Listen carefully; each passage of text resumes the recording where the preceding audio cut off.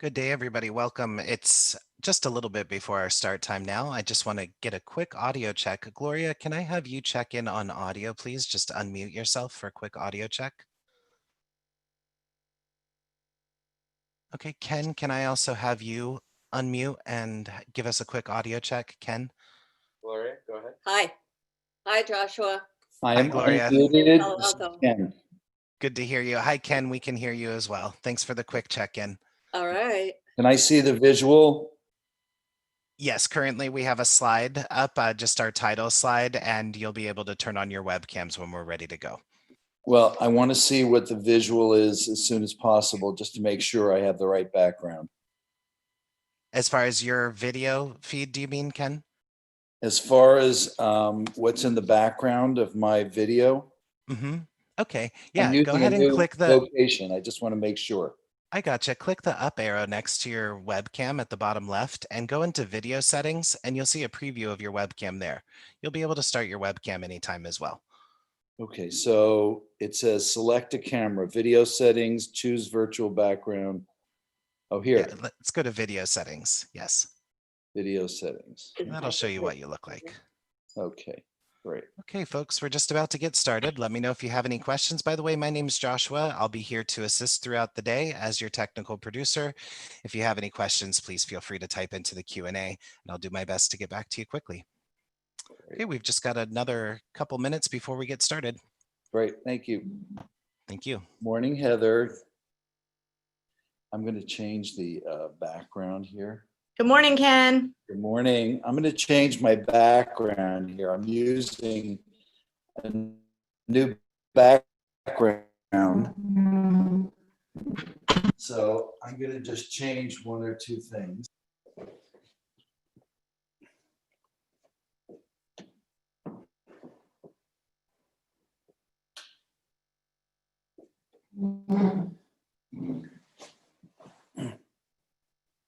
And this, thank you. You guys Airplane. I'll move this over here. And Dean over to here. This over to here. This and this. So, how are you guys doing? Oh, good. Yeah, a little more. Joshua, if we start our video, is everybody going to be able to see us or what? Yes, currently we have it set so that Zoom is going to share the camera feed of just the person who is currently speaking. So Okay. feel free to turn on your webcams when you're ready. We are at the bottom of the hour now. And folks, just a heads up, if you're monitoring the feed on YouTube in the background, please make sure to turn down the volume on that YouTube feed so we don't get any echo or delayed noise from that. Okay, No, I'll be here if you need any assistance and we'll start recording. Help me. Right. So I'm just waiting to be told when to start. Gloria, we can hear you. Okay. Okay, sounds good. Okay, folks, we're recording. You can start anytime you're ready. Welcome to our International Day of Hope and Healing After Loss. This is a first of a kind time virtual experience, bringing together people from all across the world, and we are so excited about it. We're going to have leaders in the field of grief, loss, and recovery, and people who are looking for hope. It's just going to be a great day. And it's being hosted by the Open to Hope Foundation with the mission of helping people find hope after loss. And my name is Dr. Gloria Horsley, and I am president of the Open to Hope Foundation. And I'm here with my daughter. Hi, Mom. Sorry I showed up late. My computer wasn't working. Dr. Heidi Horsley. Hello, everybody. And Heidi's executive director of the Open to Hope Foundation. Well, Heidi and I are so excited that you're all joined today and that we can host this amazing, epic event. We've got thousands of people that have signed up. It's just going to be absolutely amazing. Heidi, why don't you talk a little bit about why we started this? Okay, so we started the Open to Hope Foundation in 2007 because we wanted to let people know that there is the possibility of having hope again, but we did not want to tell them to have hope. We wanted to tell them to be open to the idea of hope. So And then, that's go ahead. that's then- why we did it. Oh. Yeah. And then with the pandemic, Heidi, all these conferences have been canceled, right? Oh, I see what you're saying. Yes. So anyway, yes, all of our grief conferences this summer have been canceled. Everything has been rescheduled. And so we thought, you know what, we want to bring together all these amazing people from all these organizations and all these groups to have a virtual conference so that we can get together and, pay tribute to those that we've loved and lost and let the world know that there is hope after loss. And that we're all together during this pandemic. It's been an incredible time. So anyway, let us tell you some more about the event and what's going on. We've got a great keynote. Heidi will be introducing him, Ken Druck. And then we have all day long, we'll be streaming on Open to Hope. We'll be on Facebook. We'll be on YouTube. And you'll be able to see it all day long from 8:30 until 4 p.m. And just to give you kind of a little rundown of what's going to happen during the day, at 9:30, after the keynote, we've got a huge 24 breakout sessions. Now, don't panic or sweat when you hear that, because we're going to be recording them. So you'll be able to see them. So pick and choose and decide what you want to do now, but know that you're going to be able to go back throughout months and to go on and look at these things on YouTube. So they'll be there for you the whole time. And we're going to have a great closing keynote. So you're going to want to be on for Eben Alexander, who wrote the book Heaven is Real, a New York Times bestseller. And then we are also going to have a candle lighting. So make sure you stay on for our candle lighting or come back to our candle lighting. So you'll be able to go in and out. And it's just going to be an amazing, epic day, isn't it, Heidi? It is. I'm looking forward to it. I'm looking forward to all the speaking and all the panels and all the breakouts and all the Open to Hope keynotes. It is going to be phenomenal. Yeah. And why don't you introduce our keynote today, Heidi? He's a best-selling author too, and a wonderful guy, good friend, and just great. Yes, we wanted to kick off the day with someone who not only talks the talk, but walks the walk. He has found hope again after loss. He is a dear friend of ours, Dr. Ken Druck, who is a best-selling author and recipient of the Distinguished Contribution to Psychology Award. He is a regular guest on CNN and PBS. He has been a lifeline for countless individuals and communities in the aftermath of tragedies such as 9/11, Columbine, Sandy Hook, and most recently, the coronavirus pandemic. Ken's own daughter, Jenna, died in a bus accident while on a trip in India. And to honor her life, Ken has founded the Jenna Druck Center and helped thousands and thousands of people find hope after loss. Welcome, Ken Druck. Good morning. I can't believe we are thousands of people. We are gathered, as we all know, it's hope that loves company, not misery. And we are gathered from everywhere, from all corners of the United States and around the world today for an extraordinary event that I'm honored to be a part of and to be able to kind of get things started. I'm out on the left coast, by the way. We're all wondering, where is everybody? We don't have the benefit of looking around into each other's eyes in the ways that we're used to and getting all these nonverbal cues about how people are doing or who's there. And I'm just going to assume that all of us are here for some core reason. Our hearts have drawn us to this moment. And I'm going to be talking about really what's at the core for all of us, which is, how do we go on? Everything in our DNA, everything in our hearts, everything in our minds are asking, how am I supposed to go on from this moment? Now, I don't know what losses you are experiencing or how close to the epicenter of a loss, or whether it has been a sudden loss or a loss that you've been dealing with for so many years. But there are certain things about losses and how we go on that are really common. each of us has to form our own idea. There's no cookie cutter. So each of us has to take the essence of what we're going to learn across the next few days and build our own plan for how to go on. But I'm going to start us off with some ideas about how I did it, about how I've gone about doing that, going on in my own life, but also, and even more importantly, what I've learned from literally countless thousands of people, moms, dads, brothers, sisters, sons and daughters, in the aftermath of 9/11, in the aftermath of Columbine and Sandy Hook. And not only tragedies that people have heard about and that were in the news, but in our communities. And I'm also going to include what we're dealing with right now. This is a time of unprecedented losses. You know, the idea that we are so interdependent, that I'm one droplet away and one breath away from contracting a virus from you, that my life is literally in your hands and your life is in mine.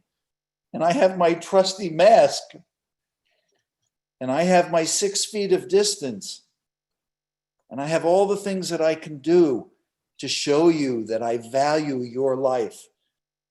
And it's not only the lives of people that randomly I'm passing in the street or people I see in front of my house as I'm sheltering at home, which is where I am right now. It's the lives of the people I love. It's the grandchildren in my life who I can't necessarily hold all the time. Literally, I have had to take a COVID-19 test in order to be in a position to hold my grandchildren for fear of infecting them. They're only 9 months old. Many of us out there that are listening have had to do the same thing with somebody you love. And there's a new normal for people being in the hospital and for people even being at the end of their lives, where we're having to say goodbye through FaceTime on screens. We can't even be with those we love often for fear of contracting this virus. So everything is turned inside out and upside down. And the new normal for living and for dying, and the fact that all of us are having to deal with losses, life losses and living losses, where nobody's died, but the past that we're so accustomed to has been lost forever or lost temporarily. The relationships that we have, we've had to reconfigure that. And also we've had a chance to spend time with ourselves. Unprecedented. Things time that is found in this COVID-19 era to reflect. For some of us, our whole lives have passed in front of us. The people we've lost, the grief we are suffering right now. So we're a diverse group of people. But let's think about what it is that we do, how we go on in such a way, how we live out the rest of our days, how we use the time and resources and blessings and gifts that remain in our lives in such a way that honors those who we've lost, whether it's a very recent loss and we're in the rawness of grief at this moment, or whether it's a loss, the sorrow of which has been reawakened by things that have gone on recently. So we do it, and the blueprint that I created, not out of my head, and not out of anything I learned getting my doctorate, but what I learned fighting my way back into life after my daughter Jenna died. After the phone rang in my life to tell me that my life as I knew it was over, that I was standing in the ashes of a beautiful future with a magnificent daughter and her whole future ahead of her. How was I possibly going to rise up out of those ashes? Because plan B didn't look good. It's like, you know what? Get me the casting director. Where can I file a complaint? Because this isn't right. This sucks. This is terrible. This is wrong. This is not fair. How could this happen? How am I possibly supposed to live out the rest of my life? Get up and what's for dinner and let's put on some nice clothes and let's plan a future when my daughter's life has been lost to her. So these are the things that I did to survive and things that I've learned people did to survive. And it starts with the first honoring. The first honoring is, the first way we honor those we've lost is to survive, is to summon the newfound strength and courage and understanding and perspective, whatever it is that we need, the resilience, to awaken the resilient spirit in us, to call up something within ourselves that we didn't even know we had the ability to do, and to survive. Because in the beginning, and for those of us that are at the very beginnings of our grief, it is survival. You are in survival mode.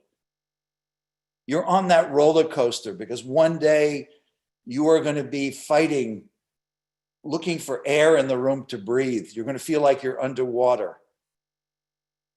And the next day you're going to be feeling a numbness because your system in its infinite wisdom is just shutting down to give you some breathing time, some time to gather your strength, some time to not be assaulted, especially if it's been a traumatic sudden loss, not to be assaulted by images that you didn't welcome, images of how they died or what happened.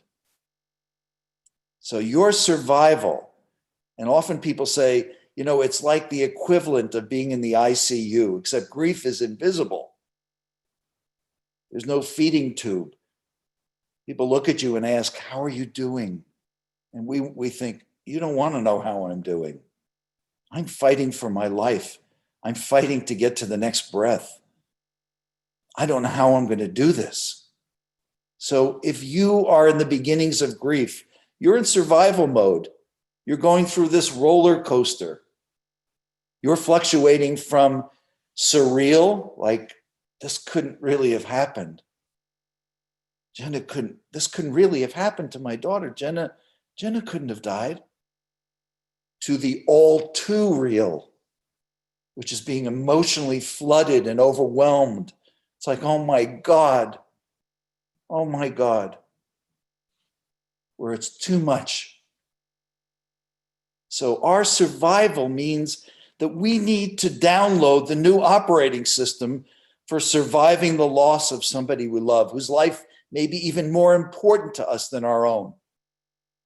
And that new operating system has self-care in it. And if you're like me, you're the kind of person who's used to taking care of everybody else, a type E. You may not know how to take care of yourself. It's like, what can I do? Let me stay active. What can I do for everybody else? At a time where if ever you needed to have your own hand on your heart and your own foot off of your throat, because how many of us put our foot on our throat when we're grieving? We're apologizing because we're ashamed that we're so broken inside. Our life is so shattered. We're so confused. We're so disoriented. We're so sad. I had somebody tell me, God, you look pathetic. And you know, they were right. But what was even more pathetic was them thinking that I was pathetic rather than putting their hand on my heart. So if you're the kind of person that has your foot on your throat, criticizing, thinking you should be doing more, or you should be grieving so hard, or you're not doing it right, please take your foot off your throat and put your hand on your heart, because self-compassion is the most important thing we learn when we've suffered a loss.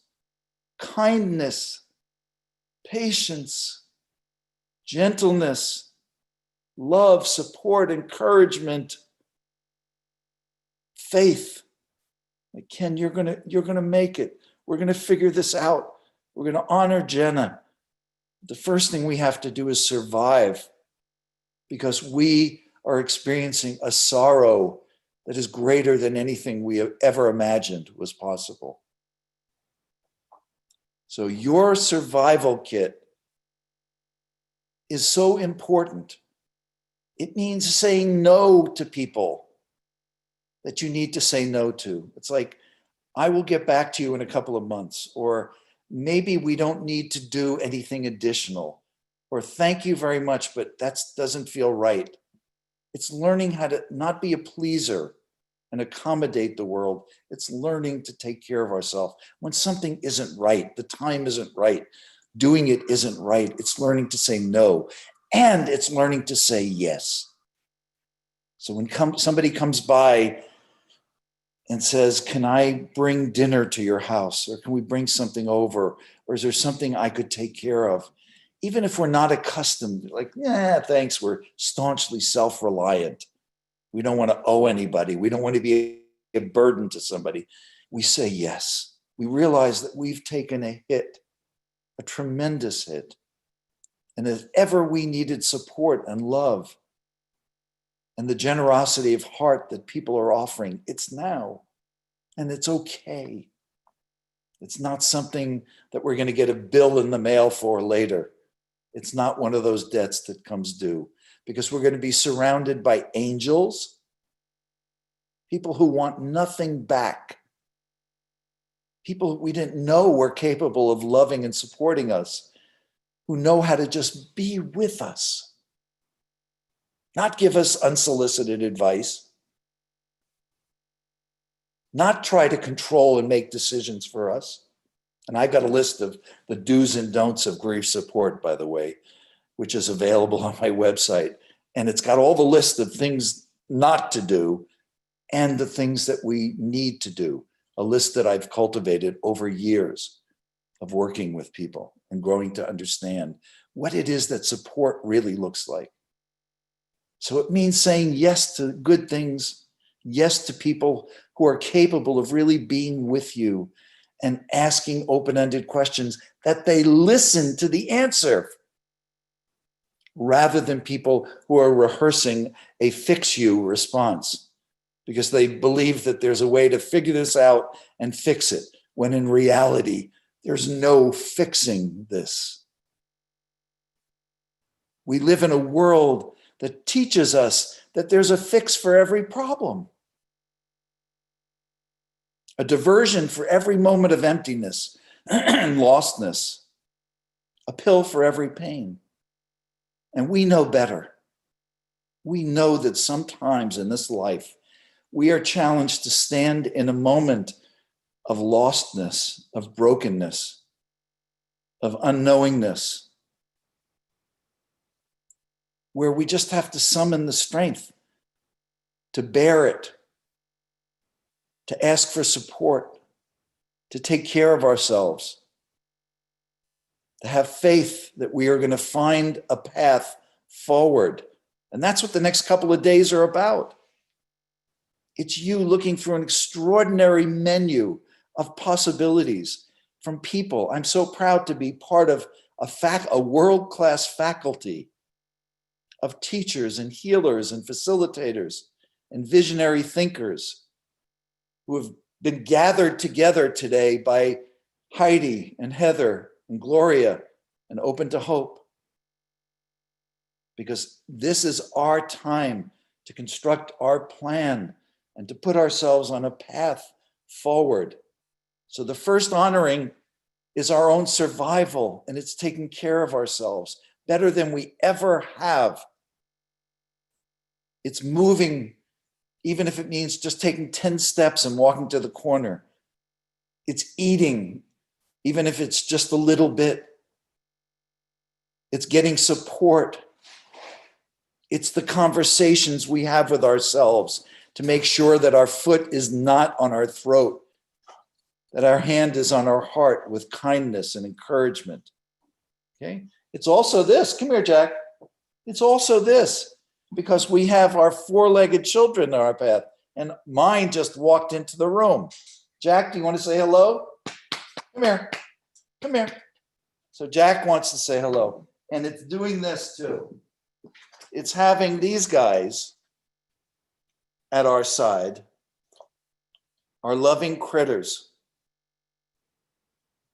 and our partners, and our families, and our friends who are able to supply the loving support we need and to help us survive, right? Do you want to say something? Okay, thank you. Okay, you get down, go be with mommy. Second honoring is critical. The second honoring is to do something good in their name. In their name. You don't have to be a maniac like me. I started the Jenna Druck Center, and I felt like I needed to continue to honor my daughter's life and spirit by doing good things in her name. And we had two programs, a leadership program for girls and a Families Helping Families program, to honor the fact that families are such an important resource to other families during this grief journey. And so that's what I did. But you know what? Lighting a candle is doing something good in their name. Showing a kindness to somebody else is doing something good in their name. There is 1,000 things you can do to honor them, to do good in their name. There might be a scholarship that you help support of something they loved and cherished, but it's doing something in the world that has their name on it to show your love. And these are all going to be ways of expressing our love. In my tradition, in my Jewish tradition, there's a word for it, tikkun olam. And it's actually a tenet of honoring. So let's do that. Let's look at the second honoring, doing something good in their name. The third honoring is cultivating a spiritual relationship with them. The phone's not going to ring. There's not going to be a time to get together. We long for and yearn for their presence. But we can be with them in the way that it's possible.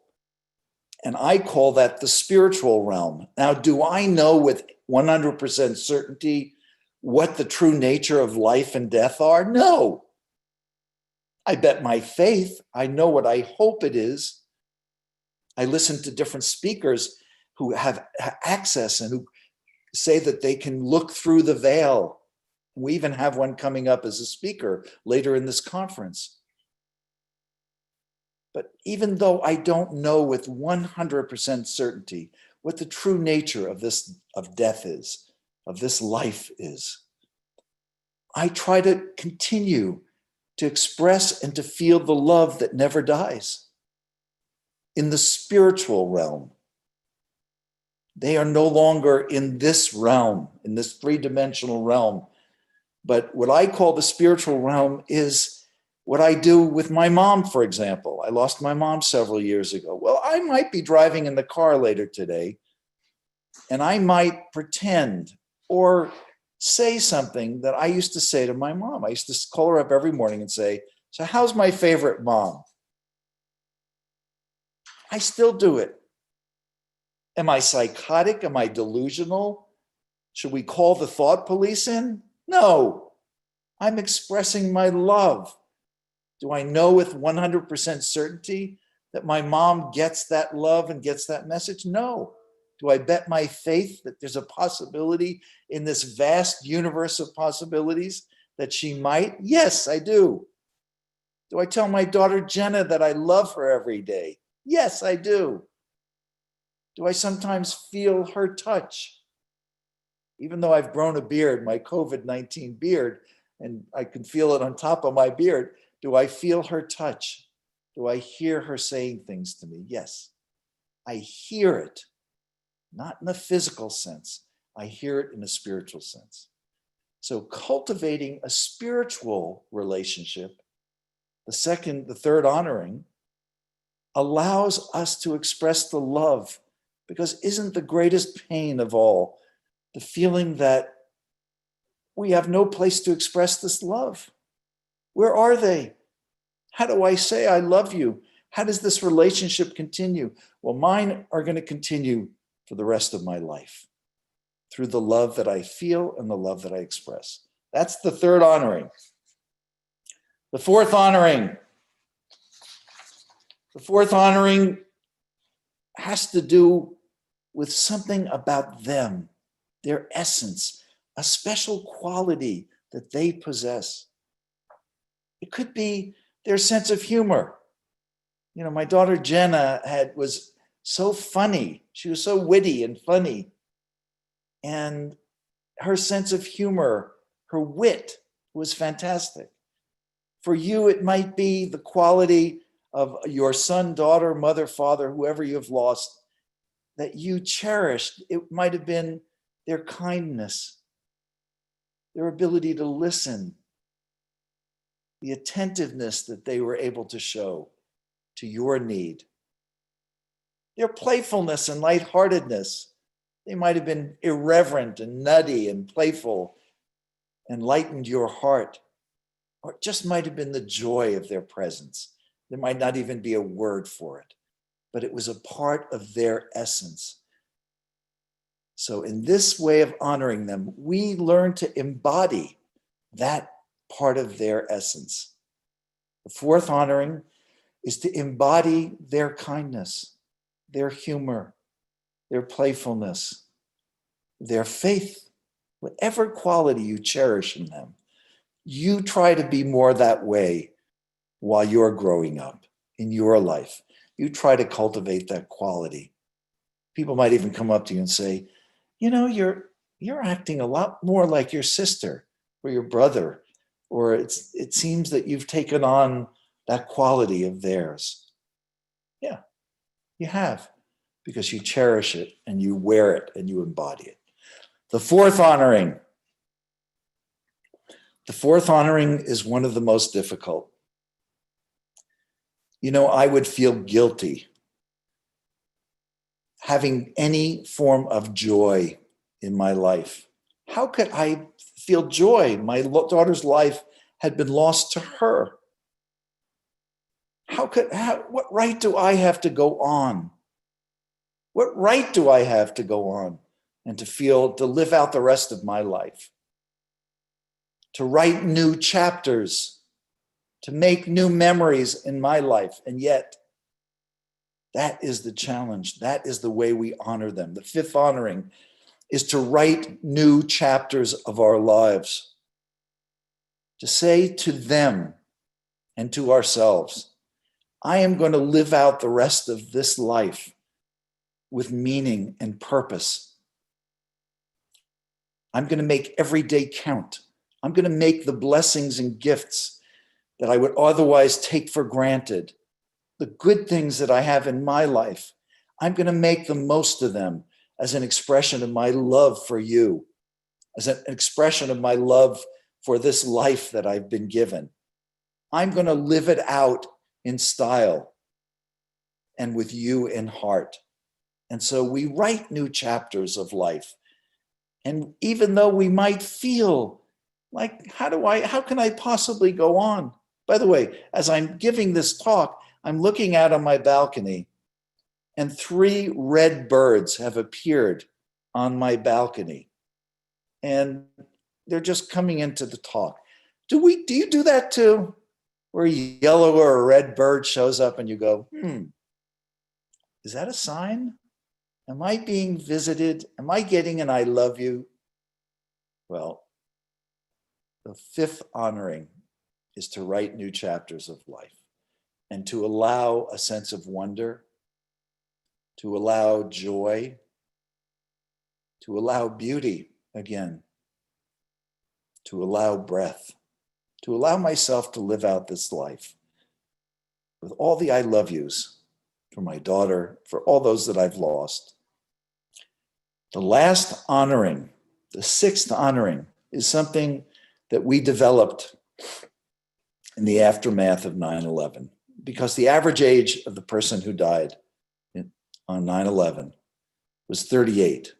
So they had, in many cases, and in most cases, parents, living parents, and they had started families of their own.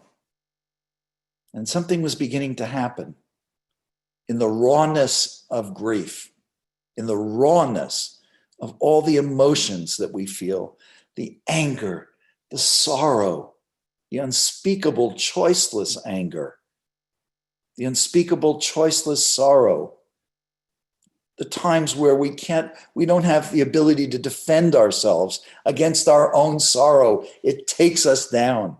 In the rawness of our grief, sometimes we say and do things to the people in our families that are hurtful, that we don't really mean in the aftermath of loss, especially traumatic loss. We allow long-held rivalries and resentments to bubble up, to come to the surface in the rawness of grief. So how do we counter that? How do we bring our best selves to a moment where our best selves are needed, where we need to come together as families, not to tear apart as families, not to shatter and disintegrate? How do we bring our best selves, our kindest selves, our most compassionate and thoughtful and sensitive and respectful selves to that rawness in the aftermath of loss? We do it by taking the high road. And the program we started after 9/11 was called Take the High Road. And the ethic was to show that the expression of our love for the person who we had lost would be in the way we treated our family members and everybody who was in the epicenter of that loss, who was also fighting their way back into life. And to show that understanding, that thoughtfulness, and that compassion. And that's what we did. And that's what we fought to do. And we would catch ourselves in the rawness of grief, and we would apologize. We learned that the power of an apology can't be underestimated, of looking somebody in the eyes and saying, you know what, I owe you an apology. I'm so sorry. You know, I allowed a feeling of resentment to build up inside of me. I've allowed a feeling of jealousy to build up inside of me, or a fear to build up inside of me that I couldn't trust you, or that we couldn't figure this out. And so I've created all this drama in my own heart, in my own thoughts, and in our relationship. Or I've withdrawn from you. I've pulled all the way back. And I owe you an apology, because that's not what I want. We both have taken a hit. We both have suffered a terrible loss. And I want us to find a path that we can be on together. I want us to stay together. I want us to bring out the best in each other. I want to bring out the best in myself. And that's why I'm having this talk with you. And that's why I'm apologizing to you. We can do that. The most powerful experience we can have as human beings is the feeling of being understood. You know, where we look into somebody else's eyes and we see that they get it. They've been listening. They really have our well-being at heart. We feel less alone. We feel their presence and their company. We feel their love and support, their understanding. And it gives us a greater ability to go on. And not just to go on, not just to survive, but to make the most of our days. You know, all of us wake up in the aftermath of our loss. We wake up and it's Groundhog Day. We look at two paths. And this is something I remember so clearly and distinctly, that I would wake up every morning. Sometimes I would startle awake because I was traumatized My daughter had died while studying abroad, suddenly and violently. And I would wake up and I would look down the path of despair. And I could see at the end of that path the result of my making despair, sorrow, the organizing principle of my life, of making resentment and anger the organizing principle of my life. And the result was I looked down that path and I saw both of my daughters and they were shaking their heads. And my earth daughter, my youngest daughter, was saying, Dad, we should have buried you with Jenna. We should, because you died that day, but there was nothing in you that fought your way back into life. You gave up. And I understood that you might, how could any one of us not want to just give up? Our hearts were so broken. And that's what I see at the end of that path. But then I look down this path and I see the path of hope. At the end of that path, I see both of my daughters saying, Dad, we're so proud of you. You took the time and the care and the support and the love to go on a healing journey, to fight your way back into this life, to do your best. And I know some days, of course, some days you just had nothing. The best you could do on some days was to stay in bed. And you did that. But you slowly, one breath at a time, found your way back forward. You started writing new chapters. You survived. You honored both of us. My earth daughter and my angel daughter are both smiling when I look down that path of hope. And they're saying, Daddy, we're so proud of you. We're so grateful to you for finding a way to go on. We love you. Thank you, Dad. And, you know, here we are one day past Father's Day. Yesterday was an amazing day for many of us. Some of us were just simply in the glory of trying to figure out how we were going to say, Dad, I love you. With COVID from 6 feet away, with elbows, with something I call Beto hugs. My father-in-law, before he passed last month, taught us all the Beto hug. And when you look into somebody's eyes and you tell them you love them with all your heart, and since you can't hug them, you go like this. That's what he taught us, and that's what we do. So on Father's Day, maybe that's what you did if your dad's living. And if your dad has passed, you found a way, because you've cultivated a spiritual relationship, you found a way to say, I love you in that spiritual realm, in the love that never dies. But all of us, and my path was to go to where my daughter and my father are buried next to each other, and to be with both of them, and to smile and tell both of them how much I love them.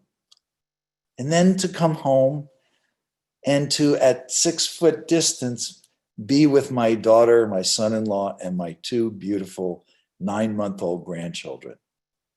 And to look into the future, because what we get to leave in this life is either a legacy of chaos, where everything is still undone. We're undone. We haven't somehow come to terms with what this life is and with what we can do with it, and the fact that it is a lease deal. Or we can leave a legacy of love. I choose to leave a legacy of love. I choose to look over at my grandchildren and to know there are things that I can leave. There are things that I can do in the time that I have that are a pure expression of my love.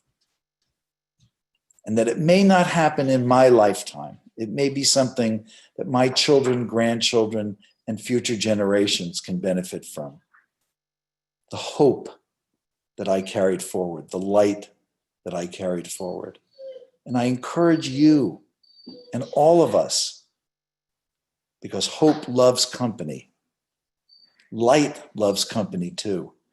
And I encourage you to find light in all the talks and speakers ahead. I know I'm going to be tuning in and looking for light. You are so lucky and blessed, and so am I, to have some of the speakers, the teachers, the lovers and healers that you're going to be listening to the next couple of days, to teach us, to give us the tools and the inspiration and the courage and the strength that we need to go forward and to leave that legacy of love and to live that legacy of love, to write beautiful new chapters, to make new memories that would leave the person that we lost with a glowing, radiant smile.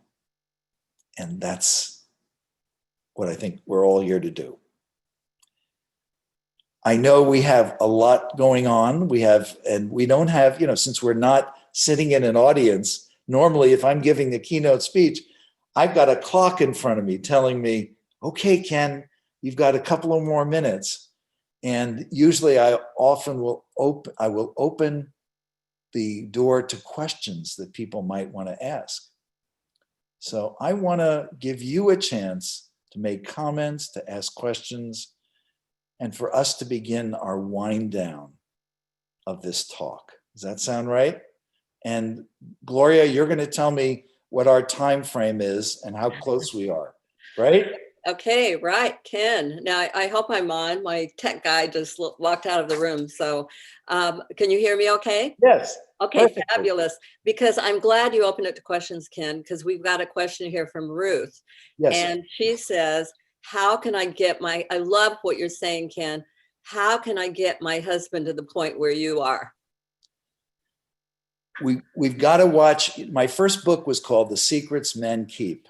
I had big hair and I went on Oprah for the first time in 1984. And the first thing I said to Oprah was, the most dangerous word in the female vocabulary is the word get. Because we can't get our wife or a husband to do anything. All we can do is be a great example of it. And we can tell them how much we love them and invite them to the party to say, you know what, I realize that your style, what's native and natural to you in your grief, would be to stay active and to figure out how to hold the feelings at bay. Because isn't that what we learn as men? To feel as a man is to fail. If we're feeling anything but anger is a good male emotion. But if we feel any sadness, we're weak. If we feel anxious, we're weak. We feel uncertain, we're weak. So we have this shame that we have to overcome as guys, that somehow we're going to be lesser of a man. We're going to be demoted on the male scale to a lesser of a man status in our grief because we're not acting strong, when the very thing we need is to have permission to cry, to wail, to object if we need to object to what's happened, to ask for love and support, to be held close, to have permission to be human. You know, broken. Yeah, when you say that, I mean, one of the things that I've noticed is that at any grief conference or whatever, it is what would you say, 70% women or something like that. They're always trying to get their men there. I mean, you early on were an advocate for men. How do we get our men there? How do we do it? Well, by invitation, by understanding that it may not be their natural intuitive inclination to do what you're suggesting, to come to listen to a speaker, to say, hey, I want you to listen to Ken Druck. I think there might be something in there that could be helpful to you. I know how much you're hurting. You know, as men, we're inside criers. maybe the most important thing we need to understand as guys, because somebody asked me a couple of years ago, they said, Ken, in one sentence, what's the most important thing you could say? And I said that we are both broken and whole. That understanding paradox is the most important thing. That we can be broken. If you look deeply into my eyes, when I talk about Jenna, there's a brokenness in me. My heart's still broken, but you'll also see a wholeness in me that has grown out of my grief. Grief takes us, and if we allow that part of our humanity its expression, grief takes us to higher ground. Our trip to the bottom of pain shows us a level of compassion and understanding. It shows us something about our humanity and how we become the better version of ourselves, knowing what's really important in this life, what to prioritize, and how to I always heal. like to say it's our wounds that make us human. Yeah. Out of our brokenness, comes our wholeness, our greater self, if we allow it. So I would say to that man that please entertain the possibility of my invitation that this could be helpful to you. You know, And maybe to our relationship together and Yeah. showing the love for our child or our spouse, you know, whoever. But just know also that he feels ashamed. He has that knee-jerk defensiveness that we as guys get. We feel ashamed, or it's like, are you going to demote me? Are you going to judge me? We need to create judgment-free zones where we talk to each other and extend invitations. Or we say, you know, I don't know how to say this to you. I'm not going to get the words right. I love you so much. And I want you to grieve in the way that it's natural to you. I want you to have the support because I want to go on. I want us both to go on. I want our family to go on. I want our community to go on. And I want this to bring out the best in us. Isn't that what is it, as a nation, what we're struggling with right now with what's happening with racism? People are struggling to pull something out of their grief, out of their outrage and sorrow that will allow us to become the better version of ourselves as individuals, as communities, as a nation, as a society, as a world. That's the challenge. And We've got another question from Ron. I have Ron, one too, Mom. oh, you got some too, Heidi? Do you want to go for yours first? Well, someone just wants to know, hi, Dr. Ken, you're phenomenal. You're amazing. Great. Let's stop for just a minute. Your honorings are amazing. I love it. I just thought about our son, my son Scott and Heidi's brother who died at 17, and the honoring that we've done with Open to Hope for in his name has been incredible. And I know so many people that are going to be on today and so many people watching have done those honorings, be they big or small, scholarships and all sorts of things. So fabulous, Ken. Anyway, Heidi, let's get to the question. So yes, I think there's some people on here that are not as far down the road as you are. They're at the beginning of their grief journey and they're wondering, how long has Jenna been gone? How many years? Jenna has been gone longer than she was alive. Jenna died at age 21. That was 24 years ago. But grief occurs, what's important to know is part of grief occurs within time. And people will give you every cliche in the world. Time heals, blah, blah, blah. It's not about that because part of grief occurs outside of time. I can't look at my watch and say, oh, I have to stop.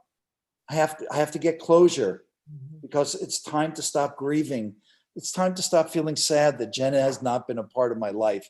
When I look at my grandsons and my daughter, my earth daughter, and I feel the presence of her sister, what would her sister be doing with these beautiful grandkids? Am I not allowed to feel that sorrow?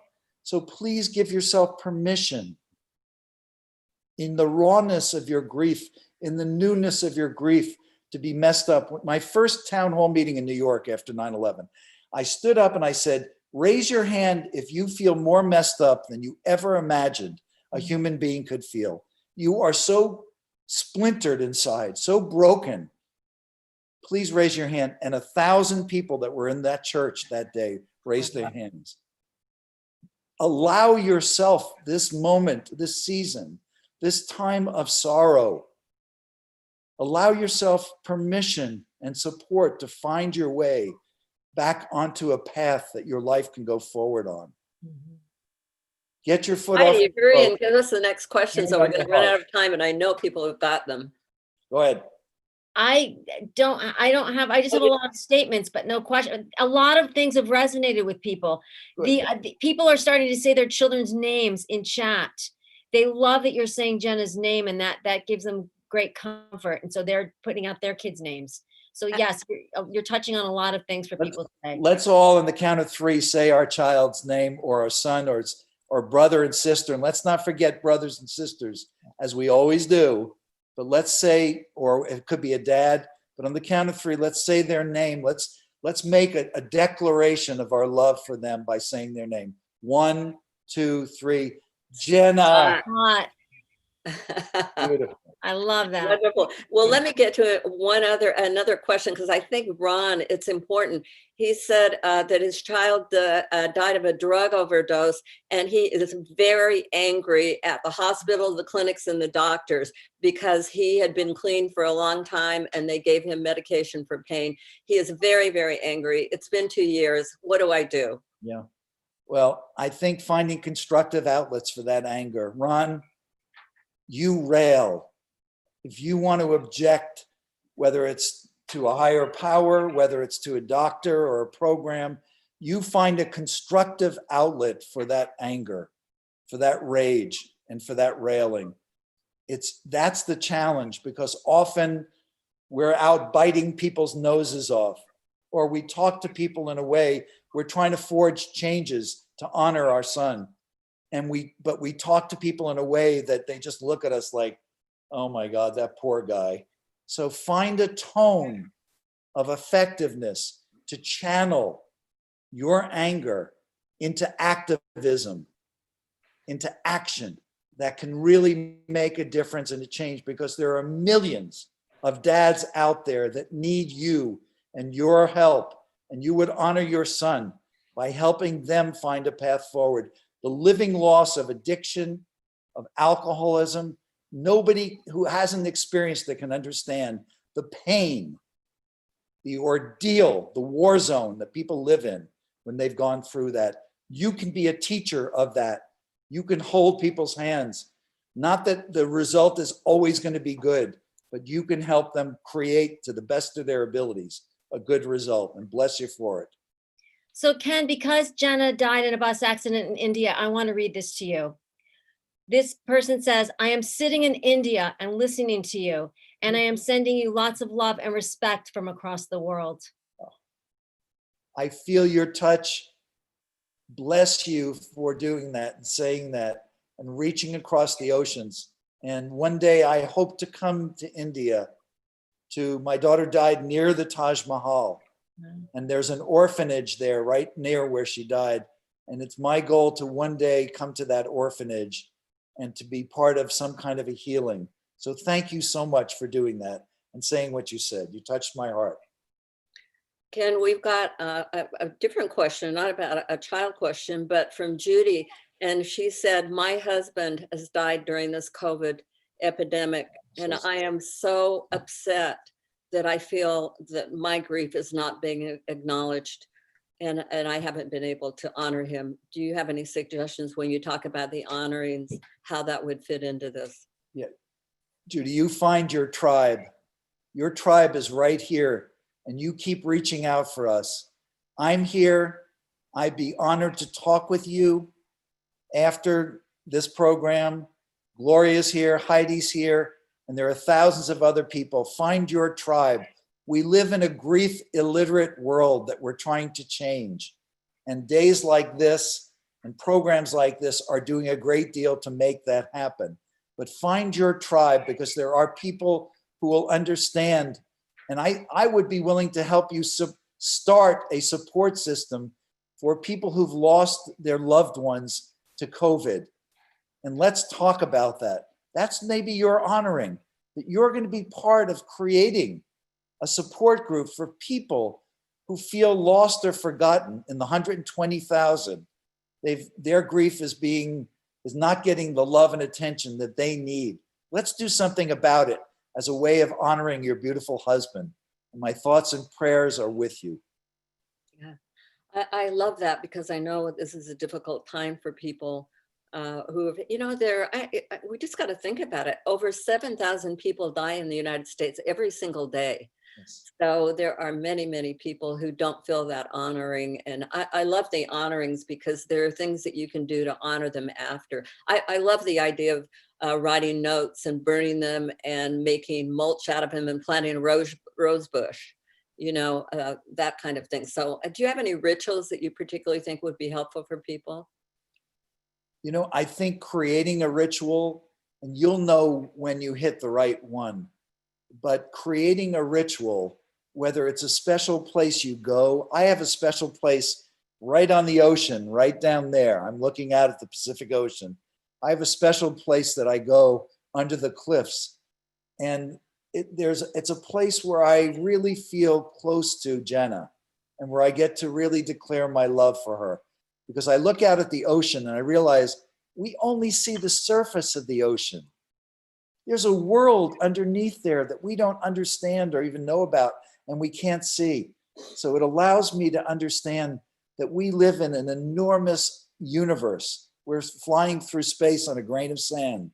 And what do we know? But it allows me to embrace the enormity in which my daughter and her life and her existence and her essence may have gone on. So whatever it is for you that's a ritual, whether it's lighting a candle, whether it's a certain practice that you have, or something you make up, or something you wear. It might be a special bracelet. It might be a necklace. You go and you figure out, what is it? How can I embody my beautiful husband in some ritual? What would that be for me? And allow yourself some time for that to come into clarity. Ken, I want to thank you for this fabulous keynote that you've just done. And I want to tell people how they can get in touch with you and about your website and your books and all the fabulous things you've done.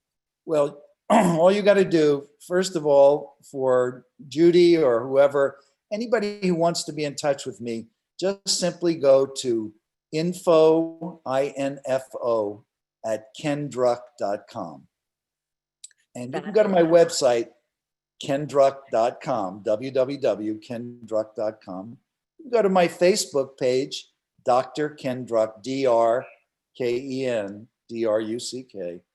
Any one of those places you should be able to, and if you can't get a hold of me that way, get a hold of Open to Hope, because I am an avid supporter of Open to Hope, and Gloria and Heidi and Heather all know how to reach me and how to find me. I'd be honored. Part of my honoring, the way I say I love you, Jenna, is to be available to you and to know in my heart that in some small way, I can be a part of your healing and of your journey and of you making the best of the rest of your life. When we end this, Ken, usually on the end of the shows, Heidi and we make this comment. And I want to make it because I know Ken feels this way, Heidi feels this way, I feel this way.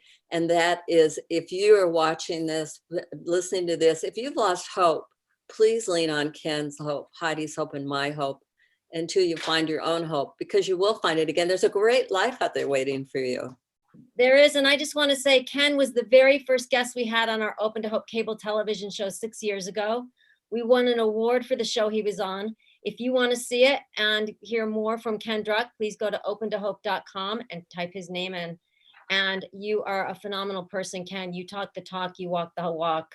Thank you so much for starting this day out for us. Thank you for creating this beautiful day. You guys have a great day and put together your wonderful plan. Thank you, Ken. All right, blessings. Ken. All right, what a way to start, Heidi. It was great. I knew it was going to be. I'm like, this is the person that needs to kick us off and bring hope into our lives and give us the possibility and then the idea that maybe even if we're struggling, maybe at some point it is possible to get hope. And I always say, grab onto others that are further down the road. Lean on our hope, like you said, Mom. Use Ken as a lifeline right now. Right. Okay, we're ready to talk to you about your breakout sessions. As I said, we've got 25 breakout sessions. There are a lot of them. You'll see that you can click on it on our site and go into your breakout session. You can come back into the main site anytime you want to. We'll be running the main site all day. We've got 25 breakout sessions, so you might want to dip in and out, or you may just want to go to one and come back whenever you want to. And we want you to know again that these are going to be recorded, so don't feel like you missed out. You're going to be able to look at these for the time going on. It's going to be really wonderful. So Heidi, are you introducing our next guest, Jeff Johns, or do you want me to? He's from CW Cares. Why don't you do it, Mom? Okay, he's from CW Cares, which is the cable channel, you know, Gossip Girl, American's Top Model, all those wonderful things. And Jeff Johns is the producer of Star Girl, My Funny Late Sister. And Jeff, we watched the first episode of it the other day. It's so much fun. And Star Girl coming from another planet. And I am so touched that Jeff has done this to honor his sister. It's amazing. And Heidi, you know, the sibling thing, so. I think it is absolutely phenomenal. I love that his sister is his inspiration and that she is his guiding light. And the show is wonderful. And we really want to thank CW for supporting us and being a sponsor to this wonderful day we're having today. And enjoy, everyone. And now for Jeff Johns. Hello, good morning, everybody. I'm Jeff. Thank you. Get out of the light a little bit. Thank you for the time and for having me here. I have to say, I really enjoyed. I just listened to Ken and Gloria and Heidi. This is really nice that you do this. I wish I had something like this, or I knew of something like this when I lost my sister Courtney. I lost my sister in 1996. I had just moved. I graduated college from Michigan State and moved out to Los Angeles. And she was on flight TWA 800, which was a plane that went down. It had a mechanical accident that went down, flying out of New York to Paris. She was a foreign exchange student. She was 18 years old, and Courtney died on the plane with all those passengers. And a lot of what Ken said really resonates with me. It did feel like the main emotion that I was allowed to have was anger. And that was hard. And I really spent years trying to figure out what else to do. Because you are kind of only allowed to have anger sometimes. But I'd had a passion for comic books my entire life. And comic books were everything to me. Like I grew up with them with my brother, and we loved them, and we loved superheroes. It was just everything I loved. And I think what helped me obviously was I took my passion I had my whole life, and I decided to create a character based on my sister Courtney called Stargirl. And she would embody everything that I loved about my sister. My sister, because she was the youngest of three, had a lot of drive. She was funny. She would do anything that her older brothers would try and do, and she did it usually better. She was amazing. She had this endless energy. And so I created this character, Courtney Whitmore, Stargirl, who is about a teenage girl who lives in LA, and her mom gets remarried, and they move to Nebraska where she's unhappy. She's got no friends and doesn't know anybody. And she discovers that her stepfather used to be the sidekick to a superhero. And she finds that superhero's old costume and equipment, his cosmic staff that has power, and she takes it for a joyride and ends up becoming a superhero. And her stepfather has to come out of retirement and ends up becoming a sidekick again to his stepdaughter. The tone of the book and the show that we've made is really fun and optimistic and hopeful, because that's who Courtney was. And it allowed me to channel my grief. And like Ken says, like for those who are in the beginnings of it, it's hard. It's really hard. And, you know, I, especially right now, I feel for everybody that is experiencing this during the COVID pandemic. Um, but one thing that really helped me was creating this character and putting all my passion and my energy and the things I already loved into redirecting that into something that mattered so much more to me with my sister. So I managed to marry these things together, marry my passion of comic books and superheroes with my love and my grief for my sister, and turn it into something that I could, as Ken said, take my, you know, kind of take my my emotions and my anger and direct it into something constructive. That really helped me. And it also helped me connect with people, because for me, the whole entire, you know, loss of it, beyond, I wish my sister was here to play with my son, and I'd love to see what she thought of everything going on, just everything in life. You miss the people we lose that are so close to us, and that grief is so powerful, and it is, you know, it is kind of never ending, but there's a way where it evolves, and it changes. Like, again, like I just really liked what everything Ken said, but when he said, you know, you look into your eyes and you see the heart, a broken heart, you always will feel that, but it changes, it evolves, and you will become whole in a different way. You know, you're changed forever, but in a different way. But so I created this character, and I pitched it to DC Comics back in 1998 with an artist named Lee Moder, and it got published, and it was a fun book. It went 14 issues, and then the character went on to become a member of a superhero team called the Justice Society of America, which is this really cool superhero team from the 1940s that DC had, the first superhero team ever. And she carried on this legacy of Starman and had this you know, this cool cosmic staff. And ultimately, I had the chance to, you know, I've worked in comic books, film, and television for 24 years now. I believe my sister died the same year Ken's daughter Jenna died in 1996, 24 years ago. I think it's the same year.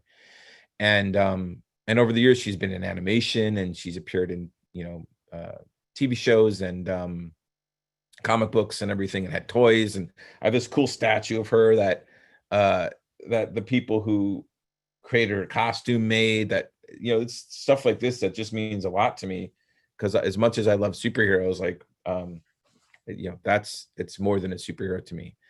But anyway, I had a chance to pitch this TV show to CW, who I've worked with for a long time on things like Flash and Batwoman, and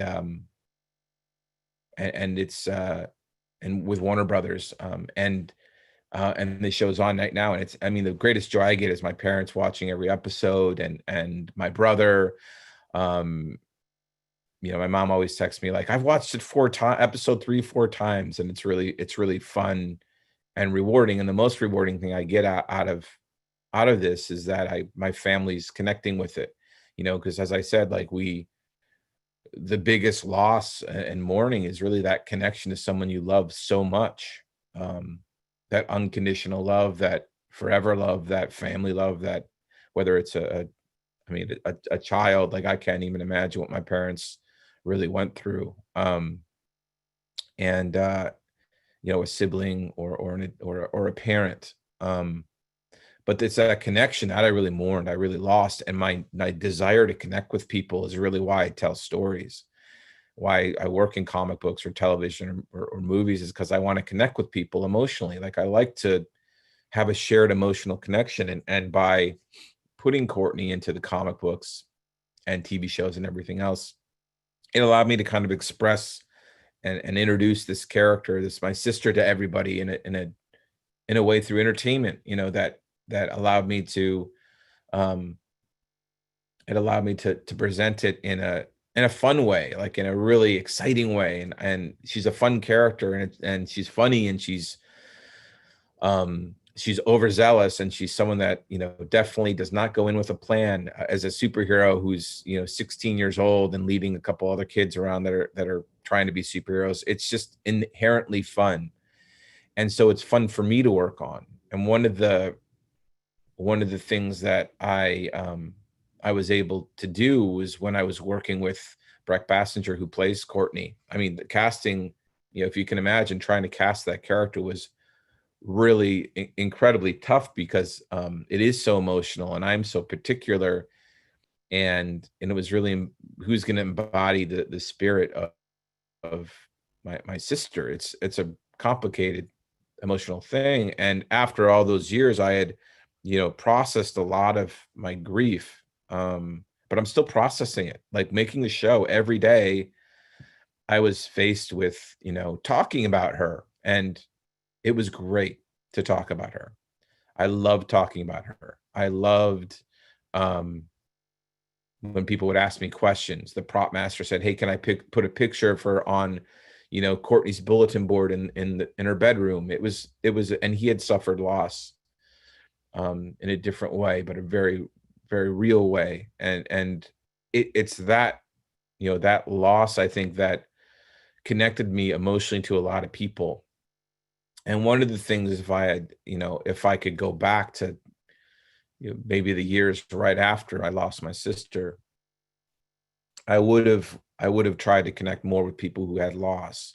I internalized a lot of it, and channeled it through my art rather than through people around me. And I think I could have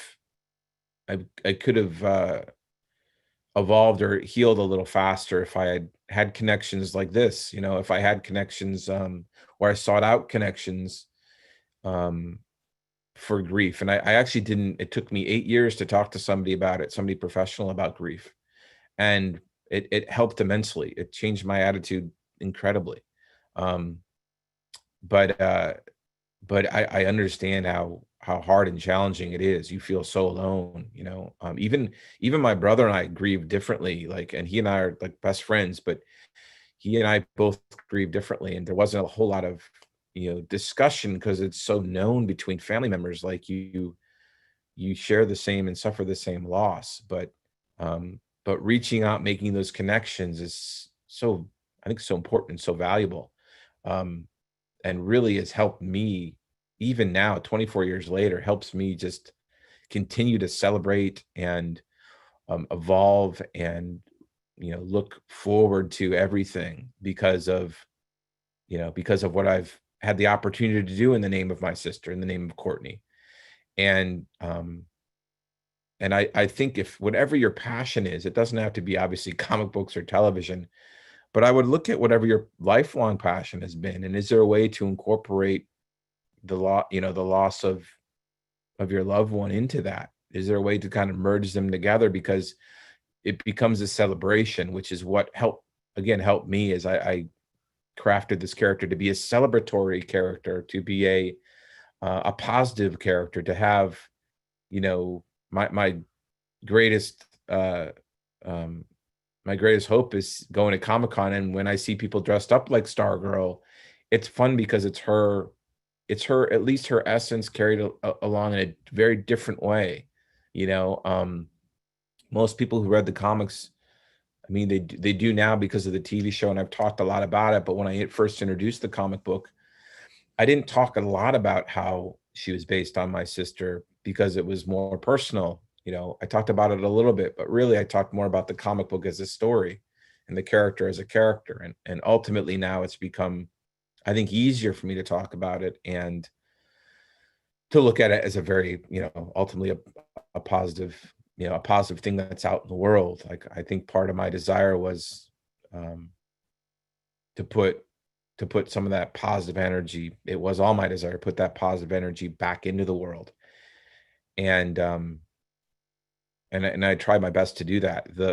One of the things that was hardest for me, and this is just obviously all my opinions and my personal experience, everyone deals with it in a different way and feels differently. But one of the things that was so devastating to me is when Courtney first passed away, you know, people often say, oh, I feel them around me. Well, I didn't feel her at all. Like I just felt that emptiness, that kind of like loneliness, that vacancy. It was so powerful. And so overwhelming. That's really what drove me to try and create something to put it back into the world, you know, and I feel her much more now in a very different and real way. Um, but you know, my experience was really trying to create something to not replace her at all, because it's impossible to do, but to carry on a part of her, to, you know, to do something that was important to me and my family, that would be fun, that would put a smile on their faces, that would help me process it and incorporate it, and also create something fun for other people. Like I would never have created Stargirl if it wasn't for my sister. And you know, and that's okay. Like that's good. Like it's good that that character exists um out of that loss. I think it's you know, it's special for me.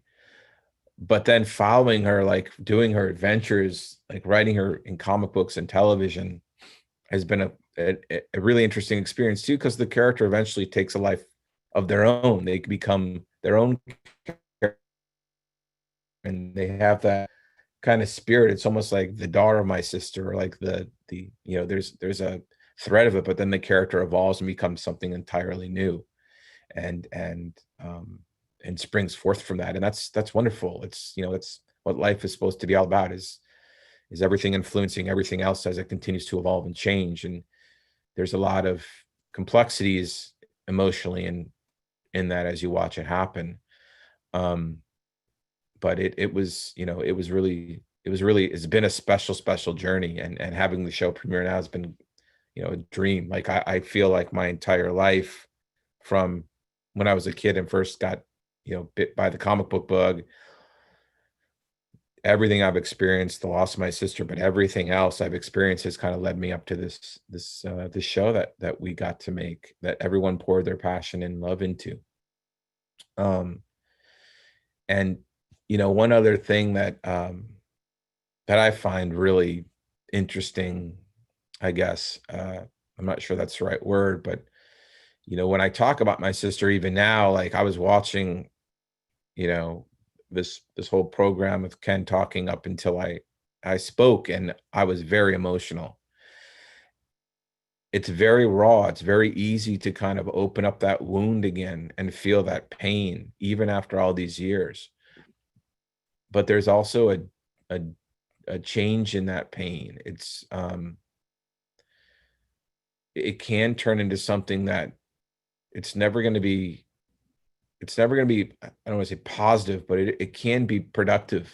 You know, it can be like the emotional evolution that you can take on. There can be a lot of good that comes from it. And I think everyone that we've lost would want us to find what is that good that we can find. What is that hope that we can get to? Because hope is, you know, emotion's a funny thing because it's not tangible. We can't put hope in a glass or grief in a glass or measure it in any quantifiable way. It's so individual, and within us. But I think that hope, when you talk about hope, and Stargirl certainly is all hope embodied. She's the most hopeful superhero out there, to her detriment sometimes, because she gets into trouble because she thinks she can handle anything, which was very much my sister Courtney. But hope isn't just empty hope. Hope also requires drive to enact it, you know, and it's hard sometimes to get out of bed or get up or be motivated to do anything when you're in the middle of grieving, or when you're overcome with it. And I think you need to allow yourself the time. I certainly wish I allowed myself a little more time to process it and live with it, and be okay with, like, it's okay not to, you know, not to want to get up. But part of finding hope is finding the drive to do something. And maybe, look, if you love jigsaw puzzles, maybe it's just that day, just do a jigsaw puzzle. Like, do like get yourself up there and do something. That always helped me is finding, an activity to just get me going to things I loved. And that's why I got into comic books. I'm like, well, I'm going to read comics because I'm going to escape into this comic book world. I'm going to go through my comic book collection. I'm going to organize my comics. It kind of distracted me from just living in the immediate grief of everything. And through that, I started to think, as I was just getting into the business of storytelling, well, the first comic book I'm going to create for my sister. And so I eventually got into, I got into that, and it took me a while to create. It took me like a year to kind of create Courtney and Stargirl, and set it up and sell it, um it was hard, but it was a great journey. And I it's so funny because everything Ken said was so, so wonderful. Gloria and Heidi, if you hear this, if you can tell Ken that I just really thought he was very, very smart. Um, and I think, when he said, to the man, I think it was Ron, who lost his son, if you want to rail against, the higher power or the doctors or the nurse or whatever, whoever, we're channeling your anger, whatever your emotions are, channel them constructively, and it's going to take time to figure out how to do that. It took me 3 years to figure out, I'm going to channel this into this comic book and have the comic book come out. But I think that channeling process is incredibly valuable. And for me, making connections with others who've lost people. I've met some of my closest friends, just they lost their sisters. And there was something about that connection that you didn't have to over explain how it felt, because you knew the other person knew how it felt. They already were experiencing that grief. And and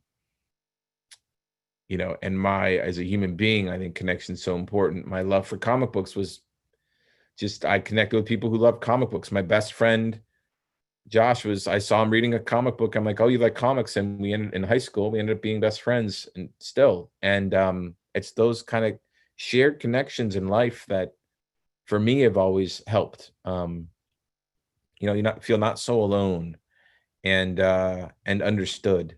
Because at the end of the day, that's, really we want to feel understood and not alone and loved. And I think that's why it's so hard when you lose a family member. For me, I lost my sister, and that you lose that connection of love and being loved from somebody that's so important to you, and also mourn that all the things that they could do, that they would have gone on to do. And I think about that a lot. What would she be doing?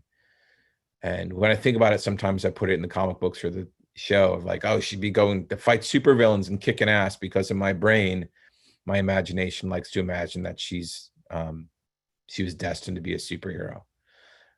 And so, that's really my story of loss, and how I channeled it into something really positive.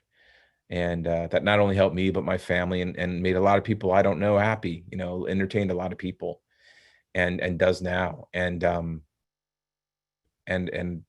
whatever it is, whether it's talking to another person that has lost someone, or trying to channel your grief or your love even into something positive that you have passion for, I really encourage you to do it. It's been 24 years, as long as Ken, since I've lost my sister, and I miss her every day, still. But there's a lot of positive that has come in life and still to come, both related to what my sister has inspired me to do, and outside of it, too. It's there's a lot of good stuff out there. Even during this pandemic, there's still a lot of great stuff out there. And this is a time of reflection, and it's even harder at times because we have so much time to think, and sometimes that's our most dangerous thing, but often it's our best. But thank you for listening. Thank you for having me on here. I really, this is a wonderful program, and I hope you all have a great day. and stay strong. And don't forget, hope requires action behind it. All right. Thanks all.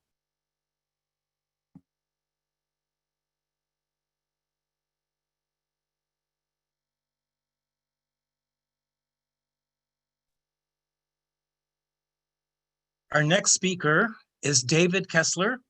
He's an author, thanatologist, death education, and grief expert. He wrote 2 books with Elizabeth Kubler-Ross, and he's the father of David, who died at the age of 21. David has been a professional in many, many settings, including hospitals, hospices, Red Cross teams, and he is the author of the book, Finding Meaning, the 6th Stage of Grief. Ladies and gentlemen, David Kessler. Hi, everyone. Hi, everyone. Thank you so much for this opportunity to speak with you. I'm so glad to be here today. And I'm so honored that I was asked, and I'm thankful for Gloria and Heidi and Heather and all the amazing speakers who came together today to make this such an amazing platform for people. It's just a true contribution to the grief and healing world, and Heidi and Gloria have been doing that for years, so I would expect nonetheless from them. I wanted to talk to you today, not just about my professional experience, but also my personal experience. Many of you may know my story. When I was 13, I had a mother who was in the hospital and was dying alone because she was in the ICU with a very few visitors allowed. At the same time, I was 13, you had to be 14. And it was also a time of a lot of unrest that was going on in the world at that time, much like today. Across the street where I was, there was a shooting that happened, a mass shooting, one of the first mass shootings in the US. So at a young age, I often say, you know, this isn't a profession that we sometimes choose, sometimes it chooses us. And in a strange way, I tried to become maybe the person that could have helped me. So as was mentioned, I was honored to write The Needs of the Dying on hospice and palliative care work. And I was also so fortunate to get to know Elizabeth Kubler-Ross, the legendary Elizabeth Kubler-Ross. And we were able to do 2 books together. And I was so honored that she had asked me to participate in her writing of the book on grief and grieving, where the stages that she had written so amazingly about dying were going to be formally adapted to grief. So I was just thrilled to have a small part in doing that. I always like to tell people up front that she was so amazing, a trailblazer, a very organic person. And we put on page 1 that these stages were not, linear. You don't have to follow them. They're overlapping. They're not a map of grief. And yet, of course, so many people have misinterpreted that. And a lot of people who have really misinterpreted them had never even read page 1. So it's interesting to sort of hear people talk about that. And I think even today on social media, you know, people will go, you and Elizabeth Kubler-Ross are just trying to neaten up and make us follow your rules. And Elizabeth became the person she is because she was such an amazing rule breaker that she really changed the way we see death and dying and grief in this country. So I always say to those people that, you know, as Elizabeth said, it's not about the stages, it's about meeting people where they are. So I was so fortunate to work with her and to, you know, have a career of 40 years working with people in grief. And when I worked with people in grief all those years, I was so amazed to see their courage, to see their resilience, to see their dedication to their loved ones. And then it wasn't until many years later that after working with people for so long, I had learned that, it's challenging, as I knew from them. It's hard when someone dies. And one of the things that happened for me is I saw so many people going through loss. And I was so fortunate to have adopted two children, two amazing boys, 4 and 5 years old, from the LA County foster home system. And I raised them, and love really felt like it conquered all, even their past trauma. And one of the things that happened is I had seen that loss occurs for everyone, and it certainly occurred in my life. And then my kids had grown up and were adults, and I was across the country lecturing. My son David was dating a wonderful social worker, and I got a call out of the blue that he had died unexpectedly. It was as heartbreaking as you could imagine. Really, not that anyone can imagine, but it was heartbreaking and brutal. And I canceled everything, and I was home in this devastating grief. And one of the things I say as a professional, I thought I knew grief. I thought I had been around that pain so much that people deal with. And I wanted to write a note to every parent I'd counseled, every person I counseled, saying, I'm sorry, I had forgotten how bad the pain of grief is. Because being thrown into the epicenter, I was reminded of that. While I was the father who had to bury a son, I also had that grief expert's mind, wondering everything I had learned and taught all these years, was it going to be true? And of course, my grief, like everyone else's, was unique to me. No two people grieve alike. And while I was in this deep grief, I was just dancing with all the different feelings, all the colors of grief, and the pain, the yearning, the emptiness. I noticed the stages come and go. I noticed when I was in them, when I was out of them. And at a certain point, later on, maybe about 9, 10, 11 months, I began to think, I'm going to have to accept this. And as I began to think about acceptance, acceptance was not enough for me. Acceptance was not enough. I wanted to find more. I wanted to find meaning. I had thought back on Viktor Frankl's work. I had studied Viktor Frankl's. I had talked to Elizabeth about the other stages that might be out there, hope, meaning. And I knew for me, I wanted to find more. I wanted to find meaning. One of the other things, as I thought about that idea of finding meaning, I had noticed how over the years, acceptance seemed to take on a finality that Elizabeth and I never intended to have. Many of you heard me say, whenever anyone says, how long will I grieve? I always say, well, how long will the person be dead? Because if they're going to be dead for a long time, you're going to grieve for a long time. That doesn't mean that you will grieve forever with pain. Hopefully in time, you will grieve with more love than pain at your own pace in your own way. I had written about meaning and grief.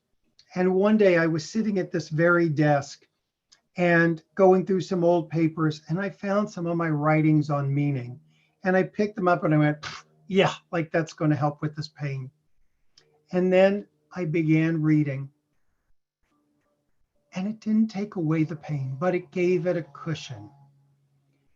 And I began talking to people who had had a spouse die, a child die, a parent die, a pet die, about how they were finding meaning. And I thought, this is what I need to find. And I began writing about it really for myself. And then at a certain point, it also became something that I thought my healing might be once again as I was going out and teaching again and helping others. So I decided to start a book, Finding Meaning. And it felt like it was the next place for me to go after acceptance. I was so honored. I talked to the Elizabeth Kubler-Ross family and foundation, and they gave me permission to add a new stage to Elizabeth's iconic stages. I caution people, I'm not giving you another mandatory place. You have to go on the timeline of grief. Everyone here knows there is no timeline. And so I came to realize there was this sixth stage, the stage of meaning. And meaning for me, I thought about meaning making is really post-traumatic growth. You know, we hear so much about post-traumatic stress, but post-traumatic growth actually occurs more frequently, but yet we don't name it, we don't talk about it. And there's been a few people who have been talking about it. I mean, certainly one of the people who's speaking today, Robert Niemeyer, has been talking about meaning and the importance of meaning in grief for a long time. And meaning is really not extraordinary, but ordinary in our lives. It can be your identity has changed. Your relationship with others has changed. You have a changed outlook on life because they died. You maybe even found some growth. Meaning can look like a lot of different things. It can be finding gratitude for the time you had with that person. Let me just explain that one because I know people immediately jump to, wait, what do you mean gratitude? How can there be gratitude when someone dies? Well, first of all, early in grief, when you're in pain, I don't think about it as gratitude. I think about you have wins. Taking a shower, going to work might just be a win. Those wins later become gratitude. And as I think we move and experience our grief in all its different ways, I know for me in a few years, at a lecture, someone said, what's your gratitude that you have found in the death of your son? So the first thing I caution people around meaning is people think I'm asking them to look for meaning in the death. There's no meaning in the death of a child dying. There's no meaning in the death of your husband dying after 40 years or your parent dying. There's no meaning in someone dying of a horrific cancer or death by suicide or death by addiction or COVID-19. Meaning is our response to their death in that horrific moment. Meaning is what we do after. So just know I'm never asking anyone to find meaning in that horrific thing that happened. So when I thought about gratitude around my son, I thought about there's only one thing that would have been worse than my son David dying at 21 years old. That would have been him not coming into my life and me not getting to know him. And that helped me find gratitude for just getting to know him this lifetime. It didn't have to be, that wasn't guaranteed. So of course, he will always die too young for me. Of course, I always will want more time with him. But it doesn't mean I don't have gratitude for the opportunity to get to know him. Meaning can also look like finding a way to commemorate and honor a loved one. Another way meaning can come about is we realize the brevity of life, and we don't have forever here. The virus is another reminder of how fragile life is. The brevity of life can be a springboard into making a shift and change in our life. Another way we find meaning is just by being changed by knowing that person. How did that person in your life change you? What's that meaning? Maybe you are changed by the way they died. Maybe they died in a way that shouldn't have happened, and you want to create a world that makes it less likely other people will die that way. Maybe you want to create something of meaning for others. I wrote in Finding Meaning some guidelines about meaning. So let me just read you those guidelines.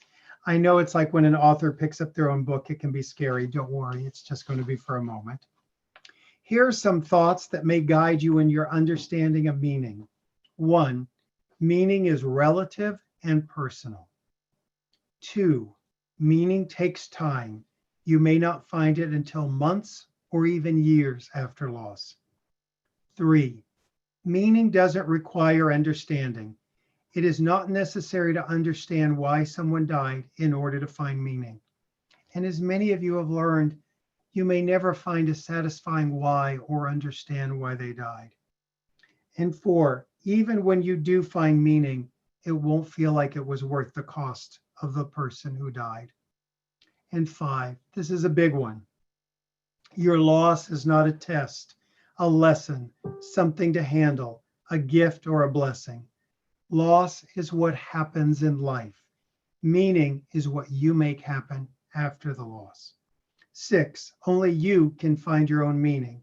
7, meaningful connections may replace painful memories in time. So that idea about meaning is so important. And by the way, anyone who has the book or thinking of getting the book, just know I also put together a free companion class that goes with it that you can find at sixstage.com. And you can just put in the code open to hope to get that free class. So I think about this idea of, we always hear about large scale meaning. Someone got a 5K run dedicated, or they started a nonprofit organization for their loved one. But one of the things I believe we often don't see is meaning really appears in the small moments. Meaning appears in the small moments. Just naming those meaningful moments. This is a meaningful moment I'm having with you. That in this pandemic, when conferences like this have been shut down physically, we're still finding a way to connect. That's meaningful to me. After COVID-19, I started an online grief group that so many people here, Gloria and Heidi, have spoken at. We now have close to 20,000 people there who had to shelter in place, lost their grief groups. They weren't able to find help for their grief in those early days. They weren't able to say goodbye. They weren't able to have a funeral. So for them, I set up this grief group. You can find information on that at grief.com.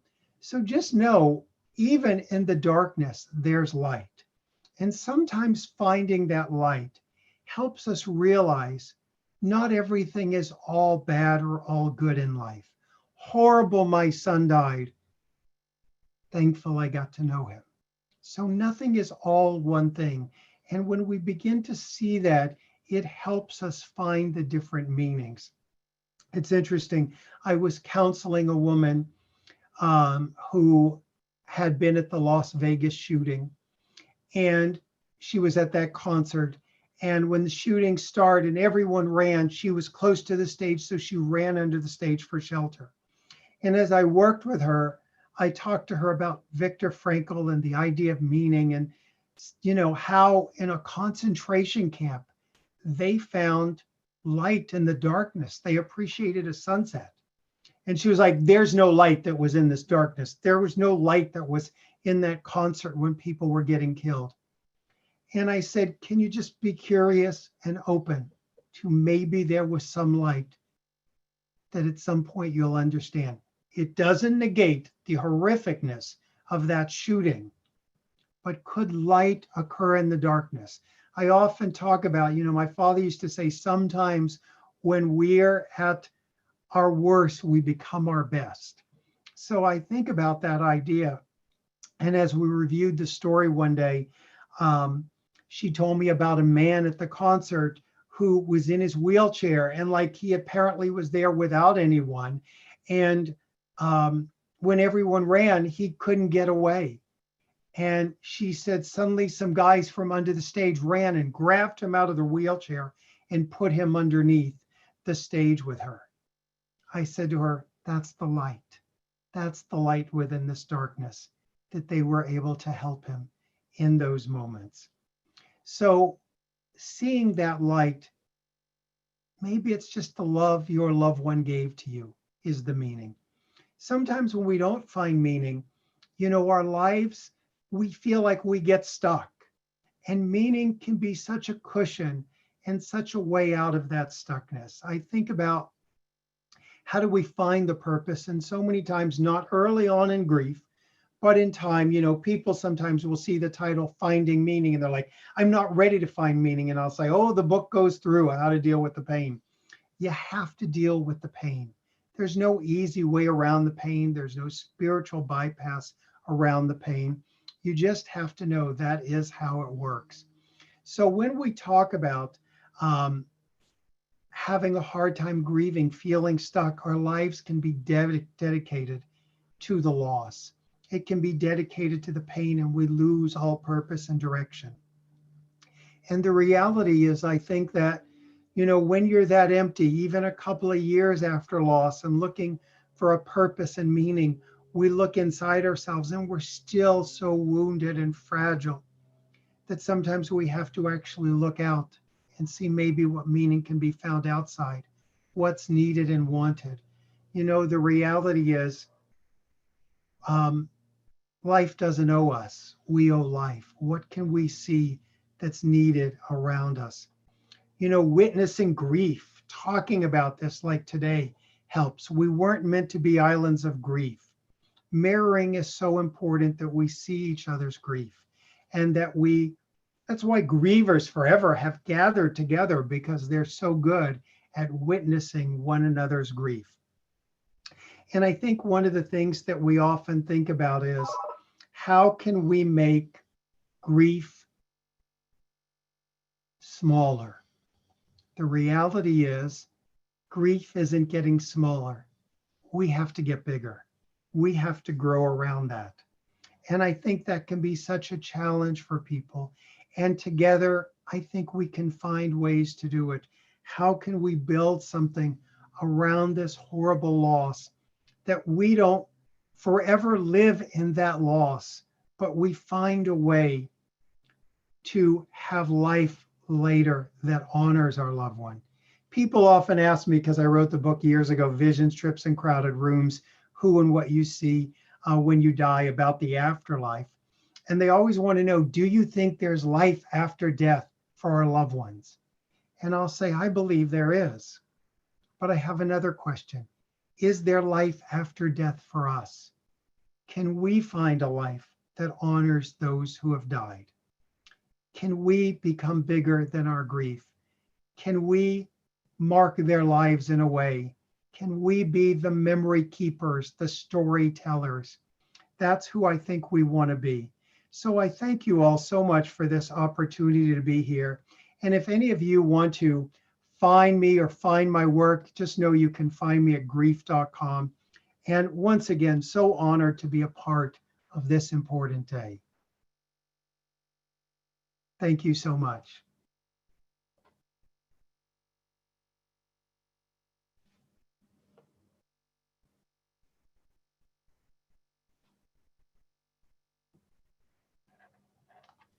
Welcome back, everybody. David, thank you so much for that very inspiring talk. My name is Don Lee Maris. I'm the Executive Director of HIV Arts Network, a nonprofit organization that provides supportive services, grief services to men and women living with HIV/AIDS in New York City and the tri-state area. Our next speaker is a best-selling author, journalist, TV and television and film producer. She is the editor of The Journey and the Destination, and together with her daughter Amy, founded Creative Visions Foundation, which was inspired by her son Dan Eldon, who was a journalist and artist who was killed on assignment in Somalia in 1993. Ladies and gentlemen, Kathy Eldon. Hello, everybody. I've got the right thing behind me, which is keep calm and carry on. We'll just think Winston Churchill here. I want to first of all say how much I enjoyed David Kessler's presentation, which really is the basis for everything that I'm going to say. So David, thank you so much for setting it the stage so perfectly. I also really want to acknowledge the fact that we're in a very weird place right now, and I think nobody will disagree with me.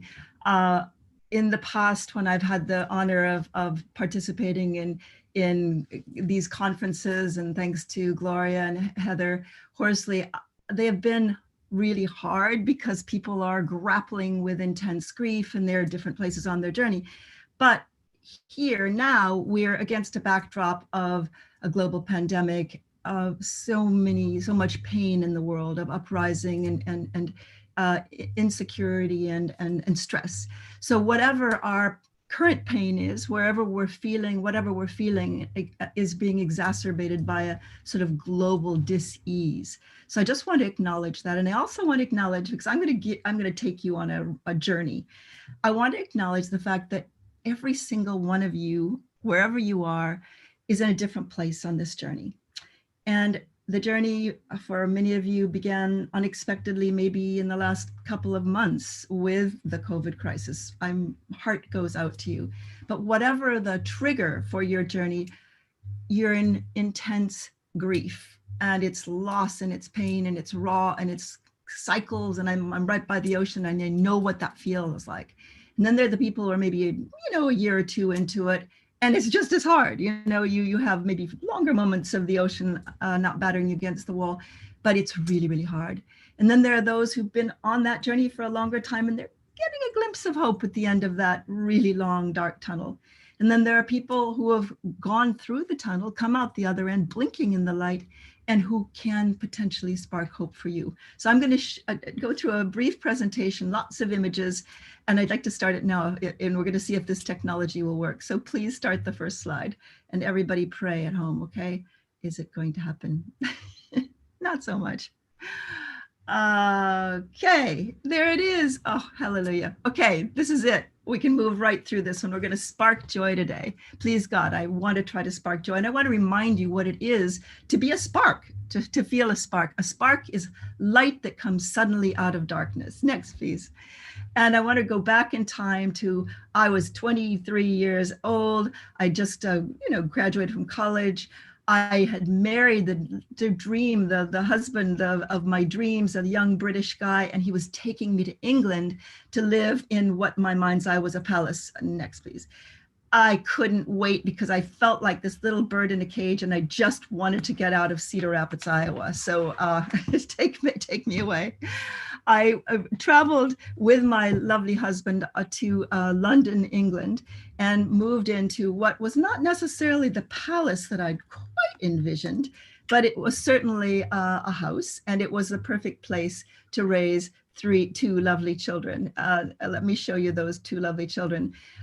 Dan, obviously on the left, and Amy Louise, who is his little sister, was born 4 years later. Now, I was always ready for something more. Somehow in my life, I've never been quite able to handle the status quo. So I was very excited and relieved when we moved to Nairobi, Kenya, and ended up in this really magical place with this lovely husband of mine and Amy and Dan. And I became a journalist, which was a really exciting thing to be at a time of rapid change in Kenya. This was the early, I'll tell you when to change, sorry. This was a time of rapid change in Nairobi, Kenya, a time when the entire environment needed shifting. It was early independence. And I began to interview people who were creatively dealing with problem solving. They were active souls, and they were rolling up sleeves and solving problems. I took my son Dan along with me. This is Dan. And it was pretty amazing because it felt like everywhere Dan went, he was sparked by the ideas that people had for problem solving. And it happened that he decided to take on some problems himself. So the next, please. The first thing he tackled was a little girl who needed a heart operation. Her name was Atieno, and Atieno was a scholarship student in Nairobi in his school.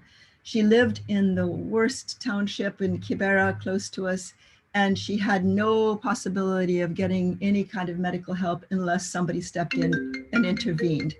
Oh my goodness me, I turned off everything and here it goes. This is technology at its worst. Sorry, everybody.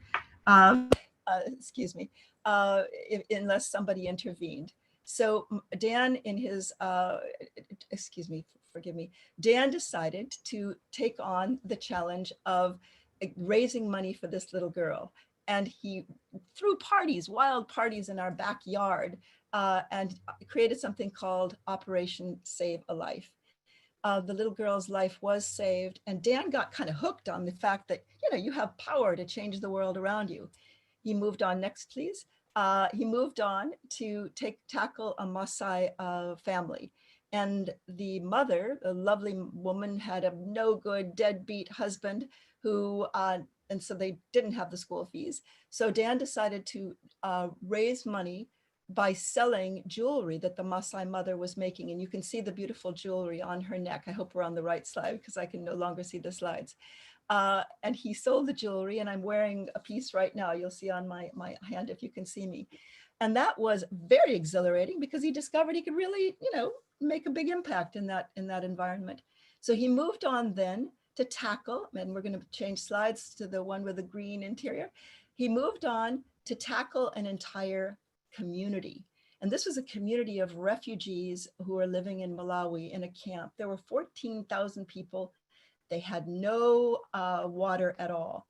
And so Dan mobilized, next slide, please. He mobilized 15 of his friends to raise money to pay for their journeys down to Malawi in two battered old, terrible Land Rovers across multiple countries, across war zones, to bring aid to that refugee camp.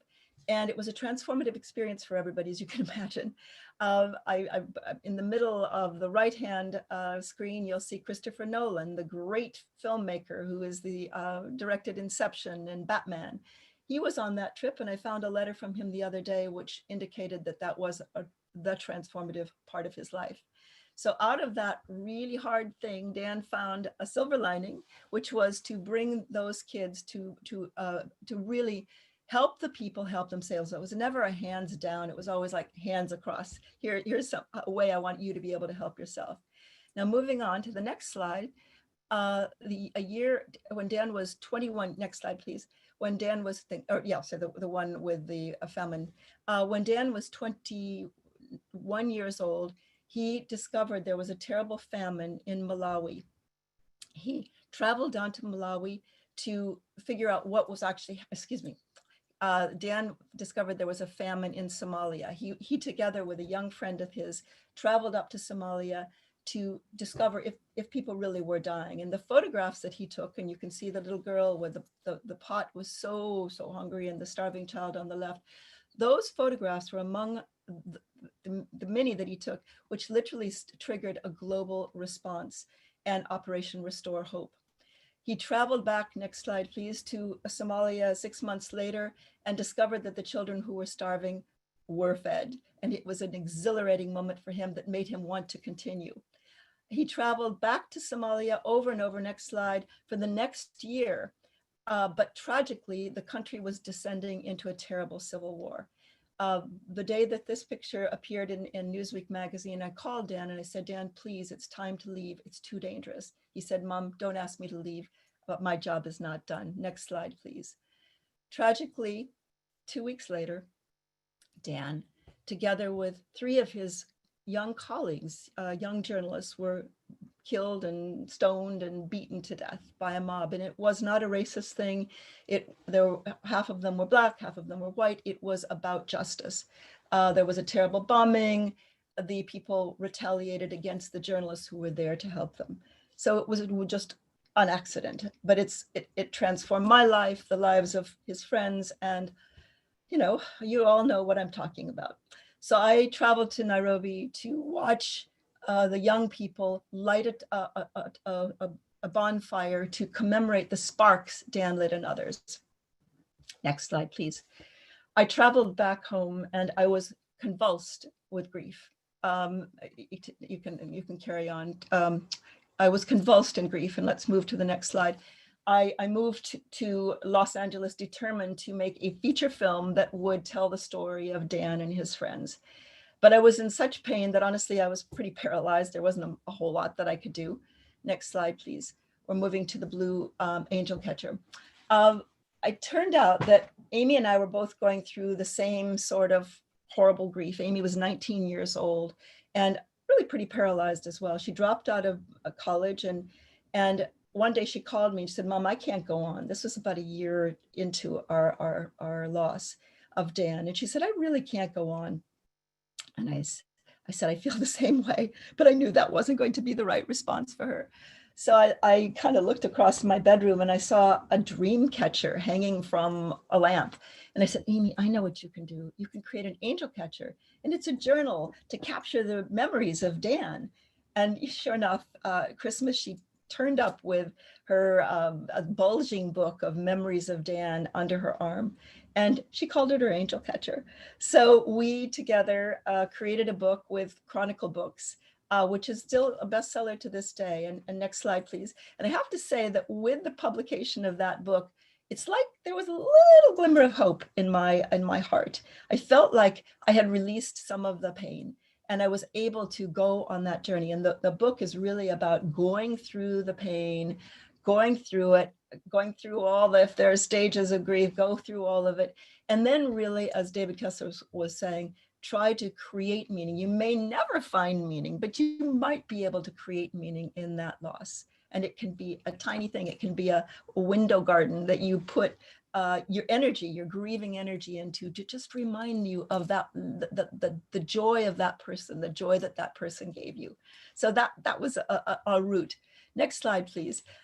We went on to create, it was really impossible to create the feature film. So Amy and I worked on a documentary called Dying to Tell the Story. And David also mentioned choosing projects that might relate to what happened to the person you love. And there's Mad Mothers Against Drunk Driving is a really good example of them. But it could be as easy as just befriending a child who may be in danger of opiate misuse, or just finding something that you feel you can make a positive contribution. It doesn't have to cost money. It doesn't require, massive organizational. It requires you caring and putting that loving energy, that energy that would have been grief, into something positive. Next, please. And again, as I began to do these projects and as I began to get out of myself, it's like I opened the windows of my soul. And this I called the windows of my soul. I did this. These are my doodles. I'm throwing them in because they were part of my healing, honestly. The next sort of endeavor was, as I was coming out of myself, was to create, with my daughter Amy, we launched something called Creative Visions. And the concept of Creative Visions is that we all have a creative spark within us. Every single one of us has a creative spark.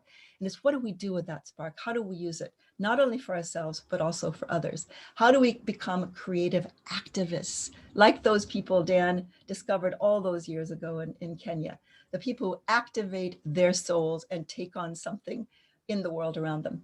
Check out creativevisions.org. We've been up and running now since 1998, and we've touched 100 million people. Now that was just like, how crazy is that? Not about me, it's about each individual tackling something and sparking something in somebody else, and they tackle something and off we go. And this is what we need right now in this particular period, is that sense of belief that we can make a difference in the world around us. So next slide, please. So here we are, I'm at the stage of deep breath. And that's when you sort of think about, who are you? And how are you going to be in this world? And what really matters? Honestly, I think this COVID period has made a lot of us question what really matters. I think connection matters. And I think the simplicity of life, we've discovered how much we don't need. And maybe we've really discovered the power of connecting with ourselves, with our own essence, with one another, and then with that spirit sense. And next slide, please. I actually wrote a book which is called In the Heart of Life, and it examines that connection that I had to myself, to one another, and also to another dimension. And David again wisely said, you know, does it matter whether there's life after life? Not necessarily. I personally believe there is, and I've had a really interesting interaction, which I describe with Dan's noisy spirit and with other noisy spirits who I believe help fuel what I get to do in the world. It makes me a very noisy, active spirit. So I won't go into that anymore, but it's my belief. And finally, you know, next slide, it took me 23 years, but I finally managed to make the film about Dan and his friends. It's called The Journey is the Destination. It's available on Netflix. If you have Netflix, I'd love you to watch it. But you know what? As proud as I am of the film, which was directed by a wonderful woman director, Bronwyn Hughes, and stars Ben Schnetzer, and Maria Bello plays me. What a cool thing that was. As proud as I am of that film, I have to tell you that it really didn't matter in the end. It was important for me to have done it. But the thing that mattered in those 23 years between the time that Dan had been killed and the film finally came out was the journey itself. Were the obstacles, the barriers, the people I got to meet along the way who had themselves gone through something really, really hard. Because there's a difference, you know, if people haven't gone through stuff, sometimes it's almost harder to connect with them because they haven't gone on that journey. They haven't been through the tunnel. They haven't stumbled into the light or hoped that there was light. So I have been blessed, as I'm sure you will discover, by the people who have gone on that journey. So for me, the journey was an awakening, a revelation, a coming of age, and I would wish that you too would understand that there is no real destination. It really, truly is the journey. And next slide, please. There's a wonderful quote that I love. It's by Ralph Waldo Emerson, which I think is relevant today. It's the one thing in the world of value is the active soul, free, sovereign, unencumbered. This every man is entitled to. This every man holds within, but in most it's obstructed and is yet unborn.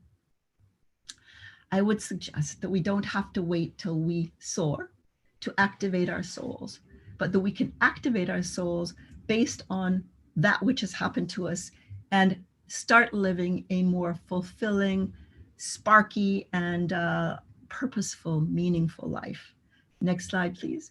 So here I am, many years on, still with that spirit, a much wiser soul for sure, but next slide, still hoping that I can participate in the sparking of joy in each one of you and the belief that there is hope ahead, there is meaning to be created, not necessarily found, but to be created in that loss that you've endured. And out of that loss, I pray, will come enormous joy one day. And it's not a continuous journey.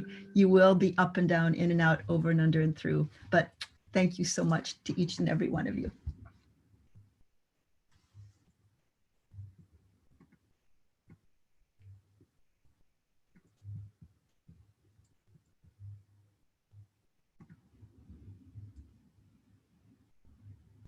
Hi, I'm Justin Baldoni.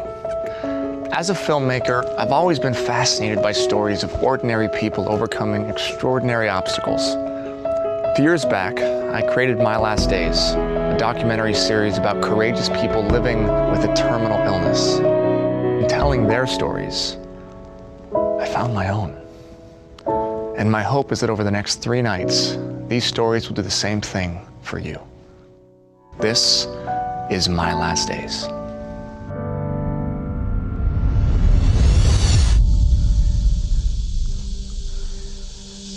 Had enough heartache and enough headache. I've had so many ups and downs. Don't know how much more I can take. We're all gonna go. It's how are you gonna go out? time to be healed. When it's your time to be blessed. The only thing that we're told when you have an illness is, oh, I'm so sorry. Why should I be depressed? Anyone can dance. It is lovely to be able to walk around the streets and have people have no idea that I'm quote unquote sick. Do you remember what you said to me right when I got out of the coma? No. You said, oh, dang, now I don't get her iPod. I have a crazy idea. I want you to meet. Hey, that's BB Whining. Eventually, someday, we'll have an actual wedding or something like that, so. Welcome to your wedding. Surprise! Welcome, Isabel. Come here, Mamacita. You want to change the world. Well, this is your speech.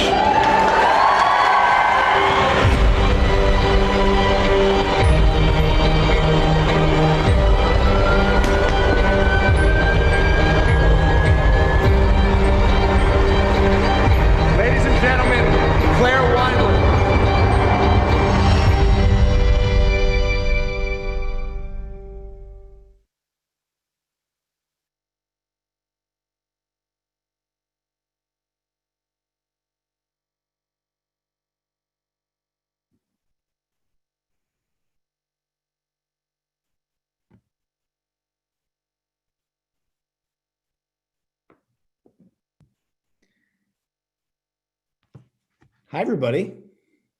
Can you guys hear me? Yes, Yep. we can hear you. Awesome. Thank you. Well, wow, it is such a pleasure to be here. I mean, in a nutshell, My Last Days is a documentary series about life told by folks who just so happen to be dying. You just saw a trailer from season 2 of the show, which was a couple of years back. Wow, it feels like yesterday. So why am I here today? Well, my name is Farhood Maybodi, and I'm a writer and a director and executive producer, one of the co-owners of Wayfair Entertainment. And I have the privilege of working on that project. My Last Days airs on the CW network. And it's a very, very special show. I think when you look at our country and you look at where we are right now, so much uncertainty, so much loss, whether it's economic loss, whether it's illness, death, loss of relationships, loss of routine, loss of comfort, loss of being able to hold the people you love. It was my mother's birthday. And earlier this morning I had breakfast with my niece and nephew, and I couldn't hug them because of my sister's concerns about COVID. And there was a significant amount of loss in not being able to touch my niece and nephew. We're all going through it. And I think, whoa. And I think when you look at this conversation around grief, I think grief is the response to loss. And as an American public, I don't believe we have the tools to navigate this space. I didn't have the tools.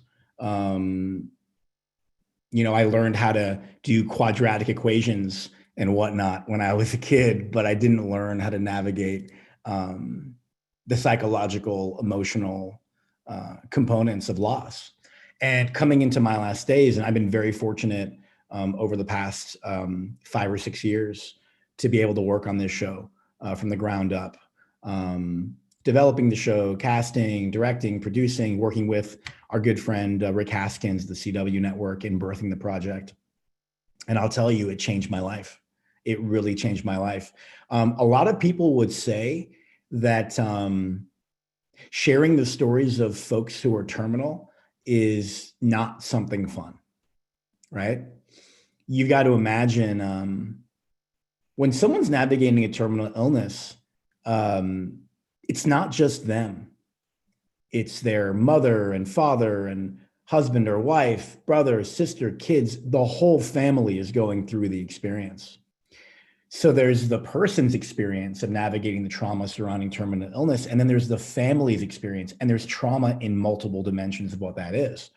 We did an episode in season 3 about a young guy named Anthony Carbajal who had ALS, and his mother had ALS, and her mother had ALS, and now Anthony, a young guy in his 20s, gets ALS. There is a lot of trauma. There is a lot of trauma and grief that comes into play. And I think for me as a director of that episode, to come into that space and try to create art through channeling their trauma and life experience, that's a tall drink of water. That's a lot. To have them feel comfortable enough on camera, to have them feel like they can share and not be exposed or exploited or manipulated, because that's our belief. You know, our belief at Wayfair is that storytelling, television, film, digital, all storytelling can help bring us together. That's what we live for. That's, you know, our good friend Rick, that's what he believes in. And that's why the show is on the CW network. But to do that, there's a lot that has to happen. First, within yourself as the creator, because again, if you're the director or the writer and you're facilitating the experience, you have to create the container for that healing to take place. So I actually believe that art can be therapeutic, right? When someone can share their story in their own voice, the first person narrative, especially a community that in the past hasn't been given a voice. You know, when you look at the community experiencing terminal illness or chronic illness or disability, they haven't always had a platform. So just giving that individual the space to share and to be seen is a game changer. It's a game changer. And I think through sharing their story and through kind of making lemonade, right? Because for a long time, if you were sick or if you had experienced sexual assaults, back in the day, you just like never talked about it. We didn't have the tools as an American society to hold space for people to share their trauma. And now it's almost a different world, right? People who have experienced abuse, people who are experiencing health issues, they can share these things. And now it's a point of power, right? It's almost like the topsoil for that transformation. So I think when I look at grief and our lack of education and awareness around how to hold grief, right? A natural component of life, I think you've almost got to go deeper and to look at our relationship as an American society around mortality. We have a very, very strange relationship with mortality in America. Historically, people don't want to talk about death. Think about it. When someone dies in America, what do? We pump them full of embalming fluid to simulate them still being alive, right? That doesn't happen all around the world.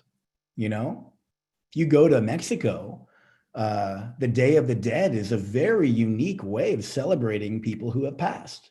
You're honoring your ancestors. You're honoring their role, their active role in your life. And in America, you know, all we have is the skull and crossbones and the Grim Reaper, right? This is a big point of trauma. And I think for me, when you look at My Last Days and you look at our approach as a company, really established by our co-founder, Justin Baldoni, who created the show, it's this idea of like, can you make death your ally, right? Can you look at your mortality and not see it as a shadow hanging over your head? Can you look at it and see it as a beautiful part of this process, right? And that's a lot for some people to take in, right? To me, my mortality, because we're all terminal. We're all here for a finite amount of time, right? But our mortality is almost like the Rosetta Stone to understanding the human experience. Because if everybody that was a part of this webinar right now, if we were all immortal, let's just say that we're all immortal, would you care about this? This is just one moment of trillions of moments for you. So why would this moment matter? I would offer that our mortality gives us the ability and the awareness to appreciate this moment with joy, right? And for me, I mean, working with, wow, 5 seasons worth of My Last Days cast members and their families who are all navigating terminal illness, I've been very fortunate to see up close and personal how they deal with grief and loss while folks are still alive and after they pass. And I think one of the big opportunities that I've found is you don't have to find out you're dying to start living. Like, everyone can do this. And I think when I look at America and I look at COVID and I look at all these transformations that are really taking place right now, I see a massive opportunity for us to evolve our way of thinking, evolve our way of living, and start living with more sense of purpose. And we have, is that Dr. Heidi? How are you? Hi. Hi. It's great to hear you. And this is a phenomenal undertaking, what you have done. I mean, 5 seasons of My Last Days. How incredible. Thank you. I'm getting some common themes here, my questions, and people want to know, how has, spending time with people in their last days changed the way that you live your own life? That's a great question.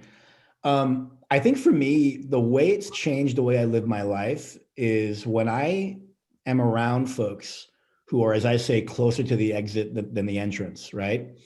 And I see how joyful they are, right?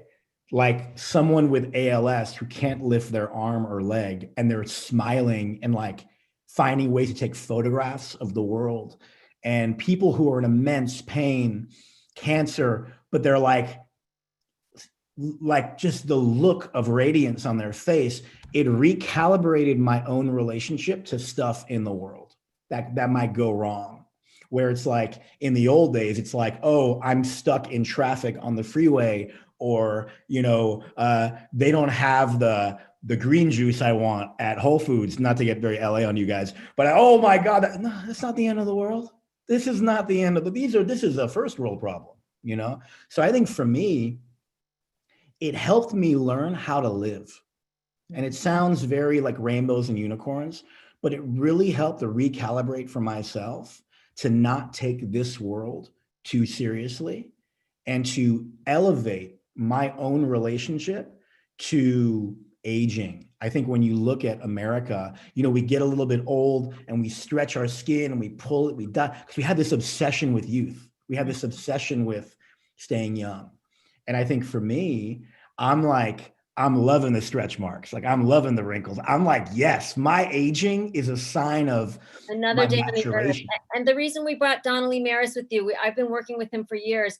He is the executive director for the HIV Arts Network in New York City. Wow. And I think he can identify with a lot of this because he has worked for many, many years with people that had HIV and AIDS and were in their last days. Right, Donnelly? Absolutely. Absolutely. And I just want to have more meat and potatoes from what you just said.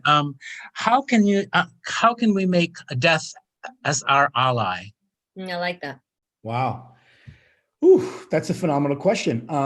So in the Inca Toltec modality, and I love traveling around the world and learning from primary cultures, because I find that when you're in Central America, South America, Africa, they've been doing this a lot longer than us, right? We're very, very young.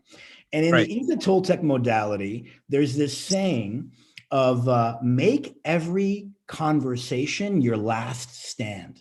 Oh, phenomenal. That's beautiful. So right now, here we are, right? If I walk out of my house and a piano falls on my head, I showed up for this. Here we are. We're talking about mortality and truth. I'm not holding anything back from this. I have no regrets in this conversation. And I think a lot of times as Americans, we've been conditioned to hold back and to suppress our truth for the benefit of other people. And I think for me, if we can just truly, truly embody and live, truly live. So when you're with your family and you hold them and you say, I love you, you're not just saying it because it sounds nice. you're saying it is like, this could be the last time I'm going to see you, not to be morbid. And on that note, we have to end. And I think it's a great note to end on.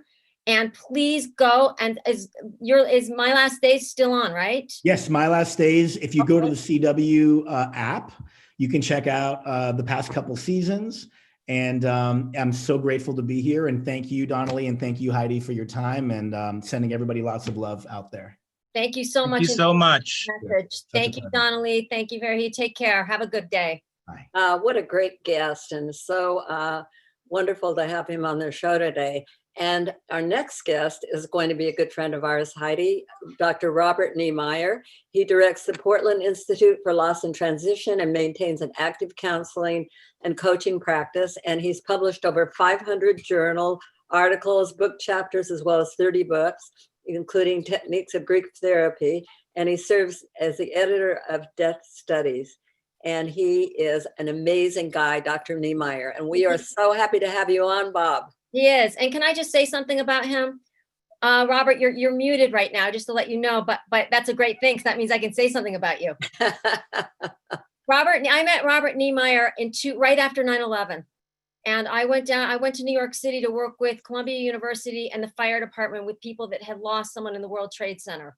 There were 343 firefighters that died that day. Robert Niemeyer trained our group, and he trained us on how to help people, how to empower people, and how to have, help people to find meaning after loss and hope after loss. He has had a profound impact on my life and on the way I work. And he has mentored thousands of people and is one of the leaders in our field. And I am so honored to introduce him today. Hi, Robert, AKA Bob Niemeyer. Oh, it's so good to talk to you both. And to also have come in and heard the last several minutes of Harhud's very heartfelt, very expressive, very authentic commentary on how the work that he's done has touched his heart and his life. And I'm just certain so many relationships that he lives, including the ones he's living out by participating in this webinar. I just found myself hanging on his every word. And I think he was really exemplifying that kind of Toltec authenticity that he endorsed toward the end of his remarks, that just living this conversation as if it might be your last. And I could do nothing better than to try to stand into that same tradition.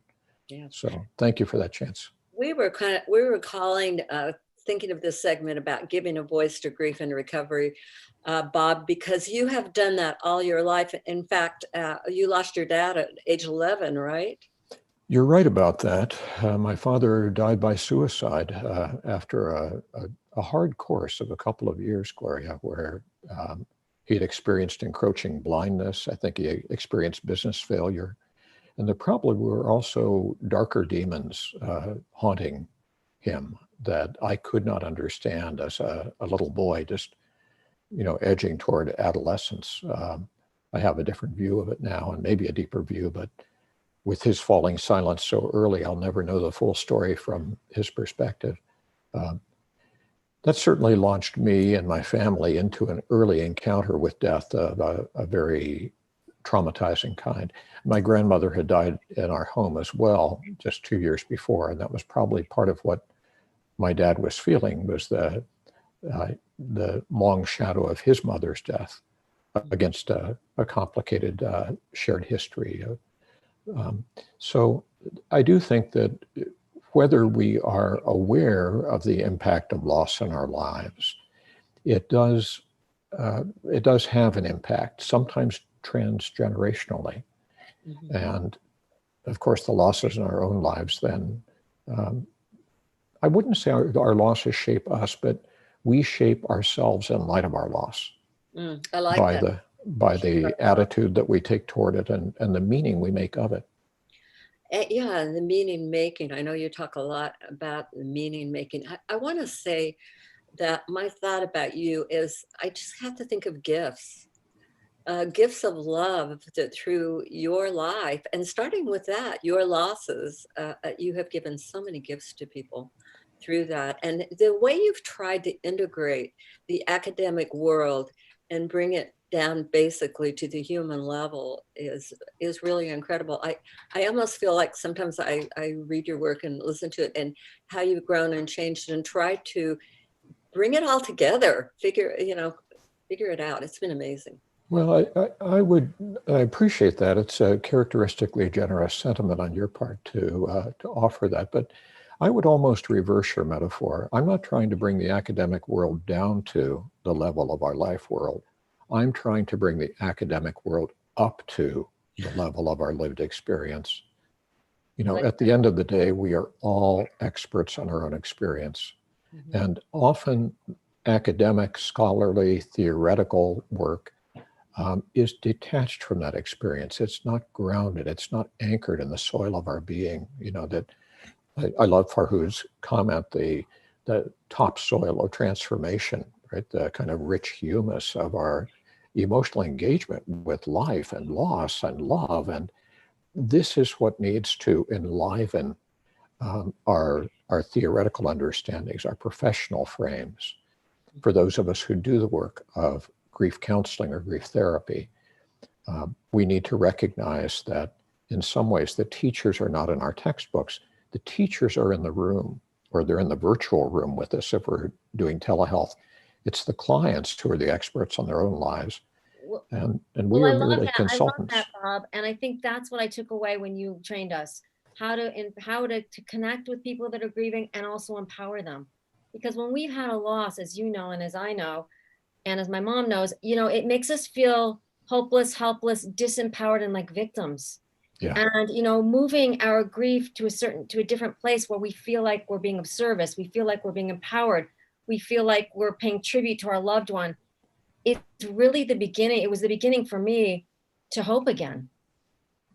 Well, that's lovely also to invoke the idea of being open to hope, right? Mm-hmm. And I think we are open to hope when we are open to the wisdom of our own emotional experience. That when grief feels like this threatening grim reaper figure that is looming over us, again, another, you can see Farhud is very much with me in all of my thoughts about this, then we are alienated from our own deepest sources of wisdom. But when we can befriend death, befriend grief, and take them as potential, you know, Buddhas that we meet in the road, kind of wise figures, when we can take the opportunity in therapy or in conversation with someone who knows us and loves us to say, what's my grief about really? What is it telling me about what I need now deeply at a level even beneath words? What do I need now in the aftermath of this grief? And then what am I ready for in connection with that need? Like, for example, I might experience a deep loneliness. And, you know, if we look at that truly and fully, then we may recognize our great yearning for connection to other people, but we might not be ready for that. Maybe our sense of loyalty to the dead precludes our stepping toward others as fully as we like. So Bob, I love this. What do I need and what am I ready for? Yeah. I'm wondering if when you look back at your 11-year-old self after your dad died, what did you need and what were you ready for? That's really a great question. It's a very fair one to turn it on me in that way. Yeah. I was like, okay, Heidi. You know, the best therapeutic questions are the ones that leave you a little uncomfortable and not knowing the answer immediately. And I think that's where I am with this. I needed a level of security that I didn't have. I needed not to be some things or to be positioned in some ways. I needed not to be my mother's little man in the family. I needed to be a boy. I needed to be taken care of. I needed to be held. I needed the concept of suicide to be addressed literally and not swept under a carpet.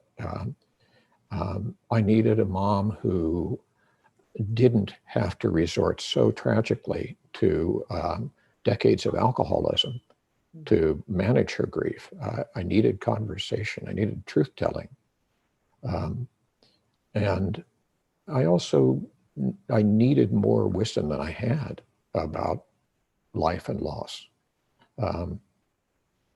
And, in some ways, I suppose our lives are the answers to the deep questions for which we never really found a response. And so I think my life has probably been in pursuit of those questions. Well, that's powerful, because I think there's a lot of children out there that need those things and don't have a place to, talk about it. I know after the families at 9/11 that I worked with, one of the things that we saw was because the father had died, the firefighter father, like you said, the children were often parentified. They were often the little men or the little women of the house. Right. Well, it's understandable because families have their own structure. And of course, there are many structures. But it isn't surprising that a parent who feels deeply bereft by the loss of her partner feels the void and turns to the next available person who has a level of commitment and engagement with the family to partly step into the role that's been vacated. And that may mean that some of us get parentified a little quickly. And you having lost your brother, right? You were older than I was, but you were still of a youngish age, and you might have been called into a different place in the family constellation by that. Absolutely. I always say losing a parent or a sibling is a double loss. Because I not only lost Scott, but I lost the emotional availability of my parents, which I could certainly understand. They were trying to grieve the death of their son. And I was 20 and felt the need to kind of help the family and put my own grief on hold for a little bit to help the family out. Sure. Like you said, it's understandable. Right. I wanted to ask you, this is a great conversation you two are having, and I wish we had a lot of time for it, but I wanted to ask you, what do you feel about what's going on today, right now, and what do you think the major challenges are for people who've had a loss? Good question. Well, again, at the point I came in, Farhud was making some allusions to that were very cogent. Of course, we are in some sense in a surreal place, aren't we? When everything about who we are in our hearts, the kind of social beings we have evolved to be, tells us that it's imperative for us to tend and befriend those we love at a time of real need.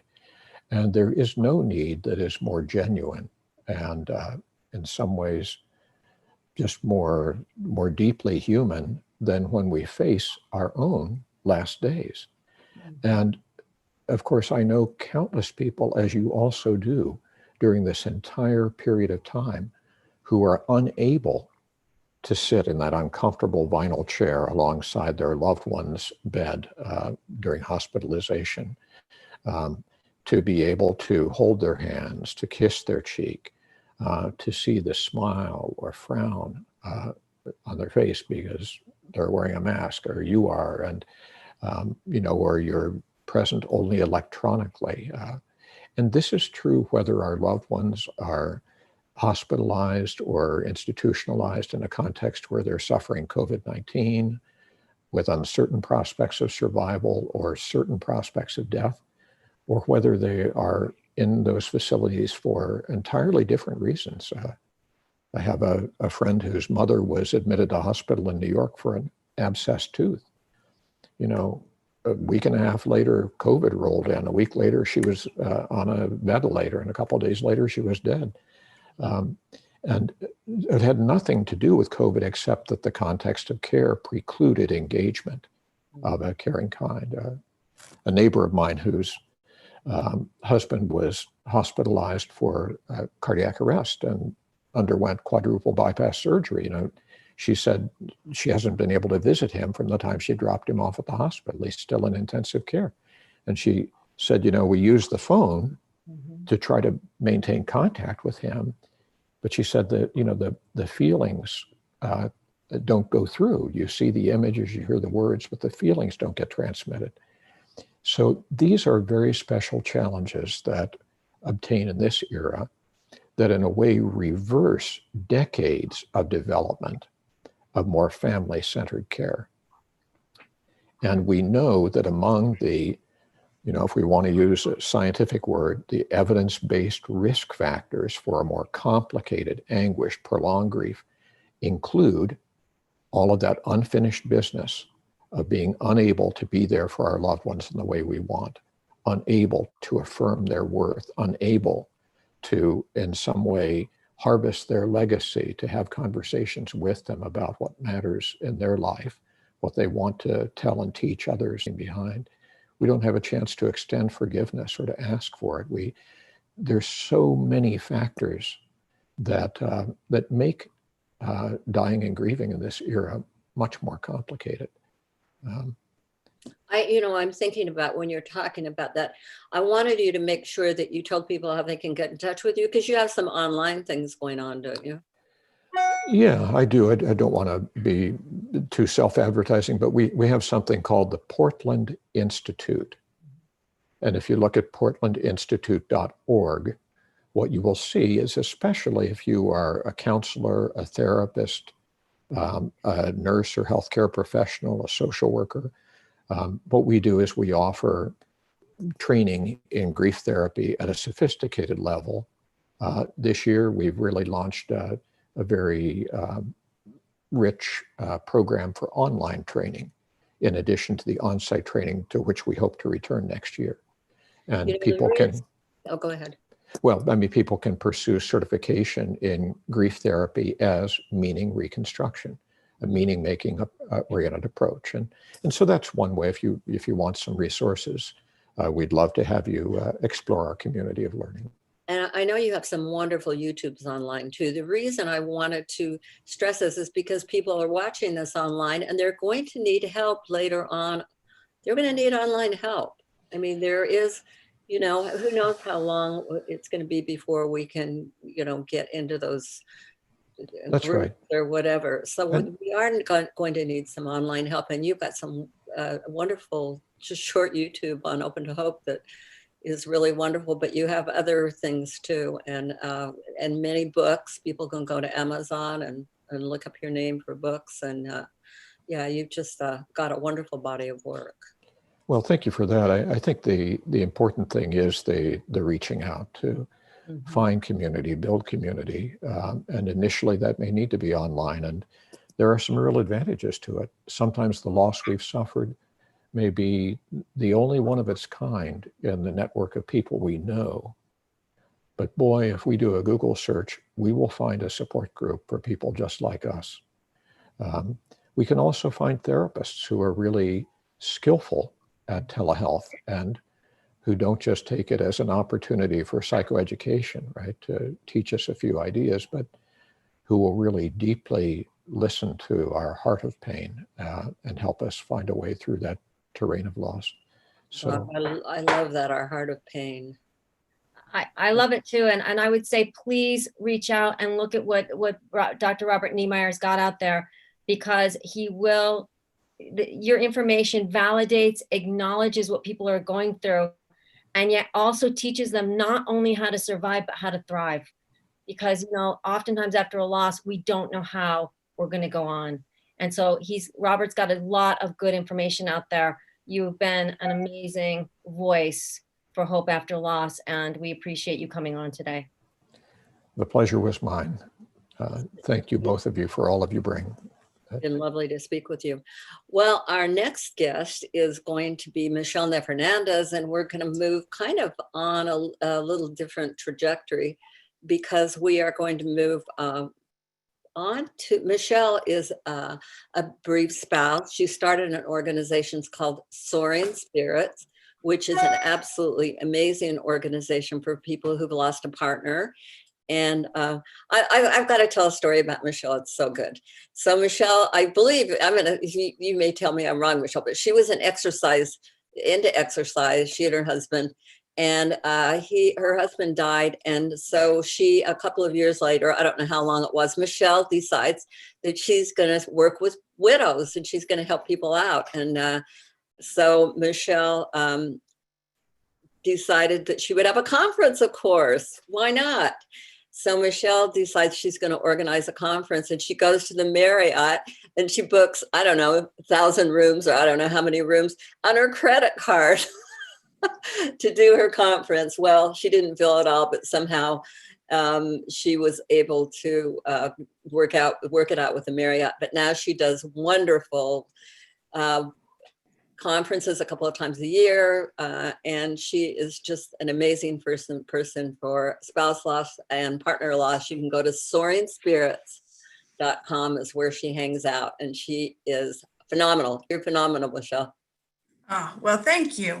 It's such a pleasure to be with you. And what a wonderful day you guys have put together. So great. Thank you. Well, I'm delighted that you asked me to speak about health and wellness because, as you said, I was a certified personal trainer when my husband died. And I spent a lot of time helping people heal their physical bodies. A lot of times, especially in personal training, one of the things that you do is help people recover from injuries. And one of my specialties was helping people recover from injuries as well as manage their day-to-day life with any of the limitations that they may have had physically. So what's interesting about this is that it ended up being a perfect segue for the grief work that I would do later when my husband was killed in a cycling accident. He was super fit and he was an inspiring track coach for many young athletes. So he and I spent most of our time really in the world of physical events and training and coaching. And so when he died, I first of all was thrust, right, as all of us have been, into the world of grief, which was an unknown entity for me. And suddenly the things that normally would move someone forward when it comes to their physical, self and the personal training I was doing, it was not something that could be fixed by lifting a weight so many times. It was not something that could be fixed by doing a certain exercise. It was not something that could be changed. And I think for me, the adaptation to learning that I needed to approach grief in a different way than I approached my personal training life took some time to get used to. But eventually what came to light was that a lot of the experiences and the understandings and truths that I had learned about personal training really did actually apply to grief. And I want to talk to you a little bit today about how, especially because recognizing that during this time that is just unprecedented in the world in so many different ways, I think that many of us are finding that our grief is coming up. And let me just tell you that one of the ways that your grief will tell you that it is returning to you to ask for attention is in your physical body. So what I didn't realize at first was that my really strong feelings of grief were coming through in physical ways that were unknown to me prior to my husband's death. And I was a person who ate on a time clock. I was a person who ate specific foods and who had goals with both nutrition and with my exercise. And so when Phil died, because his death was sudden, one day I was personal training and the next day I was planning a funeral. And what I noticed, actually it took me a couple of days, but here's what happens for me, is that when I was personal training and I was on this very strict diet, my body knew when it was time to eat. So if I waited past the time when it was time to eat, I would get a headache. And what I realized about 3 or 4 days after Phil's death was that I'd hardly eaten anything and I didn't have a headache.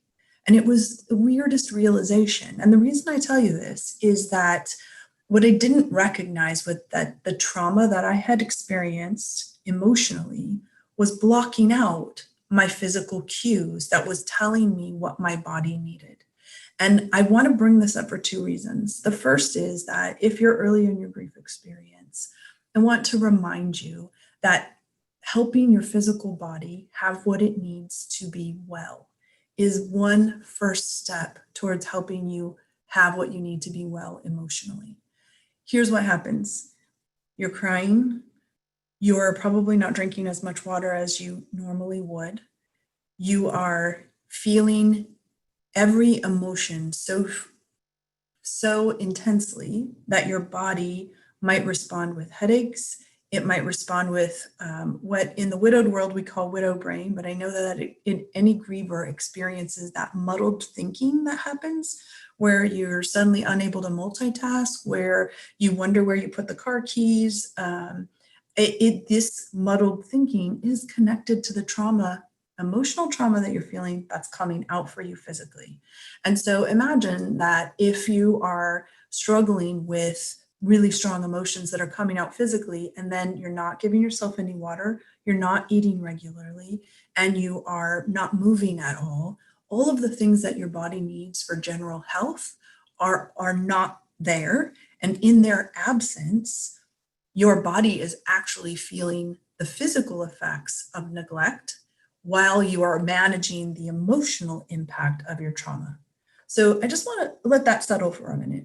Remember that you've got a huge emotional impact that relates to your grief.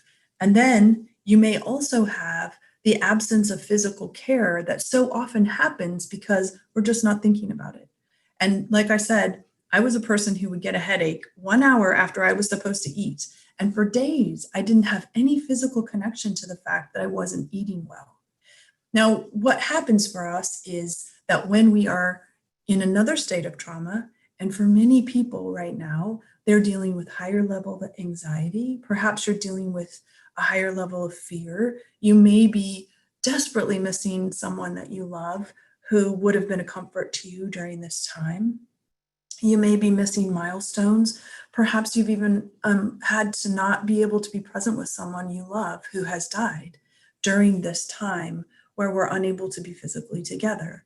So all of those things are happening and bringing up for you a new level of grief.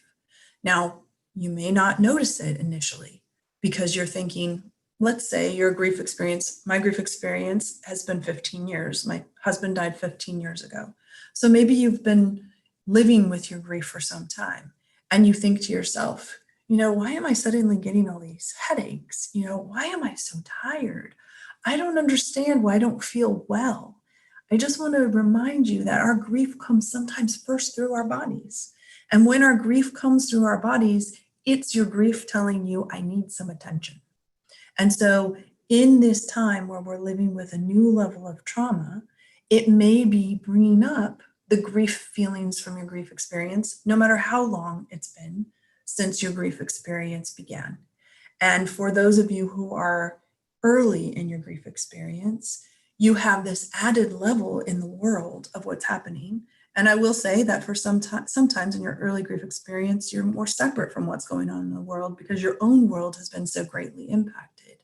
But for sure, what you feel emotionally is played out in your body.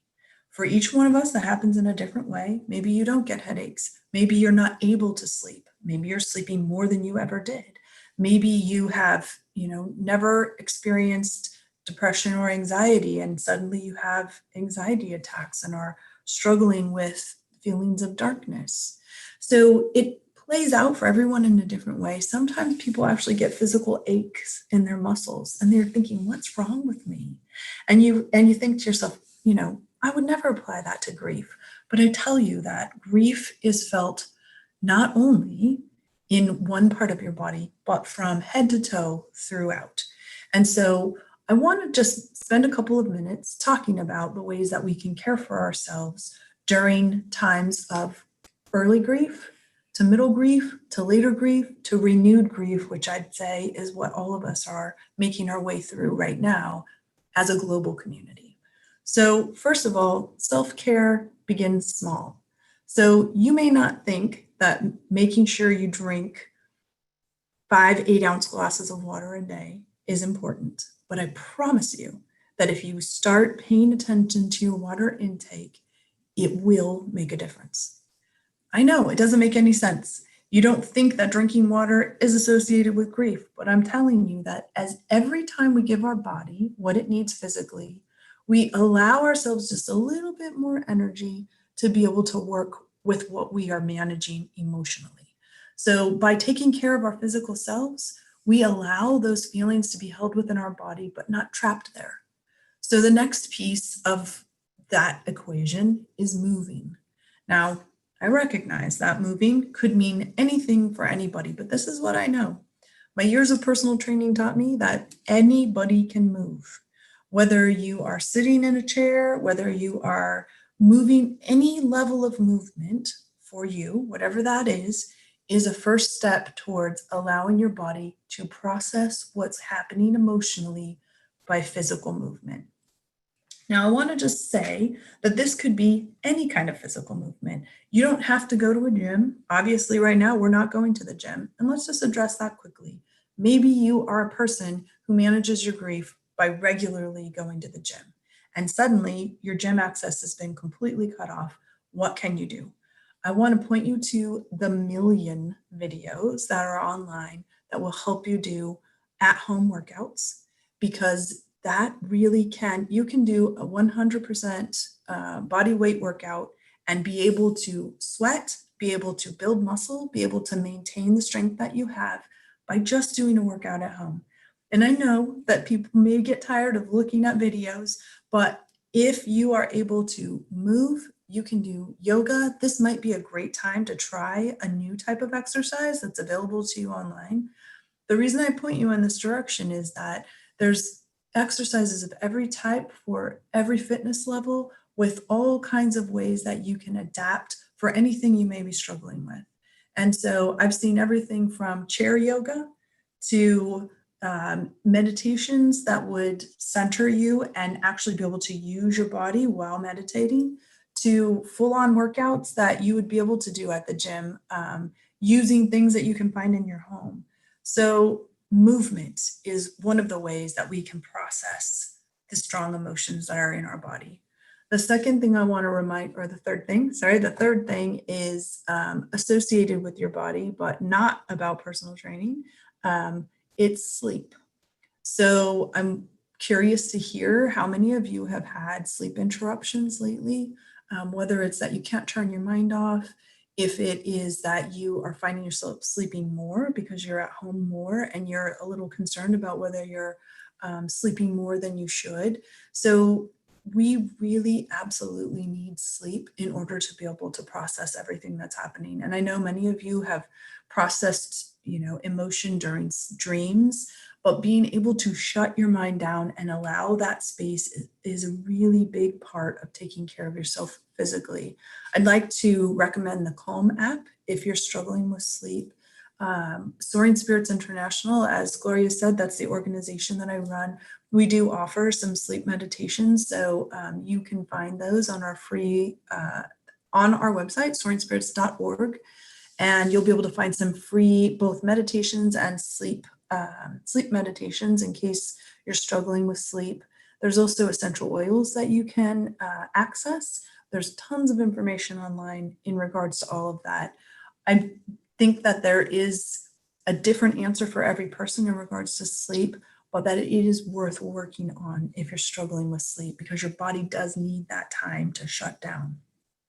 I also know that many people work through their grief in body work, so massage. And clearly in many places, massage is not available right now unless you happen to live with a massage therapist. And if you do, I'm very envious. But I want to point out that there is body work that can be done with small tennis balls. Anything that you have at home that's small and round and has a little bit of give, you can put on the door behind you and just roll out your shoulders. So literally stick that ball right behind you, lean up against the wall, and kind of just roll in, paying attention to how your body responds to that. But it is a small substitute for some of the body work that you may be doing, because again, all of that emotion is held within our bodies, and the ways that we can find to release that physically allow us also to be in the moment and process the emotion, but also give our bodies a space for letting it go. So the exercise videos that I'm talking about, I don't recommend one specifically because I think there are so many different avenues for people, and that it's really important that you pay attention to what works best for you. So let me say this. If you are a person who generally works out at the gym, then YouTube will give you at-home workouts, say at-home gym workout. But if you're a person who's not been working out at all, I would really encourage you to start with some at-home easy beginner workouts. So what I want you to search, YouTube is the place. I'm telling you, there is every kind of workout you could possibly imagine on YouTube. But what I want you to think about is ask for something specific. So if you're not currently exercising, please make sure you're using a beginner workshop. Let's say that you've never done yoga. Beginning yoga is such a great thing to try while we're at home. So if you're unable to access the gym, if you're unable to access your regular yoga class, yoga studios all over, look at your nearby yoga studio, Google yoga studio near me. Many of them are doing online workshops. Many of them are offering online classes. There's so much available at our fingertips. And sometimes we don't connect our computers with our physical self or with our personal training or with our workouts. And so I want to just make sure that you're aware that you have those options and that YouTube will give you everything you could possibly want. But the other thing is tennis ball body work, which is what I was talking about with a small tennis ball. I say tennis ball because you want something that has a little bit of give, but also you can find those available to you online as well. So going to your online favorite shopping organization, whatever that is, and being able to find yoga balls, that's another option for doing some body work when having a massage is unavailable. What I wanted to kind of wrap up with here is that a lot of times in our early grief, we fall into the habit of not taking care of our physical selves. And what happens then is we build on that by continuing to not take care of ourselves, and that becomes our coping techniques, right? So let me give you an example. Early in grief, I wasn't eating on a regular schedule. And what that's called is disordered eating. So that means you might eat breakfast at 7 a.m. and maybe you didn't eat dinner till 11 p.m. Well, your body has got a very long distance to go between 7 a.m. and 11 p.m. and all the while processing emotionally, all the while needing the energy that's going to come from your body, but not being able to get the food that would provide the physical energy that you need.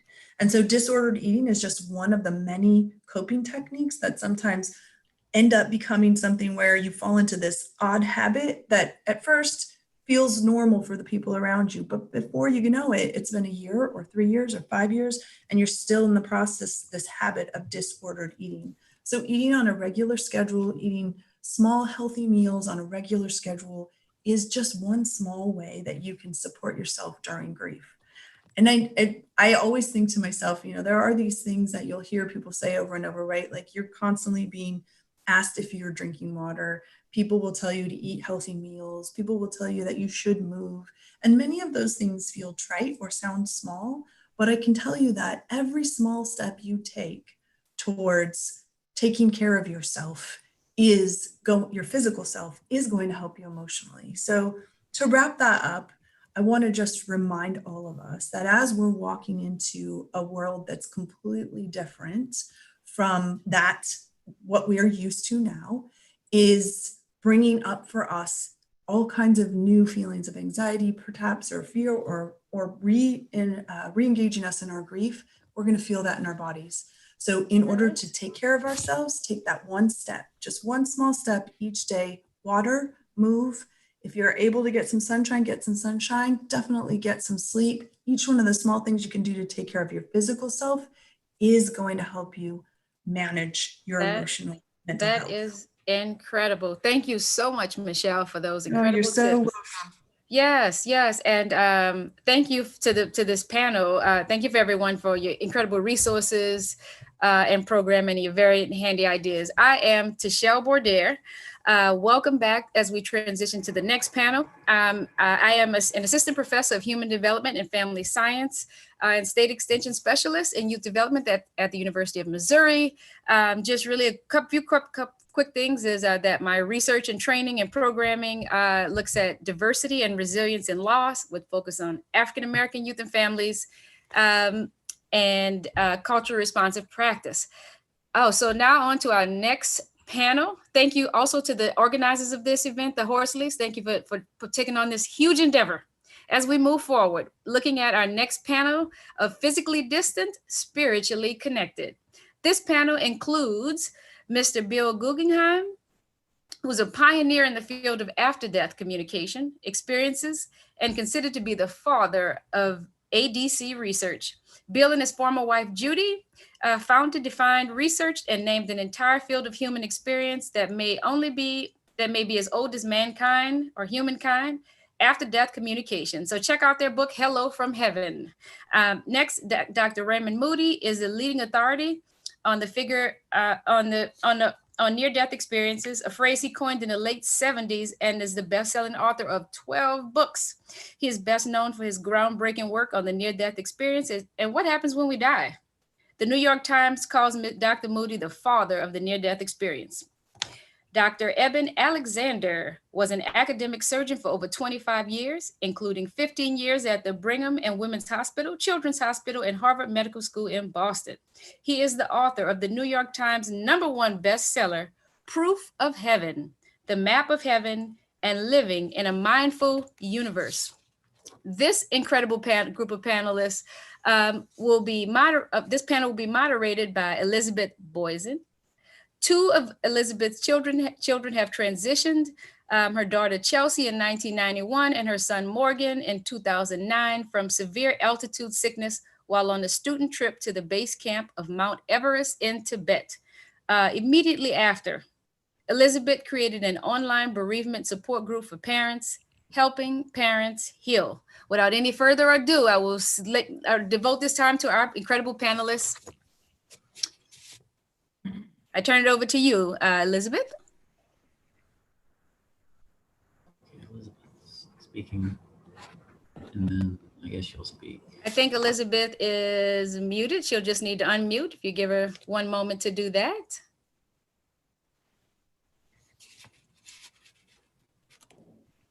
Meanwhile, for those listening in, again, this is a panel called Physically Distanced, Spiritually Connected.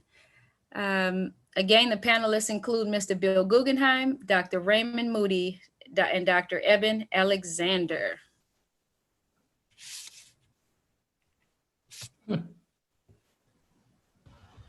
And welcome to the time of COVID, you all, and everything else. As we transition, we'll be extremely patient as we figure out what's going on right now. Okay, I'm going to come in until Elizabeth gets remuted and say hi to everybody. Thank you. And, well, I'm not sure what question Elizabeth's going to ask, but why don't we start out with asking Suzanne, did you have a question? Did Elizabeth give you all questions? Well, hi. Yes, and in fact, I, for some reason, was not mentioned there as part of the introduction. Yes, but I'm just.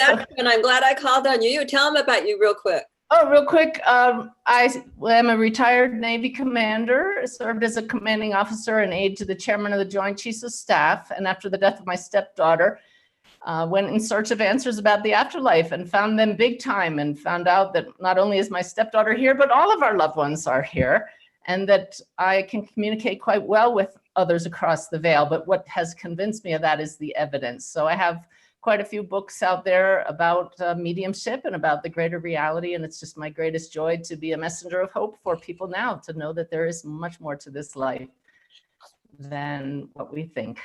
All right. And was she going to have a question for you? I thought she was going to have a question for you. Well, it looks like Elizabeth is on. Oh, Elizabeth made it?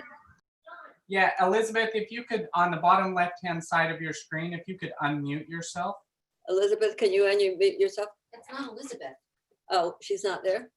Well, if you would like me to take this away, I know what the question was. Suzanne, let's just go for it. Okay, Suzanne.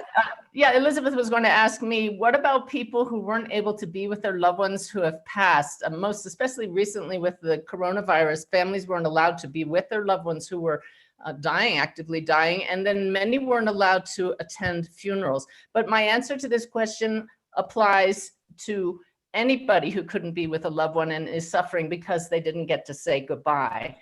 And as you'll hear from my esteemed colleagues on this panel, all of us know beyond a doubt that there is a greater reality. that we're part of something so much more than this earthly existence, that life continues, that consciousness underlies it all and consciousness does not die. So knowing that brings a level of peace beyond anything that I've ever known.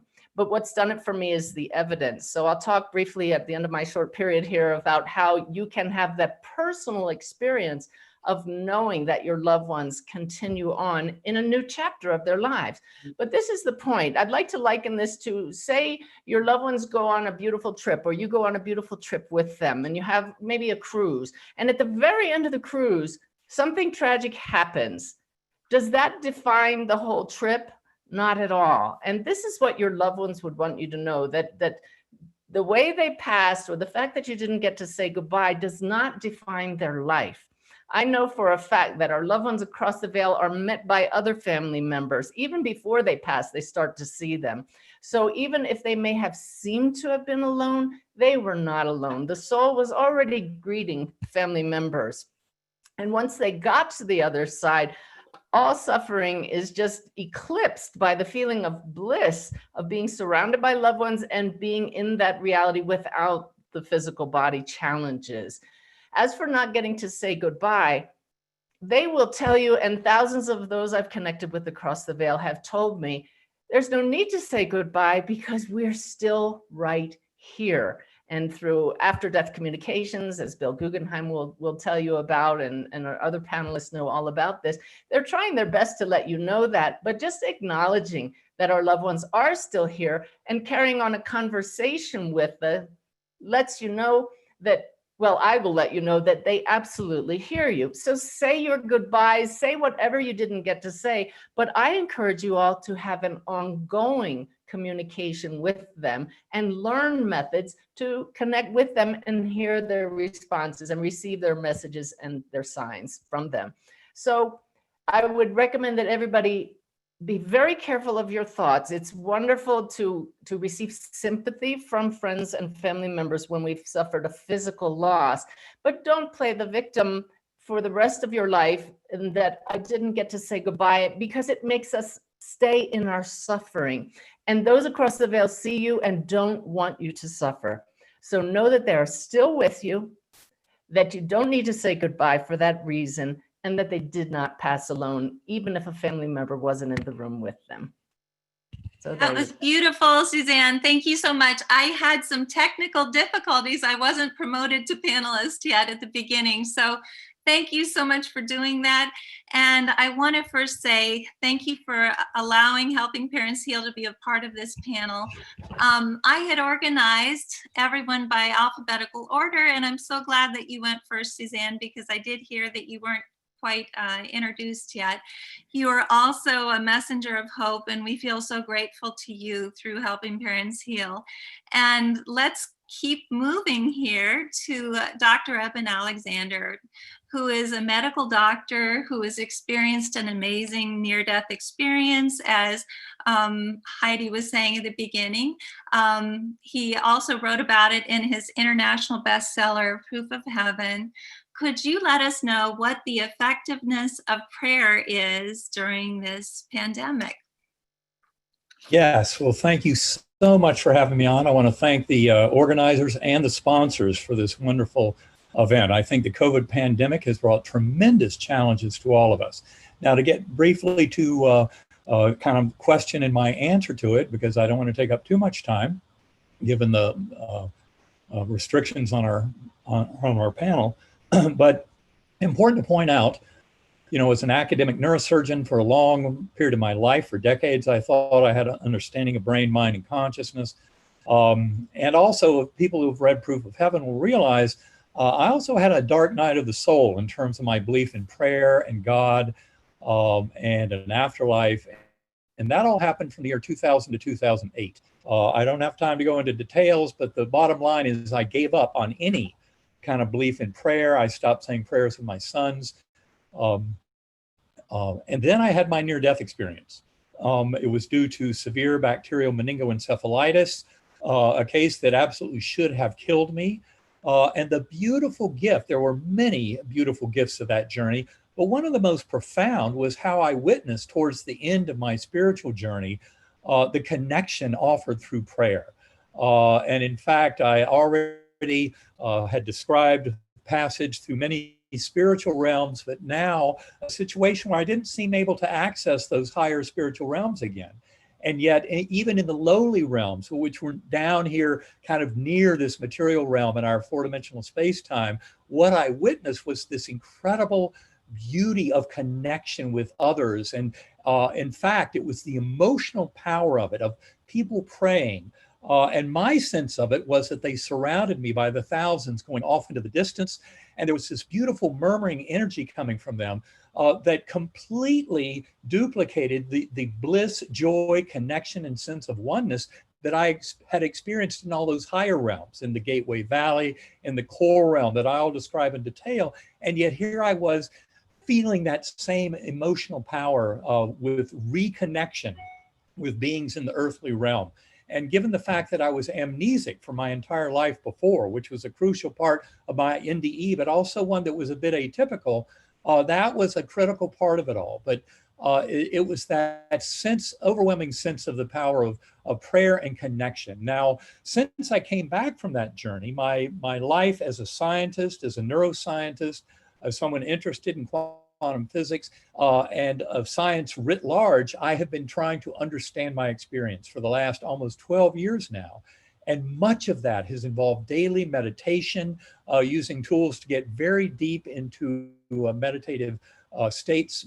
And so I've re-explored that internal connection. In fact, all of my scientific work for the last decade has been to explain how such an extraordinary reality could occur and fit into our modern scientific understanding. And the good news is for all of us that the scientific world is far along a pathway of discovering this kind of deep truth and reality of the primacy of mind. That's really what is right at the crux of it all.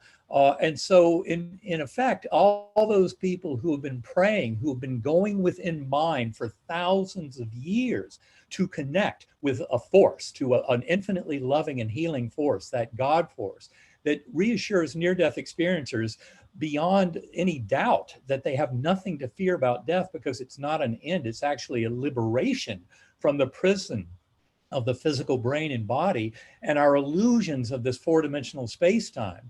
And the illusion that this is all we are, because we are all far grander than that. Consciousness is far grander than our little ego view, the little running stream of thoughts in our heads. It's the awareness that is so profound and powerful and inexplicable. And in that awareness, we connect not only with each other and not only beyond the death of the physical body, but we connect in very profound ways with that infinitely healing God force. As near-death experiencers will tell you, at the kind of pinnacle of such journeys, when we're as far as we can be from this four-dimensional space-time and the material world, we are one with that infinitely loving force. And I came back here realizing that there was not some opposing force of evil, but that in fact, each of us has the power to bring light and love into our lives and the lives of others, which we can do through prayer, meditation, that sense of connection, that it's absolutely real. In fact, this is the pathway forward for the scientific community studying the mind-brain connection, is this understanding of one mind. And the more we go into our consciousness in prayer and deep meditation and connect with that one mind, connect with others, connect broadly with this extraordinary evolving consciousness, the more we can actually discern information and then bring that back and put it into our kind of free will depiction of the world of our dreams. And that's where I think so much of this is important. And I want to point out one last point is before my coma, and well back before those 8 years of my dark night of the soul, for me, prayer was a supplicative or petitioning form of asking for something to happen. But in fact, my near-death experience showed me very clearly that I can trust in this universe, that when I have that love in my heart, love for self, love for the universe, and I share that love, kindness, compassion with others, and open my beliefs, because our beliefs of our culture are falsely restricting in so many ways.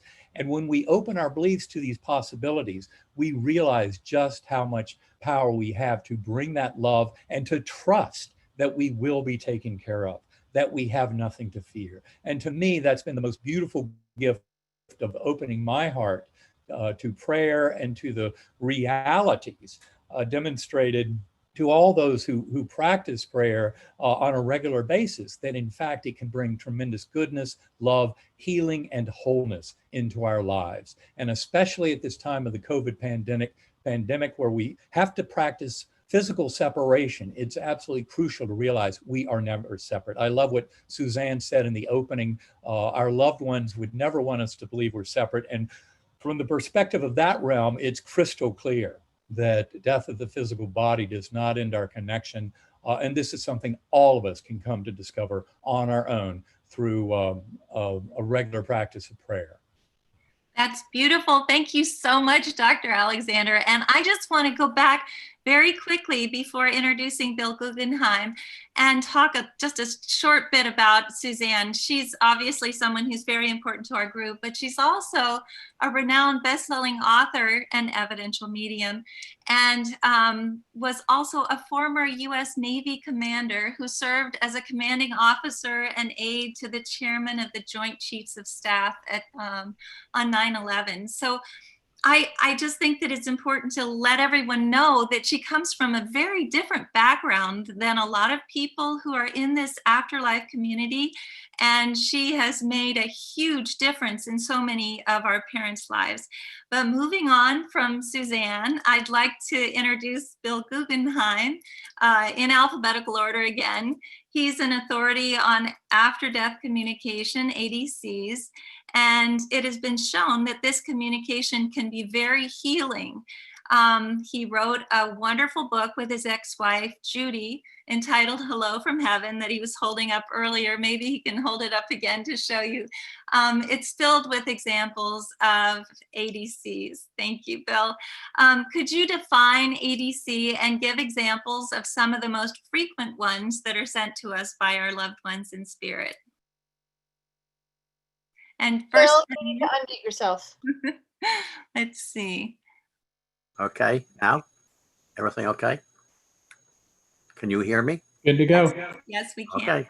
By the way, I used to be a stockbroker and a securities analyst on Wall Street. So if you want a varied background here. Okay, an after-death communication is a spiritual experience that occurs when someone is contacted directly and spontaneously by a family member or friend who has died. This means that there's no third party involved. There's no psychics or mediums or therapists or rituals, devices, or anything like that. It's just between you, yourself, and your loved one who has come back to communicate with you in some way. And the second part of it is that these are spontaneous experiences because our deceased loved ones determine when, where, and how to contact us. We may want it to happen, but they come to us when they can and want to and will and whatnot. And ADCs could happen anywhere, anytime, any place, anything. We currently estimate that about could be 60 million Americans to 125 million Americans have had one of these. Whether one's a conservative estimate, one is probably more realistic, 1 out of 3 people. And so they're very, very common. And that's what we found when we did our research for 7 years. Basically, we found there are 12 different categories, but the most common one is sensing the presence, feeling your deceased loved one is right near you. And you can feel them in the space that you're in a room, if you're inside. And you know where they are to your left or right or behind you, in front of you, whatever. Some people experience a temperature change. Other people know when they're have arrived and when they're leaving. So it's very concrete in that way. But in our culture, we say this can't be real. We're very much into denial about things like this. So most people discard these experiences, but they can go on, especially right after our loved one has made their transition, for many months or even years later, depending on the circumstances. And we believe that they want to communicate with you verbally, which we recommend you close your eyes, sit down, open your mind, and see if you receive a message by the next category, hearing a voice. Some people say they hear a voice like you're hearing mine through your ears, but others say it's by telepathy, it's by thoughts. And that's the way I received communication from my daughter who died. is by telepathy, quite, and it's very clear. I know what she's saying, and she understands me. It's back and forth, and it's very joyous to have that. Other categories are feeling a touch, like a pat, a caress, some kind of physical touch, a kiss, a hug. Moving along, just smelling a fragrance, could be anything, could be a cologne, a perfume, an aftershave, a flower, a bath products, tobacco, foods, whatever you might associate with your loved one who has made their transition. The most exciting ones to hear about, write about, are visual experiences. There are many variations, but the important thing is you'll see your deceased loved one healed and whole, and usually, almost always, in radiant health, regardless of their form of death. And whether it's coronavirus or whether it's on a battlefield, it doesn't matter. They will appear to you healed and whole. And I want you to know that, especially bereaved mothers, that their children are fine. Everybody is, but I'm especially saying children. Other categories I won't go into, it takes too long to explain them, but many people have an ADC, or after death communication, while they're asleep. And they'll very, very quickly say, but this was not just a dream, it was unlike any other dream I ever had before. It's much more colorful. It has a beginning, a middle, and an end. It feels like a visit. It really is. It's a visit. We're the most open when we're sleeping or meditating, those two times. And if you want to have an experience, learn how to meditate is the easiest way. So many people are writing books today about physical phenomena and symbolic ADCs. Physical phenomena is where lights go. Anything can go off, but when lights, radios, TVs, any kind of device goes on and stays on, and typically if it's a radio or something, you might hear a particular song you associate just with that one person. You know it's from them, because this is their gift to you. This is their gift of love. All these experiences are based upon love for us, their concern for us. And then the big category is symbolic ADCs. And that it's so big, it requires books to cover it, because it covers butterflies and rainbows and species of birds and flowers and finding things, coins, feathers, pictures, on and on and on it goes. Just hundreds, thousands of instances of that. In our book, we have 353 firsthand accounts. And what I'd just like to finish up my bit here, that the purpose of all these experiences is to provide us with comfort, reassurance, and hope that we will have a reunion again with them, with a person or persons who we love, who have died. In my case, my father died when I was 8 years old. My mother, my younger daughter, just 2011, 9 years ago. And my little dog, my little black dog, some of you may know about. He made his transition on April 15th. And yes, I've heard from him. Yes, pets included. People have ADCs with pets. They can see them, they can hear them, they can feel them jump on the bed, all kinds of stuff. Our book doesn't include pets, unfortunately. And basically they're letting us know that they're saying, I'm fine, I'm okay, everything's okay. Go on with your own life. Don't worry about me. Don't grieve for me. And they're saying, I'll always be there for you. I'm watching over you, sort of like a guardian angel. I'll see you again when we make our transition. And behind it all, whether the words are actually verbalized or not, is I love you. So it was a joy to do this research, to collect these accounts, because it's all based upon love. Okay, that's it. That's beautiful. Thank you so much, Bill. And I just want to quickly say, before we get to Dr. Raymond Moody, who I'm very excited to present as well, people are asking what books they should be reading. Obviously, your book, Hello from Heaven, is incredible. Dr. Eben Alexander's book, Proof of Heaven, but he also has a lot of other wonderful books out there. This is the first one that I read, and it was incredibly helpful for me. Suzanne Giesemann has 13 books, but the first one that I read was Messenger of Hope, and it was amazing. And so those are three. Dr. Raymond Moody, obviously, Life After Life, Glimpses of Eternity. I'm going to go ahead and tell just a little bit more about him before I ask the question. And he's here, I'm so glad. Dr. Raymond Moody, you're a medical doctor. You have earned 2 PhDs and you're a best-selling author. You're also an authority on both near and shared death experiences and wrote the seminal work, Life After Life. Please let us know about the current status of research about both near-death experiences and life after death. Well, first of all, thank you all for having me. And I'm just awed and honored to be with you because I myself lost my first child in 1970 at the age of 36 hours, which was to me 9 months, right? And so I know from within this what it does to you for the rest of your life. So my point is, thank you for having me, and I know what you all go through. Elizabeth mentioned to me that quite a number of you are interested in life after death, as I am too. And I have been investigating near-death experiences since the early 1960s, and I have talked with literally thousands of people from all over the world who have had them.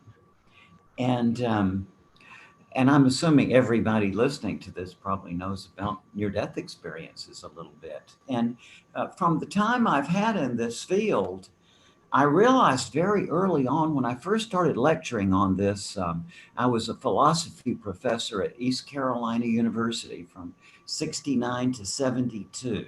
And as I was talking about this phenomenon with my philosophy students, word spread in the community, and pretty soon I was talking to the civic clubs in town, right? Which were then an exclusively male province. And I, in addition to the people who were always there who had had such an experience themselves, I immediately realized that there were a lot of people there who were looking to this for some sort of consolation in over the loss of a loved one.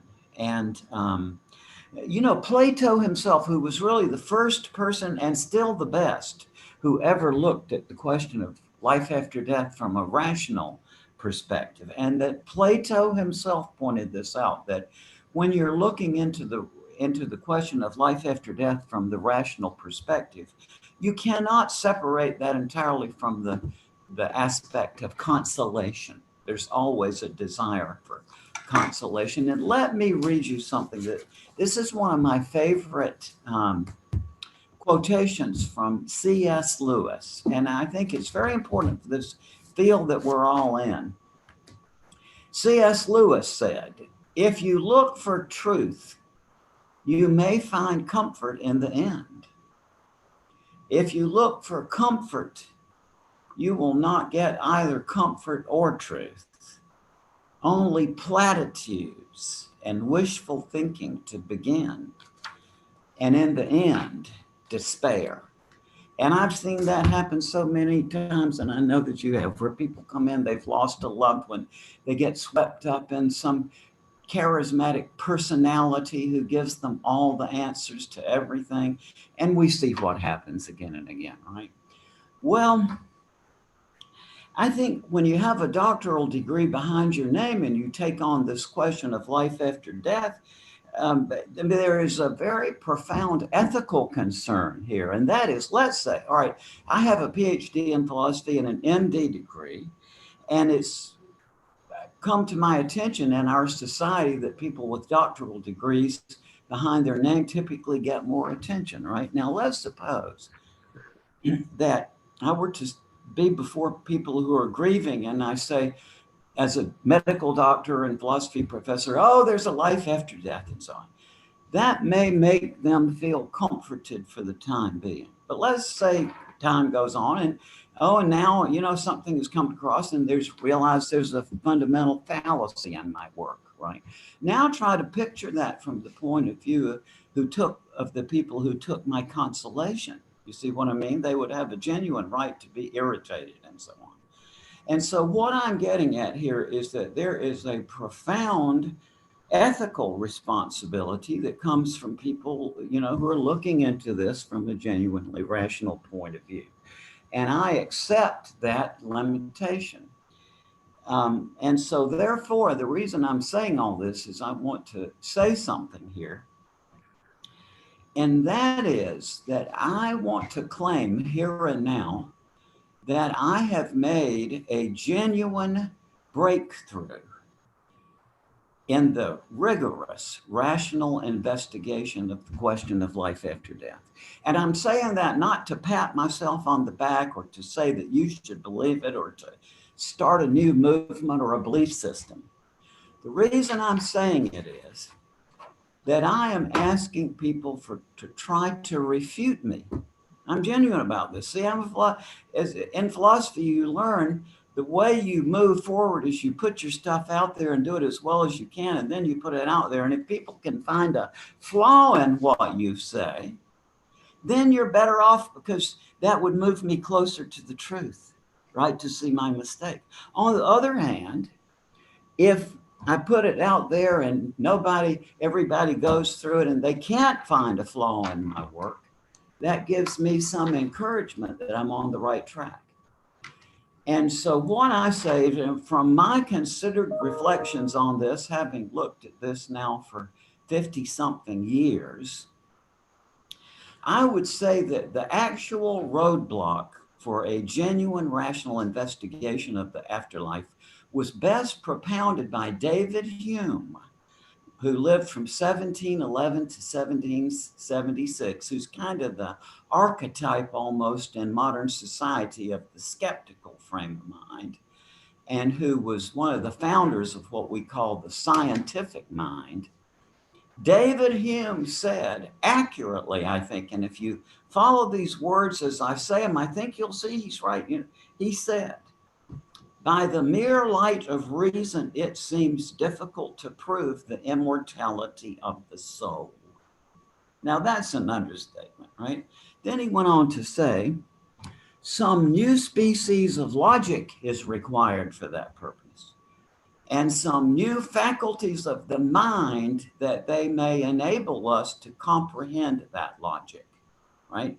And that is the truth and the reality, no matter how anybody else wants to protest. I mean, you don't have to be rational about the afterlife, but if you intend to be rational about the afterlife, this is the criterion you have to live up to. Many generations have seen that. And what Hume is saying there, which is the absolute reality, is that the question of life after death is not susceptible to the mind we have and the logic we have. And the way Hume was putting that together, he said it ends it all because, you know, the logic we have has worked pretty well for 2,300 years, and we think we know our minds, and the idea that we could come across with some new faculties of the mind seems highly unlikely. But what I am claiming here and now is that I have solved Hume's problem. I have worked on this. It was part of my doctoral dissertation in 1969. It's continued to develop, but basically what I've developed, which was an entire course that I've taught many times at universities on this, is a way to reformat your mind to think logically about questions that heretofore haven't yielded to logic. And one of them is the question of life after death. Now, I realized a long time ago, back in the 70s, that eventually somebody who had been through my way of reformatting their mind would happen to have a near-death experience. And I knew full well that when that happened, the person would be forced to formulate it in a new way. Don't have the time to go through why now, but that would be the outcome. They would have to think about this in a new way. It's a way of getting around the ineffability problem, basically.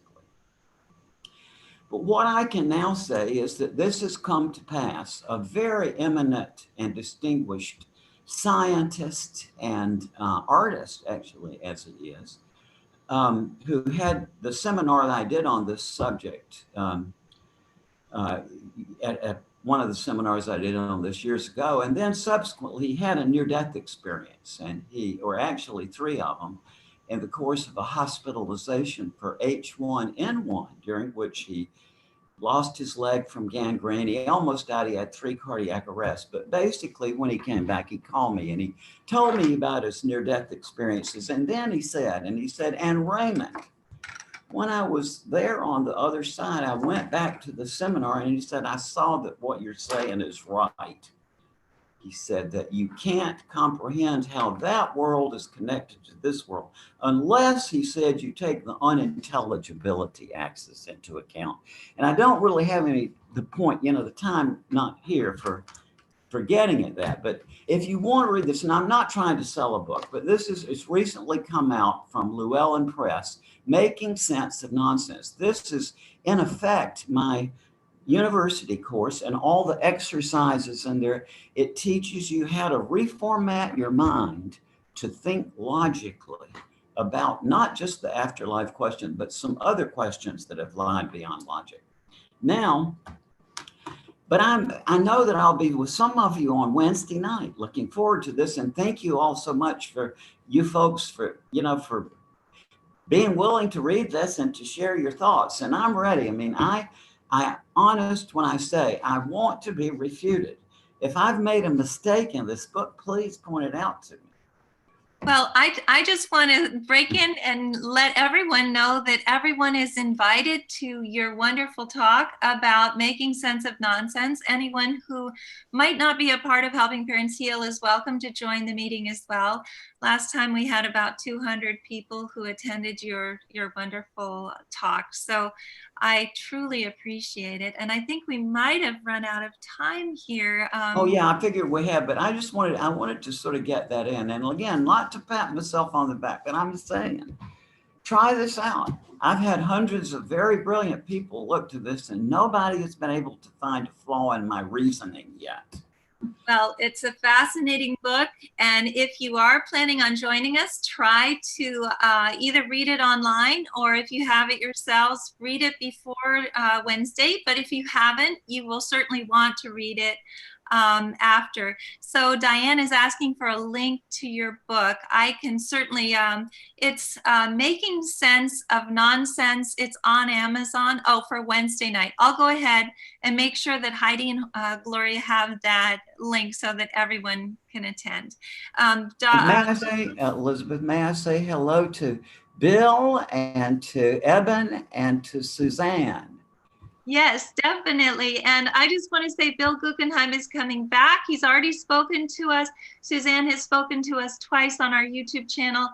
Dr. Evan Alexander has also spoken to us.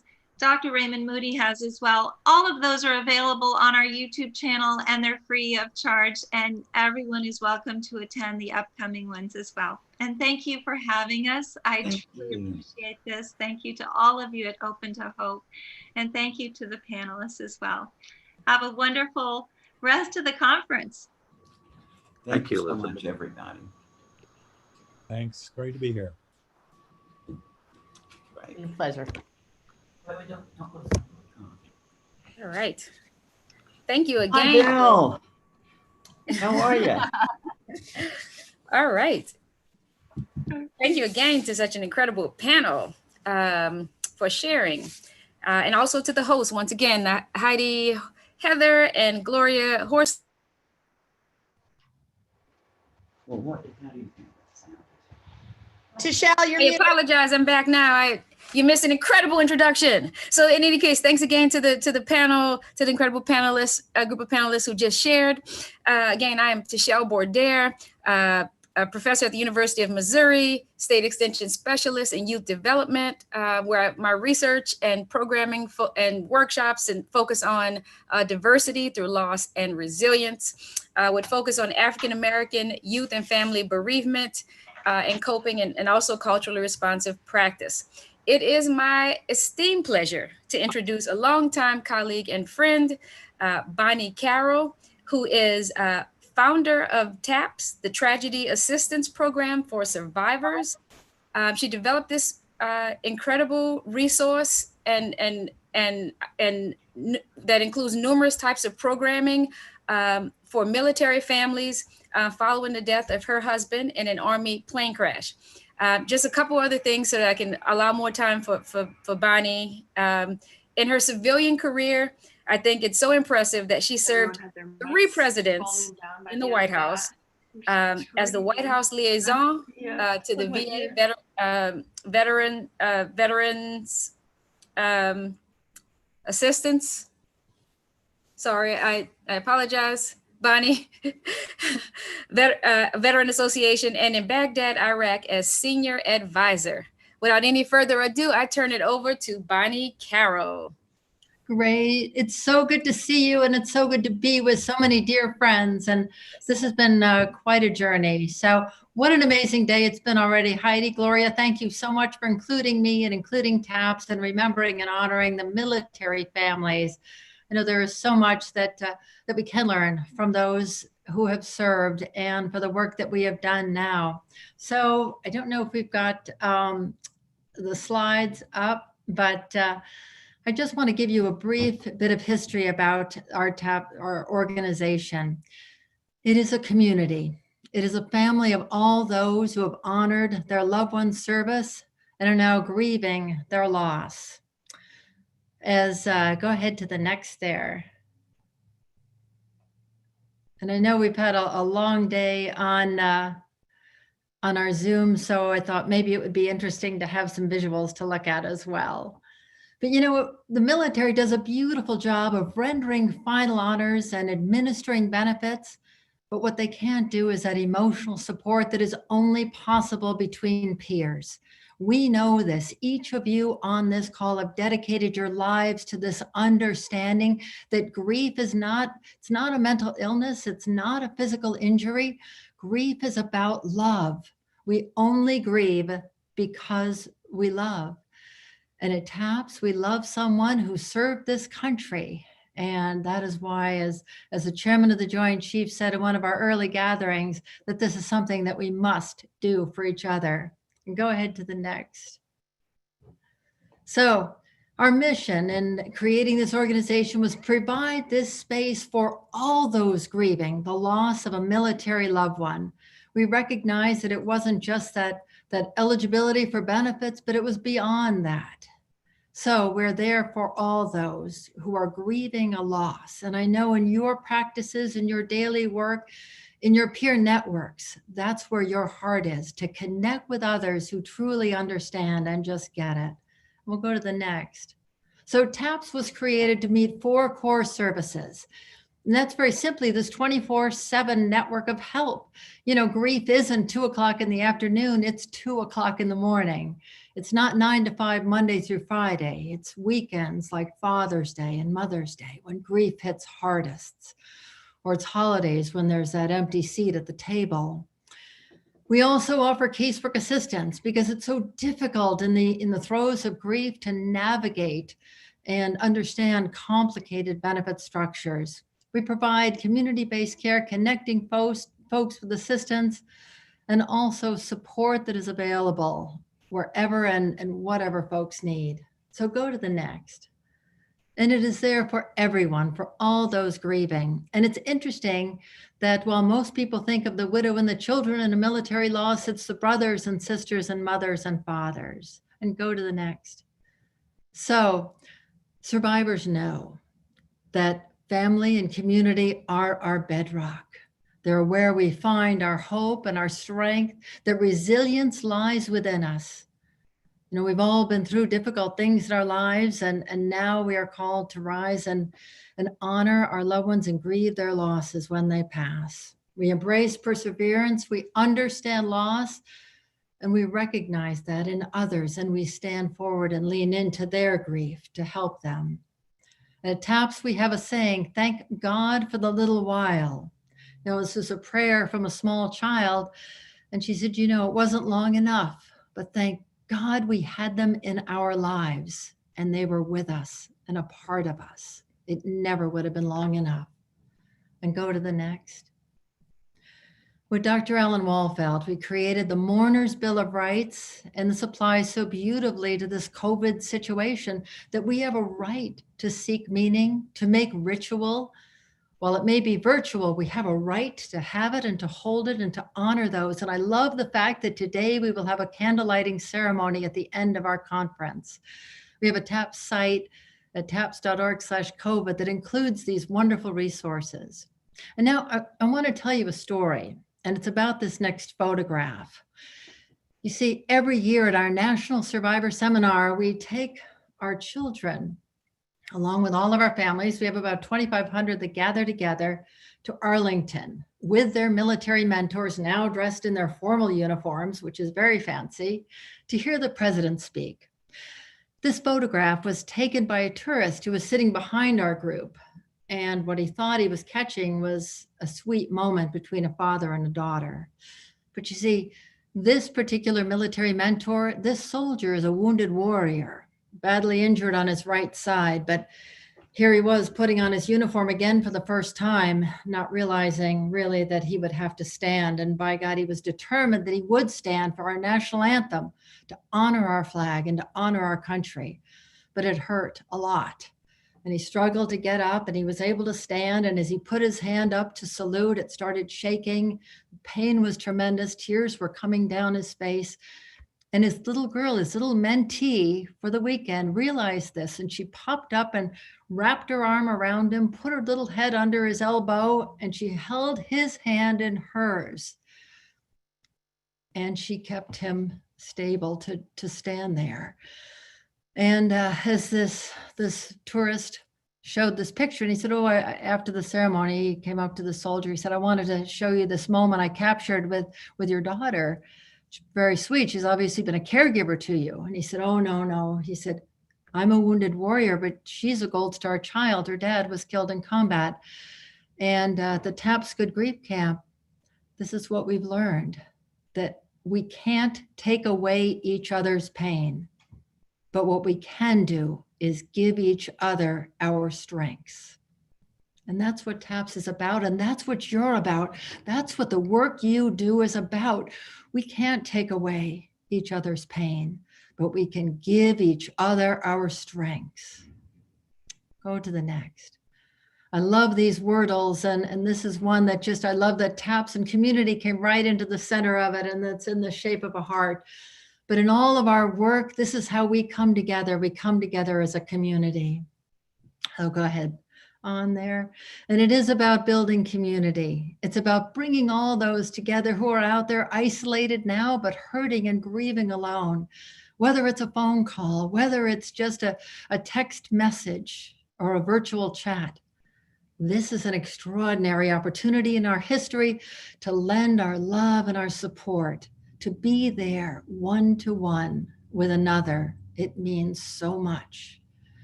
Go ahead on there. You know, we wanted to see how this period of isolation was impacting our survivors. So we sent out a survey in March, and we got back right within about 10 days, over 1,400 responses. And what we learned is that our folks are affected by their inability to have rituals, to feel isolated, to feel uncertain about finances. So in your practices, I know you're thinking about this, but use these as data points that you can incorporate into the help you're giving to others. That these are some of the things that were being shared, that are being dealt with, and they are real struggles. We've got some resources that are available for you. Go to the next there. And we created websites because over the past 26 years, we've learned a lot, as many of you have. And what we want to do now, what each of you are doing, what this day is about, is sharing those resources, allowing folks to connect, to learn, and to benefit, to share those strengths and what we have to offer. So check out taps.org/COVID and then /together. That's really where a lot of these wonderful resources are. And we're so grateful to have this opportunity now to share them. We've also had the opportunity in this virtual environment to expand our global partners. About 5 years ago, TAPS created a coalition, and go to the next there, of organizations supporting families of military deceased. And we started partnering with programs like India War Widows and the Israeli Defense Forces Widows and Orphans. But we found out that grief is universal. As many of you know who are tuning in today from around the world, we carry this as our badge of love and honor, that we remember those who have died, that we honor the traditions of different cultures, and we recognize there is strength in this universality. We've also been working on transforming war grief into positive peace. We spoke last year at Geneva Peace Week, and we're able to share this model of providing comfort and care to come into a post-conflict environment and provide support. Okay, go to the next there. We'd love to share more about this, and there's much more information at taps.org/international. And go on to the next. We have a very, very exciting new technology, particularly now in this global environment. It's called the Shared Studios Portal. So this is an opportunity, and you can see in this picture that we've actually had a lunch, and this is connecting with Nigeria. So it's really been exciting to be able to connect through these efforts. So I would love to tell you more about that, and also about our Institute for Hope and Healing. Many of you have been part of that. It's a partnership with ADEC, with the Hospice Foundation of America. Many of the leading experts, a lot of whom are on this webinar today, are part of it. And this is a chance for us to share expertise, to bring you in an environment where you can give training, offer seminars and webinars. We offer CEUs and CMEs through the Institute. So it is a global portal. It is a community gathering place. It's an opportunity for all of us to come together, and it expands on what Heidi and Gloria have created with Open to Hope. It's a wonderful partnership, and I'm so grateful to each and every one of you for being here today, for giving your time, for opening your heart, for knowing that there are so many out there in the world who need the kind of comfort and support that you can offer, that grief is a universal emotion. But what we can do is we can give each other our strengths and our love and our encouragement and our light. So thank you for allowing me to share a few moments with you and tell you about the work that TAPS is doing, and invite you into the Institute, into our international work, into our family of care for military survivors. Thank you so much.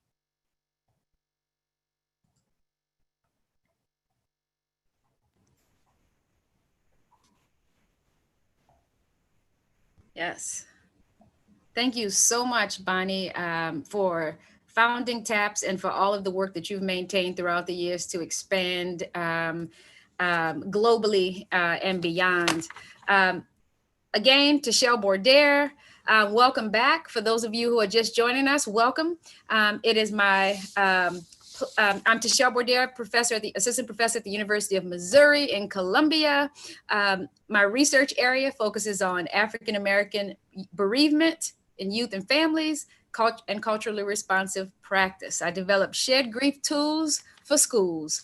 And it is my pleasure now to introduce the next panel of incredible panelists, exploring issues of modern grief in a pandemic era. Want to begin by introducing Allison Gilbert, award-winning journalist. Hi, Allison. Allison Gilbert is the author of numerous books, including Past and Present, Keeping Memories of Loved Ones Alive. On Gilbert's Popular Grief and Resilience blog, she features Q&As with some of the most notable names in our culture today, including Ariana Huffington, Jon Stewart, and New York Times bestselling authors Gretchen Rubin, Dani Shapiro, and Susan Orlean.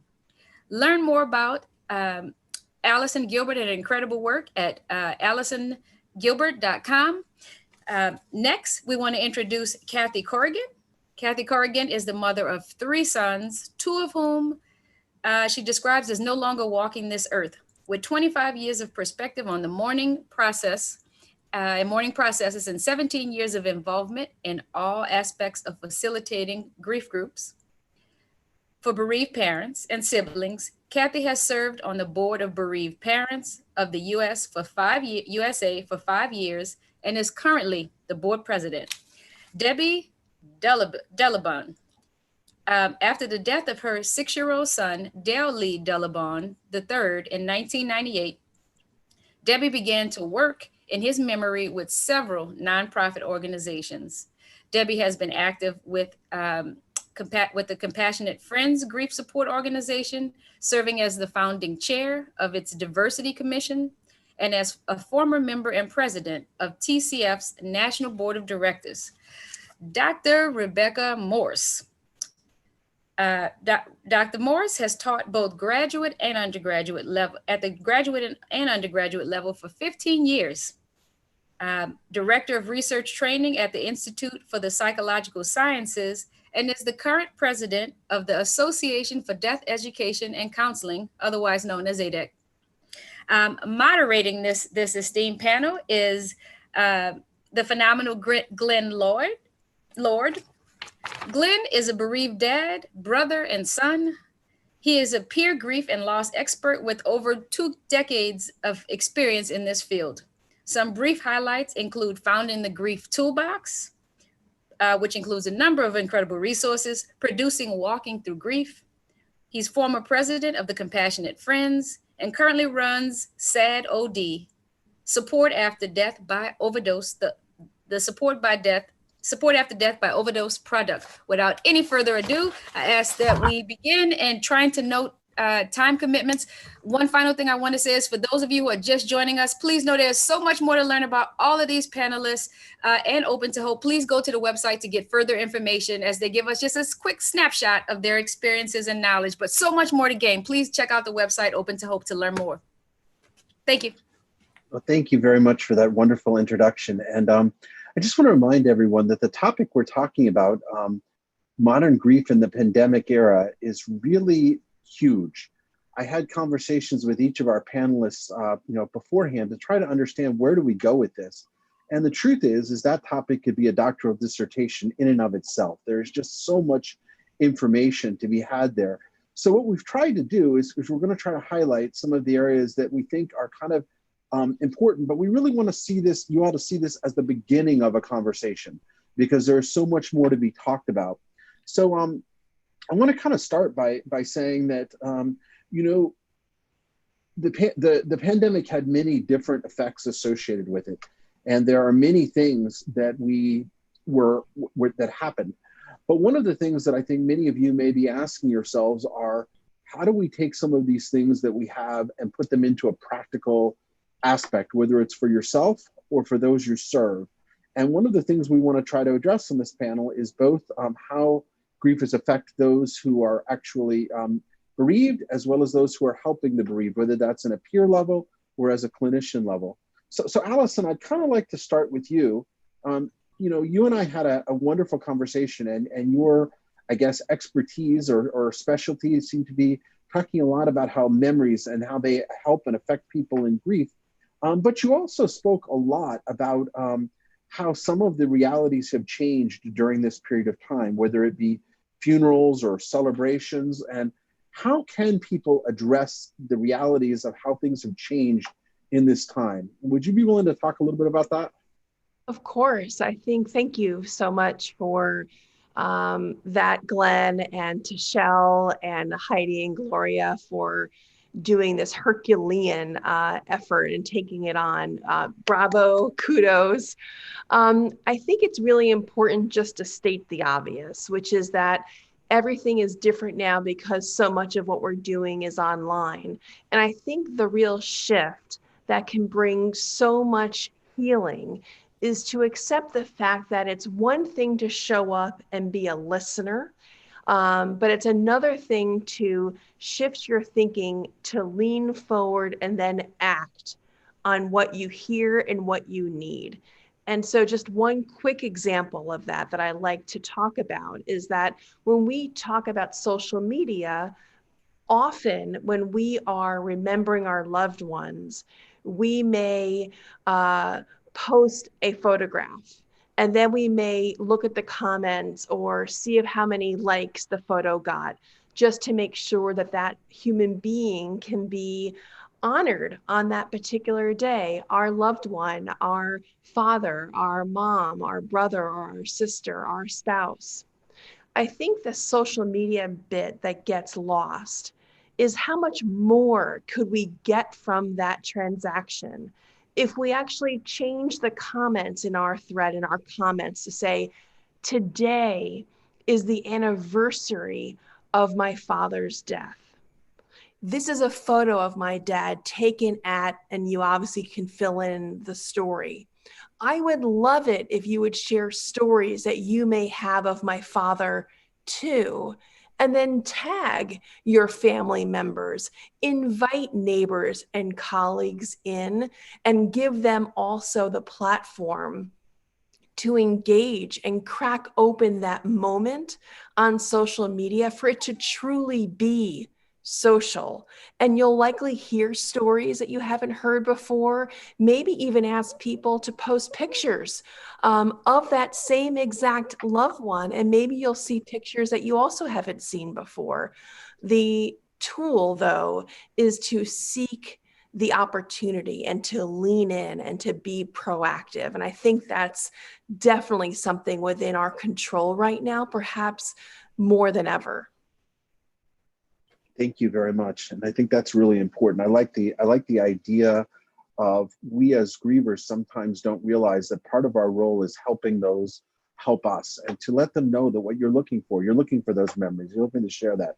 And I think that that is excellent opportunity for that. I want to talk a little bit about, with our panel, about the fact that one of the things that has happened, whether you are newly bereaved, whether you actually became bereaved during this pandemic time, how things have been affected throughout all of this. We're all affected with our grief, and we're all affected in different ways, but some things weren't able to happen at this moment in time. How would someone who maybe had someone die at this moment in time and their funeral was 8 people, how would they potentially handle that? Allison, you want to address that one? Yeah, I would love to take that on. I didn't want to take the ground again if somebody else wanted to talk, but I'm actually doing a whole bunch of webinars now, e-series, about virtual memorials and how to make them the most meaningful possible. And there's just so many opportunities to do so. And one of them, of course, and there's so many that I can get into, but I know our time is tight. One of them is to encourage those who you are going to invite to a virtual memorial to not just, again, show up and listen. A wonderful way of extending that opportunity and making it more meaningful, not just for you, perhaps the immediate family, but to all those who may want to attend, is to offer them the opportunity to record a video with their own recollections. And the one uptick that makes it even more special is that now, of course, we all know that this is being recorded, right? So then future people can benefit from this entire conference. The same is true by using Zoom or a similar platform for virtual memorials. Number one, you can keep a recording of all that has been shared. 2, you see in the chat or the Q&A function the memories that can be also recorded if you invite people to type in during the virtual memorial what they're recalling of that loved one too. But the videos can be incorporated into that. So we all have Zoom fatigue. And the way to counter that in a virtual memorial is to allow people not just to speak, but beforehand to gather their thoughts and submit those videos beforehand, so you can play them during the virtual memorial. I think it's a great opportunity, especially because the entire production of the virtual memorial you can record. And then you can also send that link to family members and friends and neighbors and colleagues who perhaps couldn't attend that day. And so I think if we use the tools that are at our disposal and just ramp it up just a little bit, recording the chat, making sure that that's there, recording videos so you have that in perpetuity as a living legacy that's recorded online. I think it's a wonderful way of amplifying these tools. So I'm so glad you asked me that, Glenn. Thank you so much. Thank you. Thank you. I want to switch gears here. I want to talk to Debbie for a moment. Debbie, you and I have known each other for a very long time, and we have very similar circumstances in that we both had children die at a young age and somewhat of a similar young age. And we are both fairly seasoned grievers. But one of the things that you and I have talked about a lot is the fact that grief is something that, until it's kind of smacks you in the face, is not something that most people want to talk about. And as we were kind of preparing for this, we talked about the fact that the pandemic and kind of the social isolation has given everybody maybe a little bit more sense of grief and how that affects things. Could you talk a little bit, Debbie, about how is there an opportunity here to maybe expand the way that grief support exists on a larger level associated with kind of some of the things that may have happened with the pandemic? Yes, thanks. We had a really great conversation, and it just made me realize that the opportunities that happened for us is that the pandemic, when it began, we had no idea how long it would last. We all hoped it would be over rather soon, and all the things, the horrible things that have happened, we hoped it wouldn't happen, but it did. So what it did for us is it gave us a chance. We are socially, we had to social distance in our homes. So then it gave us a chance to sit down and start thinking and to have conversations and to have these conversations and, to jot down your notes and then come back and have another conversation, because grief is not just a one-time conversation, and everyone grieves differently. And during this time, everyone has lost something. And we're not going to measure anyone's grief against anyone else's to say yours is worse than mine. There are losses that, you and I talked about, Glenn, of jobs, of homes, family, children, father, all these different types of things, even the way we have the services for our family members. So we've got all these different types of losses because of this pandemic, which means that we've got everlasting conversations, to go on. We, and I use this with Glenn, is that we have just gotten into, there's a long driveway up to this huge mansion. So we've driven up to the mansion, we've gone the driveway, and now we're at the door. And this huge mansion, has got numerous rooms, and we've got the conversation to have in each room that we need to, have. COVID's going to be here past 2020, and it's going to be here past 2021. So these are things that we are left over with, and we slowing down, it gives us a gift in a way to answer these questions, to have and explain, like, for someone when they say, why aren't you over it? It's been X amount of years. So now we have slowed down to where I can explain this to someone and they can come back and ask a question. And we can really, really start having conversations. We can not just hear somebody and dismiss it. We can hear it, absorb it, and come back and say, hey, I was thinking about this. So, and it's really, really important. And everyone, has a seat at this table. Every person on this universe has a seat at this table, because one way or the other, we will be affected by some type of grief. So we owe it to ourselves to take this time and try and, this gap is so huge, trying to just close this gap, because it affects every one of us. None of us are going to get out here unscathed, not one of us. It's just not possible. So if we start understanding, how we each feel, we can sit at a table and all have suffered a different type of loss. And I bet at the end of that conversation, we will find a commonality, because it's grief.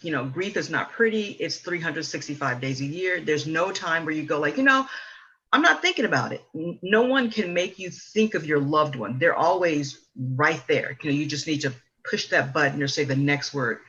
For me, Dale is always with me, as all of our loved ones are. So we just need to be there, and conquer the fear of having the conversation.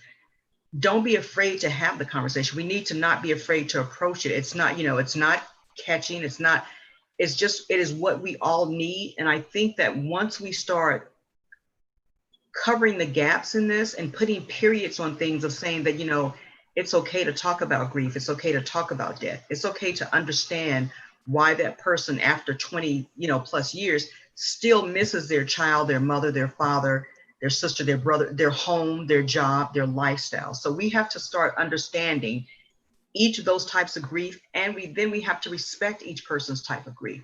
So I think, this is just the beginning. We've got a long ways to go, but I think this, will open the gap, the door in this mansion to start visiting each room. And guess what? We may have to revisit some of the rooms, and that's okay. Thank you very much. I like how you kind of echoed a little bit some of the things that Allison had said, in the sense that, one of the realities is, as grievers and as people that help you grieve, is we have to proactively address this. We have to actually go forth and start those conversations. As you said, not be afraid of the conversation. It's part of humanity. So thank you very much. Kathy, I want to talk to you a little bit about, in the sense that when you and I spoke, you have a relatively recent grief event, in the sense that, one of your two boys is just slightly over 1 year since his passing. Yet you've been involved in the grief and loss world now for a very long time, and you've been involved both as a helper in both running grief groups, peer grief groups, and in helping the bereaved parents of the USA and things of that nature. But one of the things you talked about a lot when you and I talked about was the social isolation and how that affected us when we're grieving, and what can we do about that reality? Would you speak a little bit to how that social isolation affects, and what are some of the things that might be able to happen? Sure, thanks. Yeah, I was struck by these similarities between entering into this pandemic and becoming shut down in our houses and unable to visit relatives and run to the store and whatever. And I was struck by the similarities in that kind of physical social isolation to the isolation that I remember feeling when my first son died, and that's over 25 years ago. And also this most recent loss. And it was not, the difference is that the social isolation put on us from the epidemic was forced upon us, as opposed to the self-isolating that happened to me when I lost my children both times, where I just did not want to go out of the house. I shunned invitations and really needed that time to go inward and help myself grieve and help myself recover. But also, and I'm sorry, that's my answering machine. It the phone hasn't rung all day.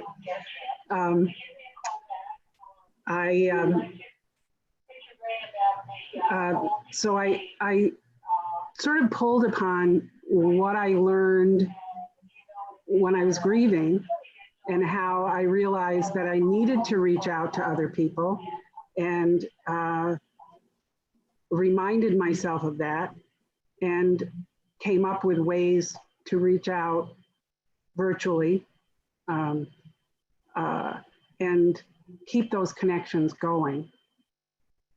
And I also reminded myself of the tools that I had developed from my grief to help me get through the pandemic. So it was a really interesting phenomenon to compare grief to the social isolation that came from the pandemic, and to use my grief tools to help me deal with what I was feeling from some of the fear and anxiety that came from the fact that this was a life and death situation.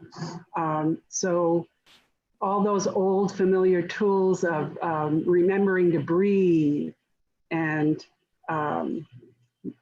using books to occupy my time and to maybe learn something new.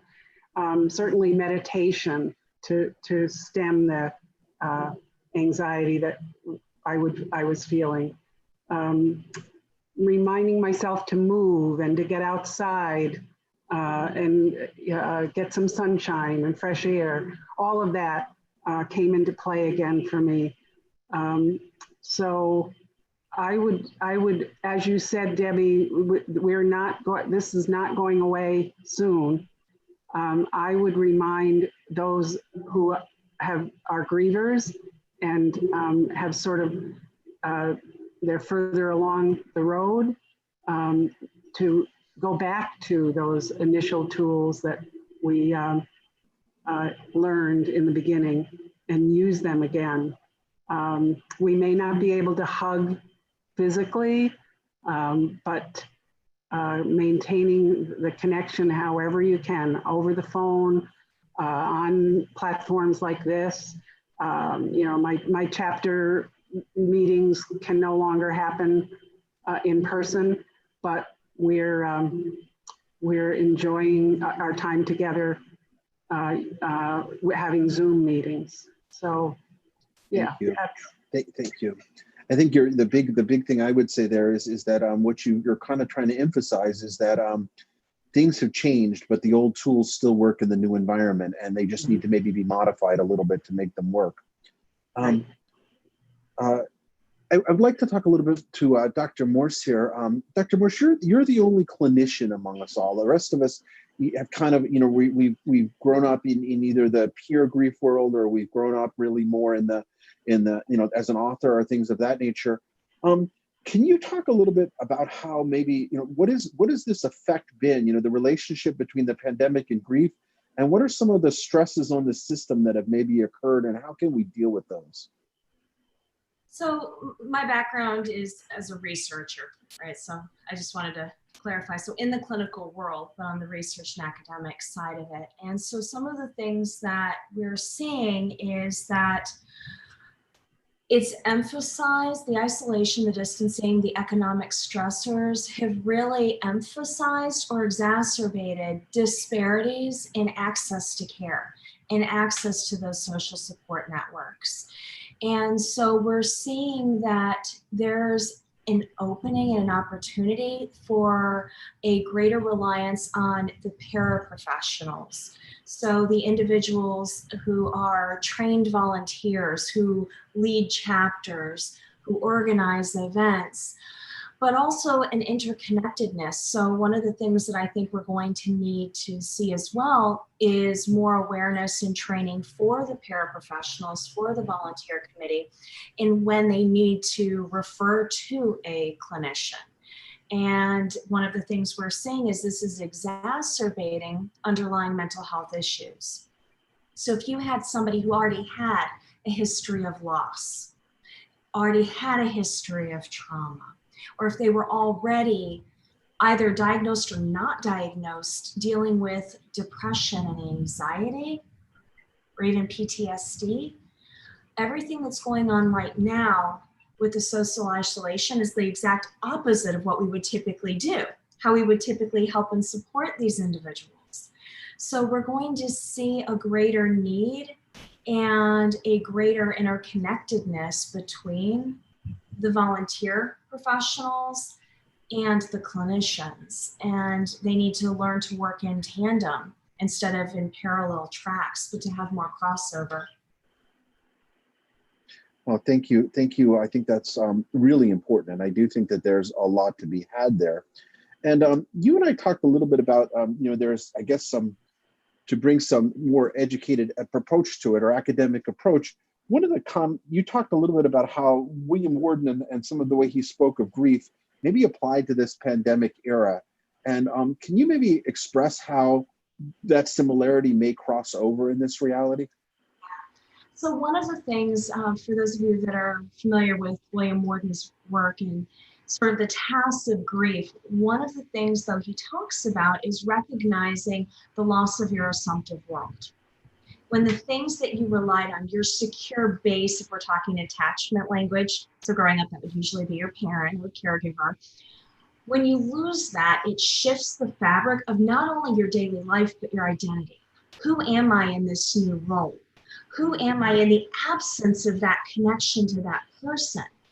And right now, we have a situation where even if you haven't had a death loss due to the virus, if you've had any loss, non-death loss or a non-COVID death loss, is that the people around you have also lost their assumptive world. Globally, our assumptive world has shifted off its axis, which means you're not going to have necessarily the same resources because everybody else is also stressed in dealing with their own fear and anxiety and traumas. And so the things that he talks about, you know, learning to reinvest in life and sort of relocating the deceased, what Allison was talking about before with the online component in the videos, that's a fantastic way to sort of relocate the deceased and to keep their presence alive, and also to find meaning making in who that person was to you and to help you recreate your identity. I'm going to add to that is that just if you don't mind, is that when J. William Worden talks about the tasks of mourning, the fourth task that he talks about that you must accomplish in order to be, you know, moving forward and resolving your grief is that you must keep the memory of your loved one alive. There is this part of the continuing bonds work that I think is what we're really talking about here. And you can do that work in a virtual world. You can do that online. And that's the gift that I think this conference is allowing us to talk about. Well, I want to thank all of you for your time. Unfortunately, we're out of time, but I appreciate all of your efforts. And I really do hope that what you all understand is that this is the beginning of a conversation. So thank you all very much for your time, and I really appreciate it. Thank you. Thank you. Thanks, everybody. Bye. Bye.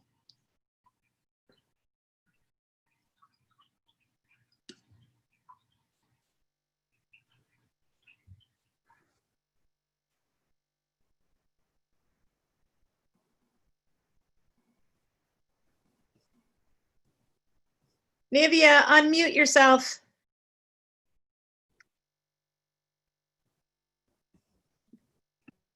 Down in the lower left-hand column of your, or there's blue buttons up at the right. There's a little blue with dots. Why did Up in the- you start your video? You stopped it so I can't talk. No. I'm unmuted, correct? You are unmuted. Nivea needs to unmute. Okay. Nivea, if you look at your picture up in the right-hand corner, there you go. I'm unmuted. Perfect. Are we now ready? You're good. Go for it. Okay, thank you. I am Nivea Vasquez. I am Joito Jose Francisco, Joito's mother, and Roberto Jose's mother also. Joito died in a car accident in 1993. And I've been with the Compassionate Friends ever since. So currently, and since the year 2000, I've been chapter leader of Los Amigos Compasivos in San Juan, Puerto Rico. I also do translations for the Compassionate Friends, and I've been a member of the board of directors. And I've done many things for the Lifeline, the Compassionate Friends. And at this moment, it is my honor to be able to present somebody who's been very important in all of these processes of bereavement. It's my honor to present to you, to introduce to you, Eric Hipple. Eric Hipple, he's a former NFL star quarterback for 10 years with the Detroit Lions and was MVP. He's a graduate from Utah State University with a degree in business administration and was drafted in 1980. He's the bereaved father of beloved 15-year-old Jeff Hipple. I am honored to present Eric Hipple this afternoon to all of you, who will be speaking to us about dealing with sudden loss. Bienvenido, Eric. Welcome, Eric. Thank you very much for the opportunity and also for the introduction. You know, some of the things that we've been hearing, I think tying some of this stuff together is going to be in my story, and I look forward to doing that. I've been involved in mental health and grief transition for quite a while now. And behind me, I got some of my football stuff behind me. And from the outside, you probably look and say, wow, you got everything going for you. And in fact, I really did have a great childhood growing up, a super supportive father, coaches that were always there for me, starting quarterback, high school, college, pros. And so there's a lot of stuff going for me. I did retire in the season of '89 and went on to form business and start to work in the business world and started a company.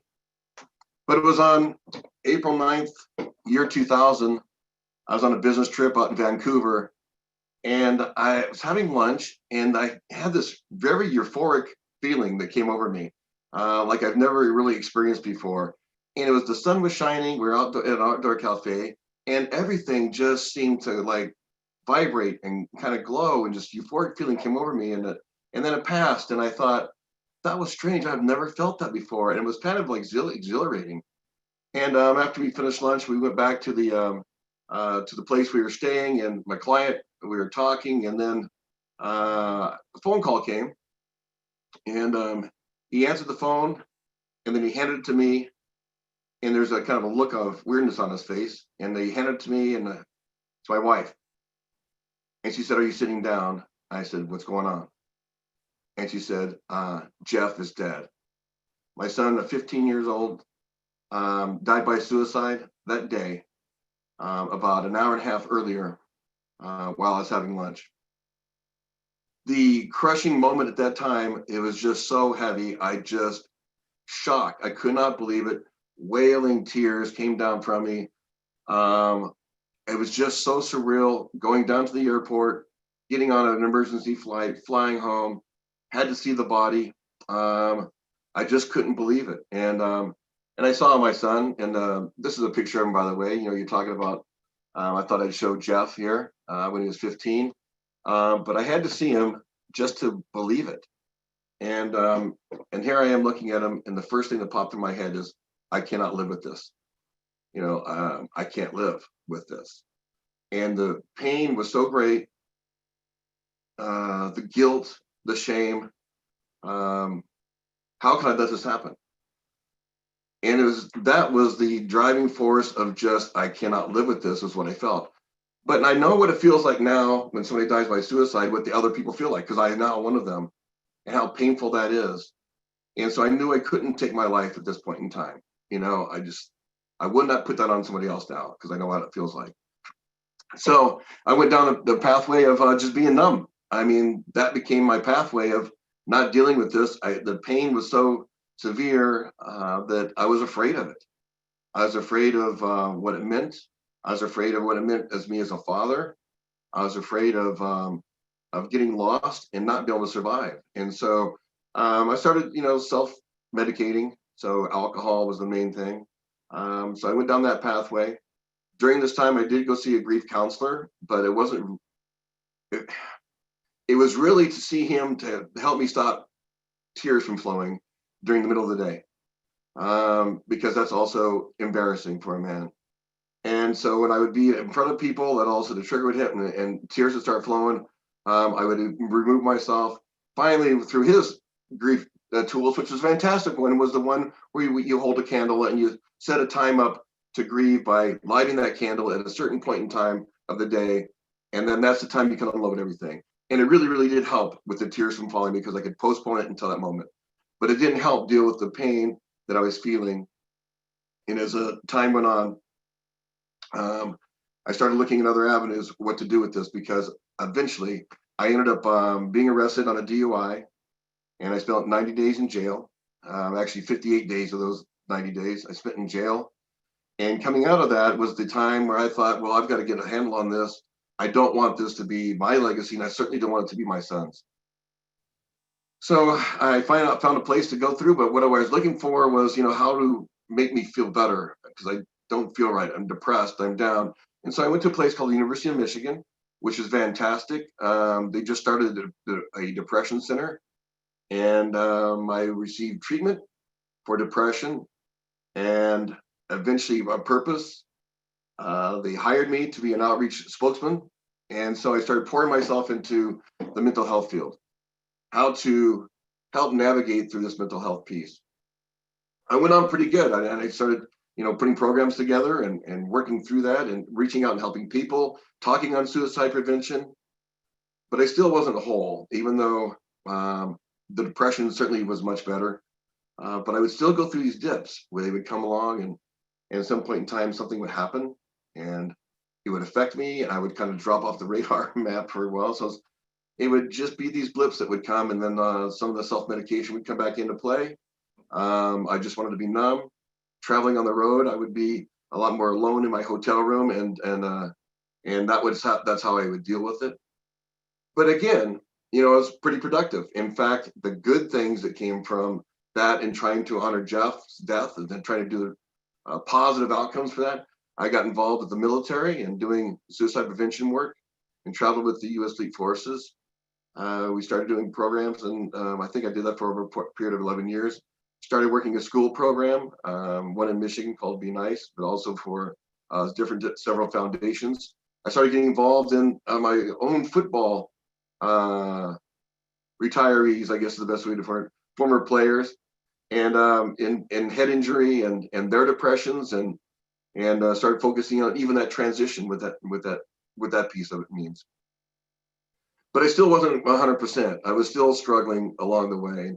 And occasionally when I would do a suicide prevention talk, or somebody would come to me and ask me questions, it would get too close to the fire, and I would have another setback and just feel like this is just too much and trying to step back, and I would lose a couple steps.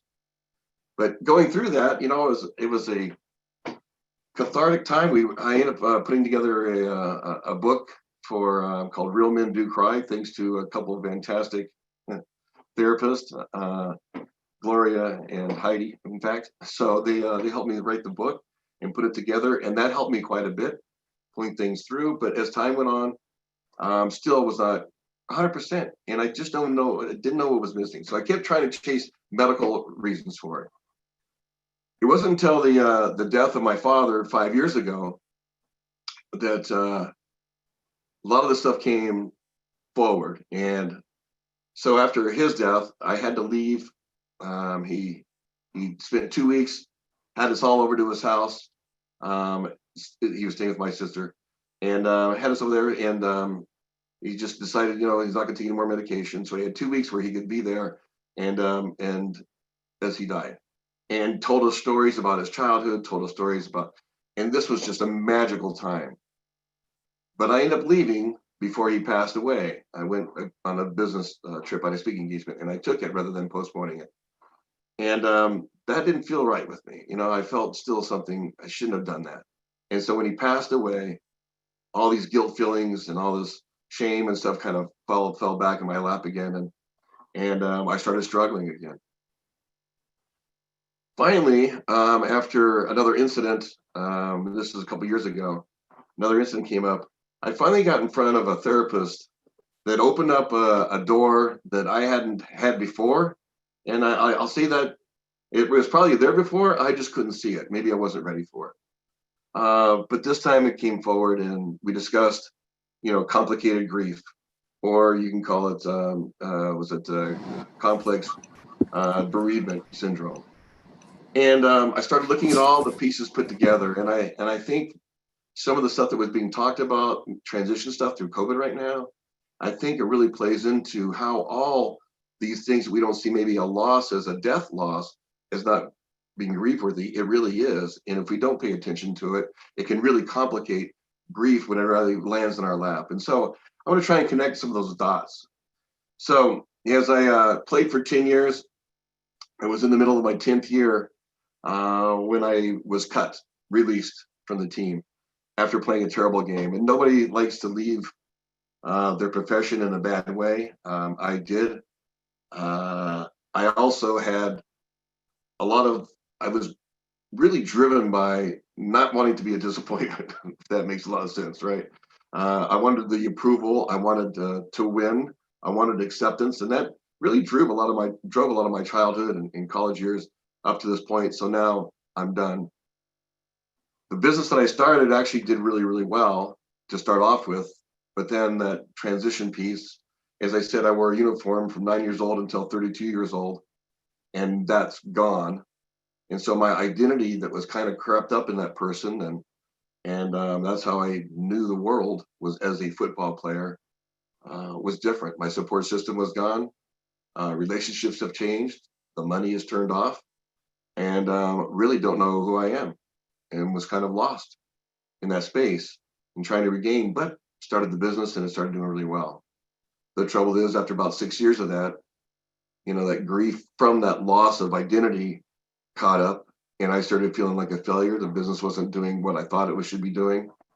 And it got to the point where I actually was driving to the airport. I wasn't driving, I was a passenger. My wife was driving. And she was driving because I wasn't doing really well. She could see it. We got close to the airport, and I felt like I just couldn't go any further. And I jumped out of the car that was going 75 miles an hour. I wrote her a little quick note saying, "I'm sorry, I love you," and I handed it to her, and I jumped. I survived the freeway incident. I didn't get hit by a car. They swerved, they didn't hit me, but at 75 miles an hour, I was pretty messed up. And I woke up in the hospital, and woke up, and in a few days, my parents had already gotten there from from California to Michigan, and every opportunity to reach out and do help and ask for help at that time didn't happen. In fact, I refused it. Stigma was part of the play in that, but also I was still stuck in that idea that I don't want to be a disappointment. People are going to see me reaching out for help as a disappointment, and it's weak. And so I pushed off. So carrying that with me into Jeff's death, I had gone through divorce, and Jeff was going back and forth between my ex-wife and myself. He was living with us the time that he died, and that failure sense set in, and that shame and the guilt and all that rode along with it. And so trying to recover from that was a very difficult thing to do. And in fact, I don't know that, as I said, I don't know I fully recovered from that. But not until I tied it until the point where with my father, when he died, then I felt like I was never the son that I should have been. So I got both ends of those spectrums where one, I felt like I wasn't the father like my father was. And now when my father died, I felt like I wasn't the son that I should have been, for him, because I left before he passed away. And all that stuff just came barreling down on me. I did, like I said, found a therapist, and it worked quite well, and finding my way through it. That complicated grief, from tied into your own self-doubts or your own trauma, your own transition, can really affect the way that a loss happens to you and how you perceive yourself and how that healing process happens. And I was unable to get through that piece because of that complicated grief. I kept replaying it in my head, and I just wouldn't allow myself to accept, that I was human. And so going through those pieces, I've learned quite a bit now, and I've learned quite a bit along the way. One of the main things I'm really focused in on is transitional issues. And so as we talk in this COVID era, huge losses are going on. People are losing businesses. People are losing, their homes. People are losing their jobs. People are losing, who they thought they were going to be. They're losing their futures. And so there's a lot of loss in that. And I think we should really look at some of that transitional stuff just as a loss as we would someone else. Because if we don't have a chance to grieve with it or to adapt to it and to accept it, then it's going to affect us at some point in time when we have a loss that's a grieving loss, and it might complicate those issues. So that's a part. Now, tying all this stuff together, the ADC part, I was listening to Bill Guggenheim, and as far as after-death communication, that moment when I was sitting there having lunch, and that euphoric feeling that hit me was so powerful. Then I look back on when he actually died, the moment he died, I was actually sitting at lunch, and I feel that he just passed through me. And so that's something I can take with me, because it was a feeling of expression, like, you're going to be okay. Things are just wonderful. Things are good. And so beautiful, in fact. And so I had that with me, and that's something I can take with me now and really look at and put it together. Honoring Jeff and trying to do the work that I do has been a great piece for me as well. Getting involved, reaching out, helping others. But I also want to bring it back into mental health as well. Because if we're not careful, and this complicated grief can really take us away from what it means to be a mentally healthy person. First of all, just the avoidance practices that we take. If I don't want to feel pain or anxiety, then I will avoid it. And I can avoid it in many different ways. I can avoid it by being a workaholic and not talking with my family. I can avoid it by substance use and trying to be numb and not being part of the world. I can avoid it by being caught up in drama, and there's always got to be something going on in drama and chaos. I can avoid it by shutting down and isolating. So there's many ways that we can be unhealthy if we aren't able to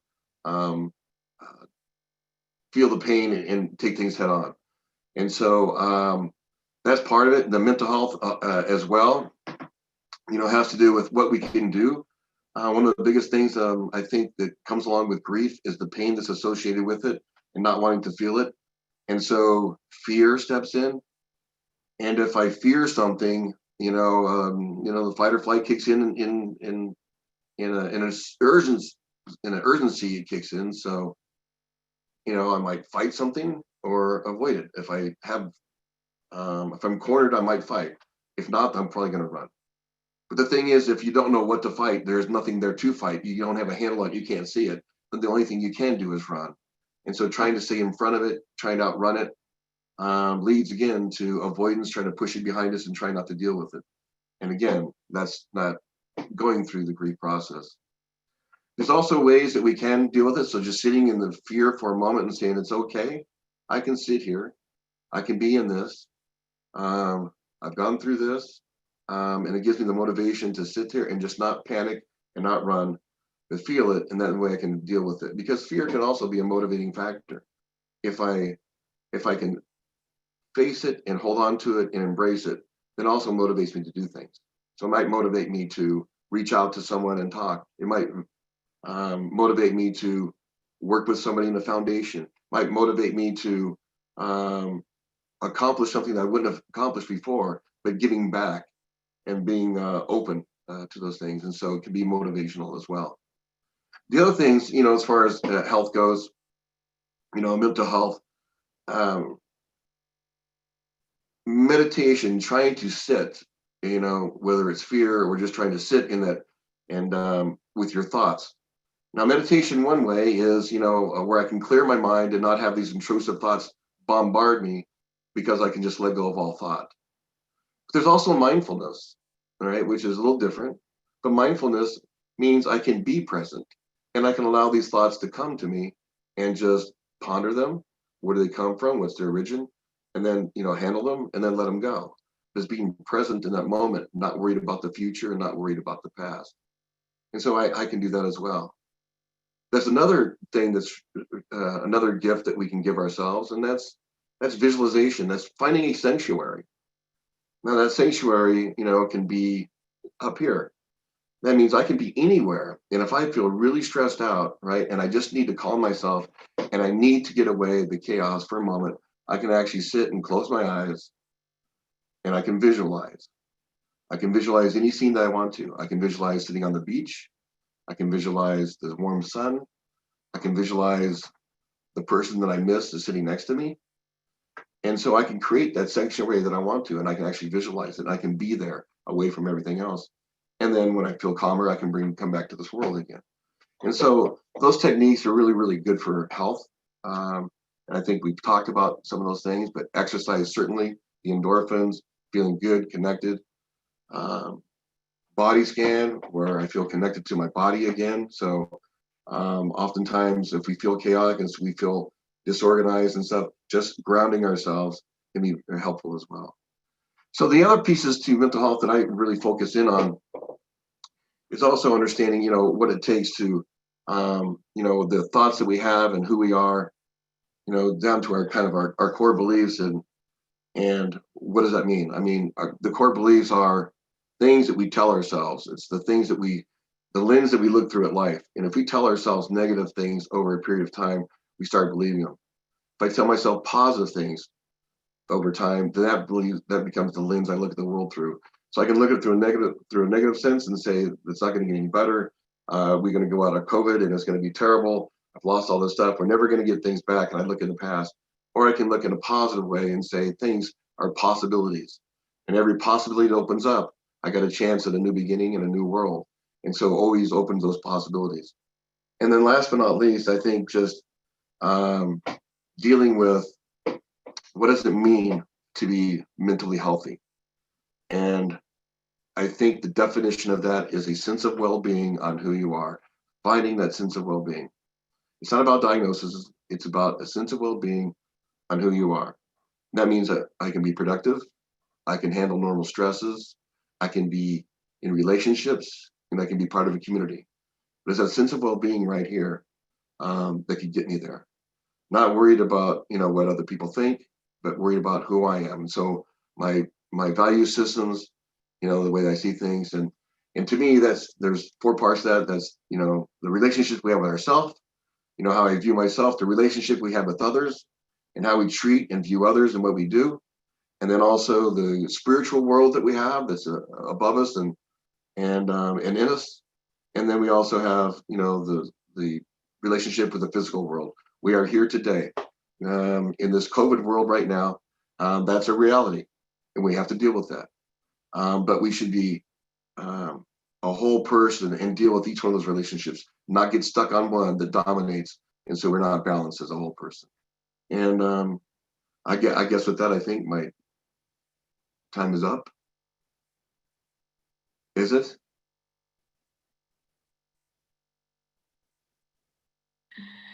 Yes, Eric, you're the best. Okay. I wasn't sure my timer on my phone, it went blank, so I went, I don't know where I am. Okay. We have a panel that's coming up, so we'll give it off to Nivea for a minute. Thanks, Eric. Thank you very much. You're the Bless you. best. Thank you. Good afternoon. My name is Nivea Vasquez. I am the mother of Jose Francisco Joito Barreto and Roberto Barreto. Joito, my oldest son, died in a car accident in 1993. For the past 20 years, I've been chapter leader of the Compassionate Friends in San Juan, Puerto Rico. We are Los Amigos Compasivos. It is the largest bereavement group in the island. I also have been a member of the board of directors of the Compassionate Friends and have done translations for many of the brochures. And at the annual conference, I offer a workshop in Spanish and sharing session on bereavement and our different cultures and what entails to be in another country when a tragedy like this occurs.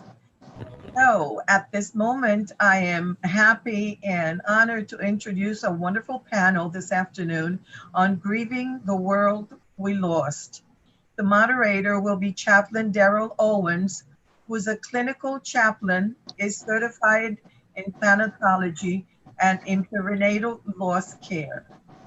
We have 3 participants in this panel this afternoon. Nicole Alston, she has an MA degree from Columbia University and a certificate in nonprofit management from Georgetown University. Nicole is the bereaved mother of beloved Spy. We have Dr. Joni Green. He has a doctor's in ministry from Drew University, a master's of divinity from Princeton Theological Seminary, and a BA from Dallas Baptist University. And third, we have Dr. Catherine Shear. She is a professor of psychiatry at Columbia School of Social Work and is widely recognized for her work in bereavement studies and complicated grief. To this wonderful panel, I welcome you. Bienvenidos. Thank you.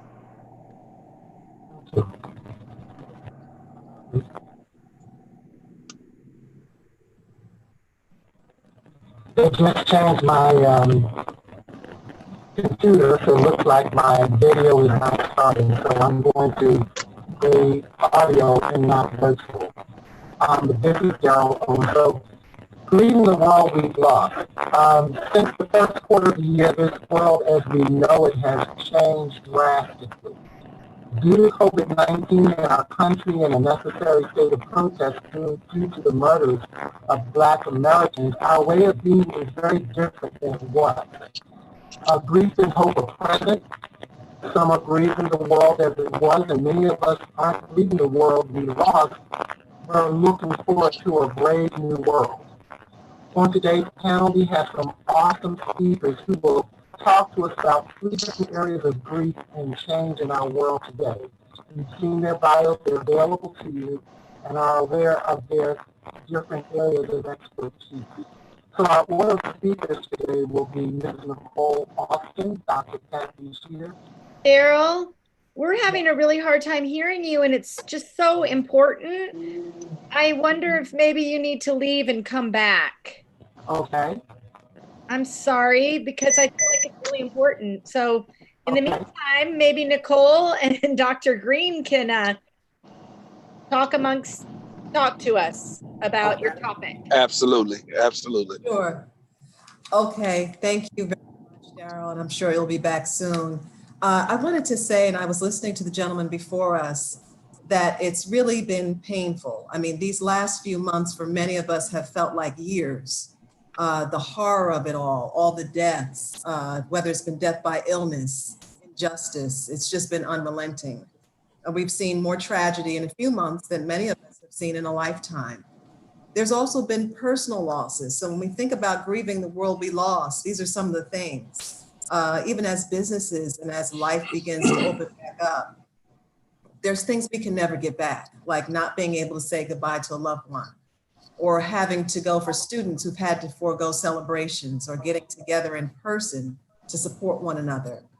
There have been financial losses related to employment. I wanted to transition here a little bit because my experience, I'd like to share a little bit about my experience as a Black woman. And I've seen the world we lost in a slightly different way. And it reminds me of some lyrics to a song that just kind of came in my head. Things we lost in the fire. And I'll read a little bit of it. Do you understand that we will never be the same again? And then it repeats. Do you understand that we will never be the same again? The future's in our hands and we will never be the same again. So that said, and these are things that we lost. I'm hopeful about a world that feels like it's begun to understand my pain as a Black person.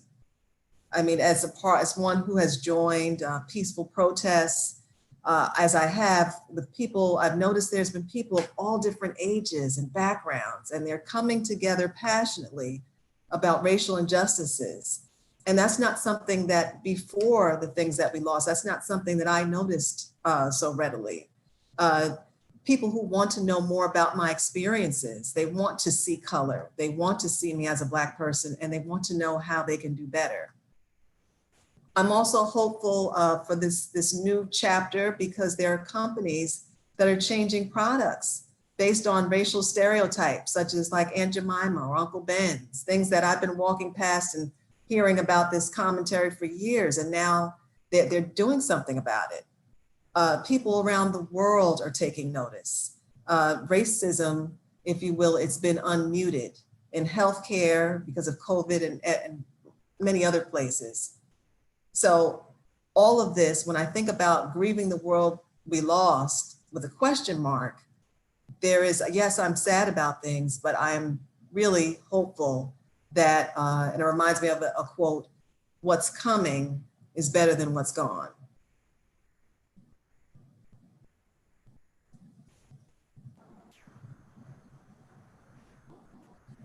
I would like, Go ahead.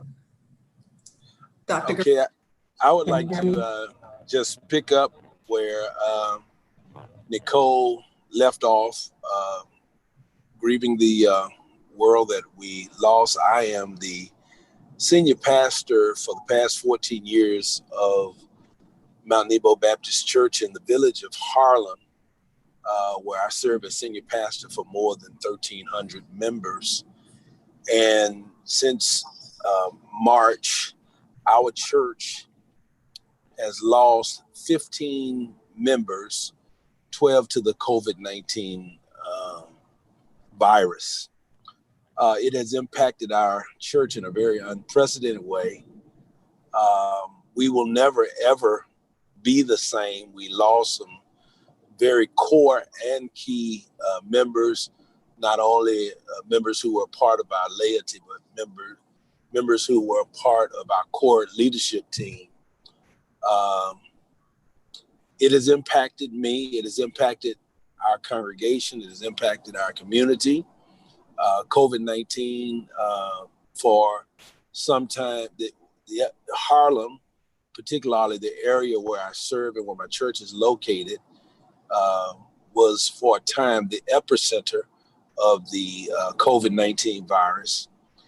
And the world hasn't been the same since, because we've had to transition from traditional worship to electronic worship to virtual worship.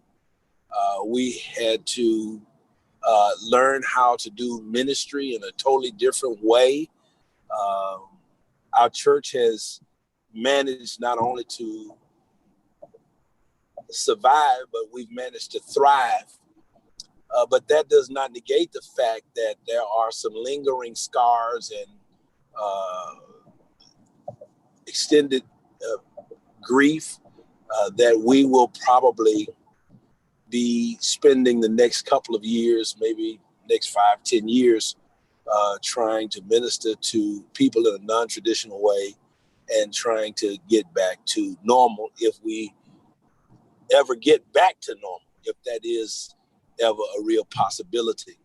One of the things that we are debating and discussing amongst our church leadership is re-entry into our sanctuary for corporate worship as it relates to a timetable.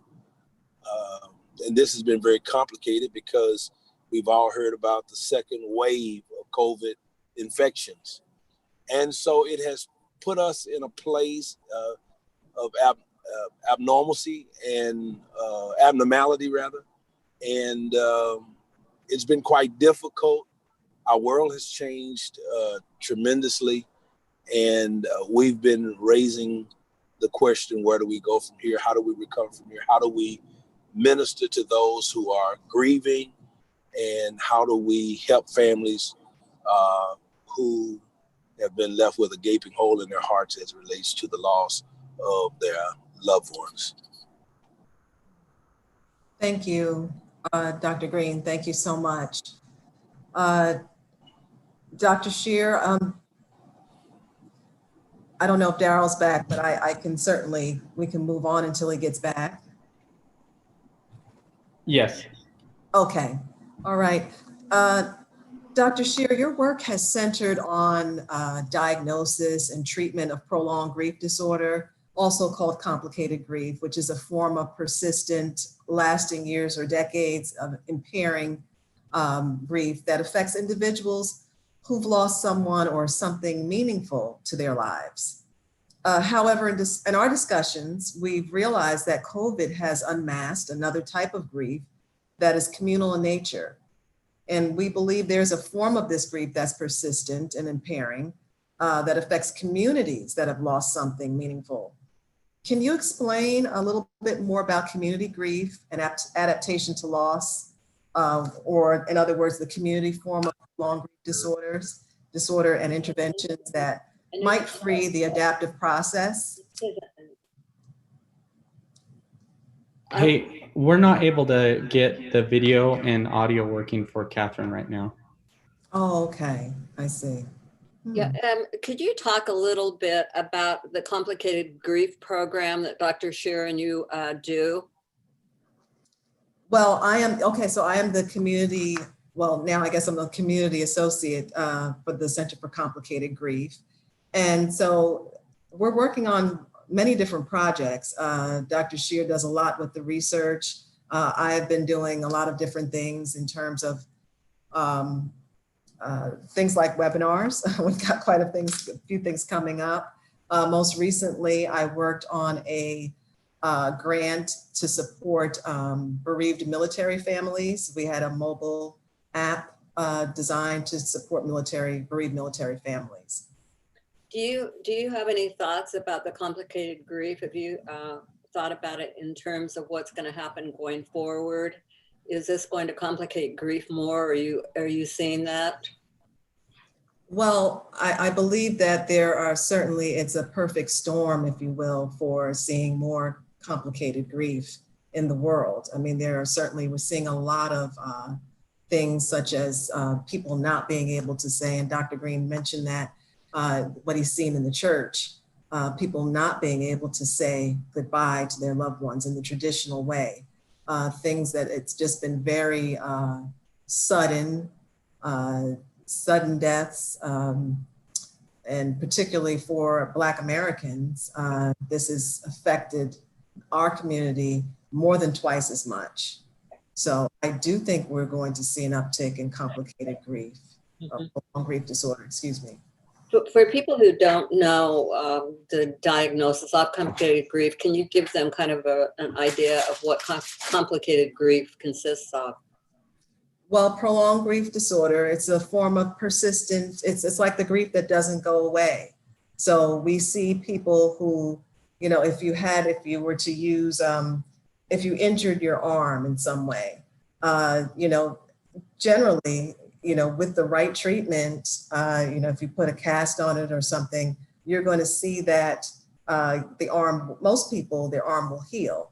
But for a small percentage of bereaved individuals, grief sort of goes left. It doesn't, it's persistent. It doesn't go away. You're not able to sort of accept the loss and to move forward. So that is. Yeah. And what time frame? Because if I'm watching this and thinking that I don't know exactly what it would look like. And, you know, how will I know when I need to get help, more help than I'm getting?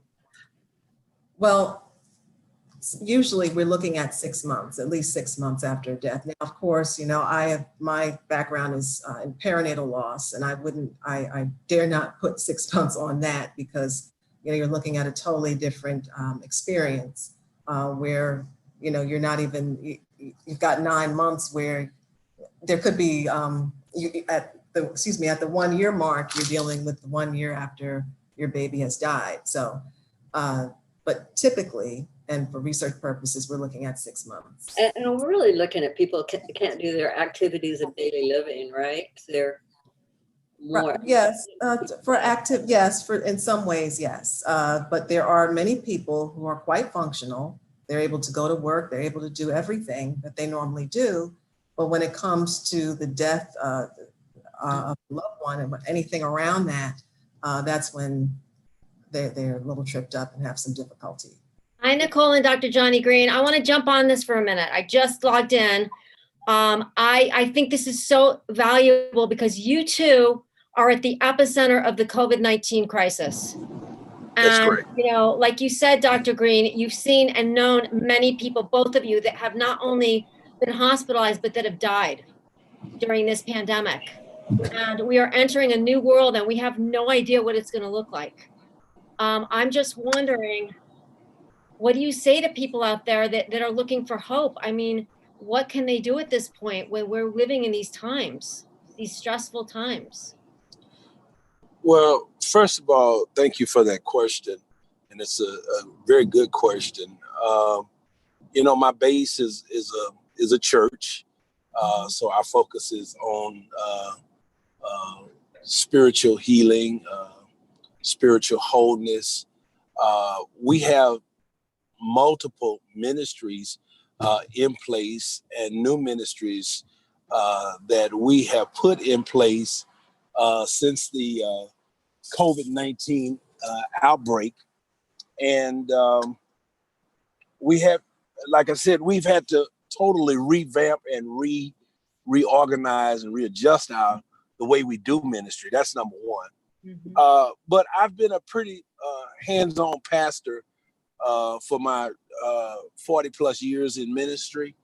And I found myself working harder as we social distance during this period of COVID-19. I'm actually working harder and longer hours from 7 in the morning, sometimes to 10 and 11 o'clock at night, just trying to keep up with the demands of the ministry at this time. The complicated grief comes, as Nicole pointed out, that people are not able to mourn their loved ones in a traditional way. In the Black community, we normally, it's not just the immediate family that mourns, it's normally a community type service. Those services are no longer available. There was a time when, before COVID-19, when members passed away in the hospital, they had the warmth and the love of a pastor standing there by their bedside, family members. We don't have that now. We're doing everything virtually. And, you know, I'm doing a lot of phone communication, a lot of Zoom, counseling. And one of the things that we talked about with Dr. Shear in the program that we're trying to develop is how we connect Athens with Jerusalem, and how we can make available more counselors at the professional level, because, you know, a lot of the things that I'm dealing with, although I'm a academically trained preacher, seminary didn't prepare me for. And so there comes a point where the needs of the parishioners are beyond what we, you know, proverbially speaking, my pay grade. And so we're trying to figure out how we can collaborate with the academy, how we can collaborate with the medical community to facilitate counseling better for those who are dealing with complicated grief and extended grief. Even in the not the research phase, but in our discussions, I discovered that I was personally still dealing with extended grief from my mother's death, who passed away in 1994. And as Nicole pointed out, you know, you can be functional. For the past 25, 26 years, I've been going about the country, the nation, the world, preaching, ministering to other people while my own wounds were unattended to, and I didn't understand some of the depression, the extended depression, et cetera, et cetera. But I think the way that we are dealing with complicated grief in our church, I can only speak for my church and some of my close associates in the pastorate now. The way we're dealing with complicated grief is by, number one, being available around the clock. We've set up a 24-hour hotline for our members to call in, that's being manned by people who are trained in our church for 24 hours, 6 days a week. Availability, making sure that the lines of communication, that we stay in touch with parishioners at every level, those who were affected by COVID-19. I'm a COVID-19 survivor. My wife is a COVID-19 I am too, Johnny. survivor. Yeah. My I oldest too. son. And I I'm never joining that stopped club. ministering. I never stopped ministering. Even while I was going through my own battle with COVID-19, I was constantly getting death calls from members Wow. who were, and so I just had to keep pushing. And you know, we have a very strong lay leadership in our church, and then we have just being able to connect with people like Dr. Shear and Nicole, and to, you know, put together this plan of action to help those who are dealing. I love with what the you're complicated doing. grief. And Nicole, I've worked with you for many, many years. I know your work. I adore you. You know that. You've done amazing things. Tell me, what do you want people to know at this point? We have a couple minutes to wrap up, about a minute. Would you like to say some final words? I mean, I think I go back to that quote. I just have to believe, in the context of everything that we're enduring, because it's not over, that what's coming is better than what was. So that is the hope that I hold on to, again, in the context that we're still going through. I love that. And how do people get a hold of the Complicated Grief, you know, Institute or organization? How do they find you guys? How do they find you and the work that you and Dr. Green are doing, and Dr. Shear? complicatedgrief.columbia.edu.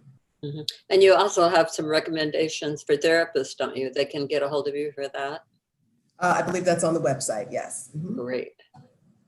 Well, thank you all. And Dr. Johnny, I'm glad that you're recovered. I'm glad that I'm recovered. Me too. Like you said, the work that we're going to all be doing in New York City is going to be very much needed, and around the world, you know, going into a new uncertain world that we're in. So I look forward to collaborating more with both of you. Thank you so much. And thanks for the flexibility today, right? Thank you. Thank you. I'm sorry I'm mobile, but this is the best I can do today. You guys were great. You stepped into it and you brought it home. Thank you. Of course. And we knew Nicole was going to do that. Thank you. Guys, take care. Take care. Bye-bye. Bye now.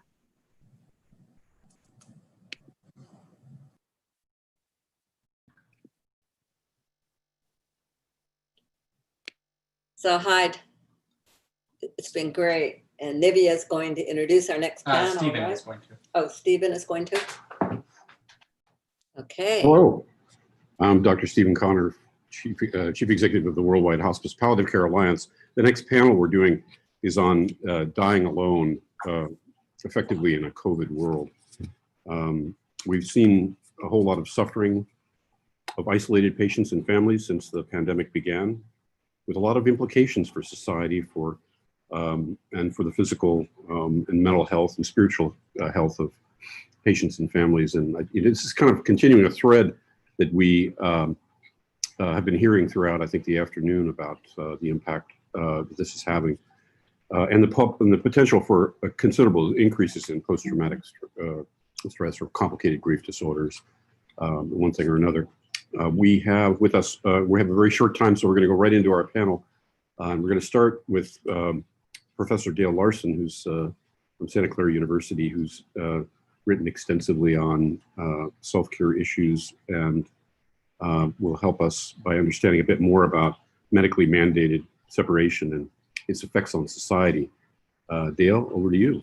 Sorry, Dale, really quick. This is Heather. Sorry to jump in, you guys.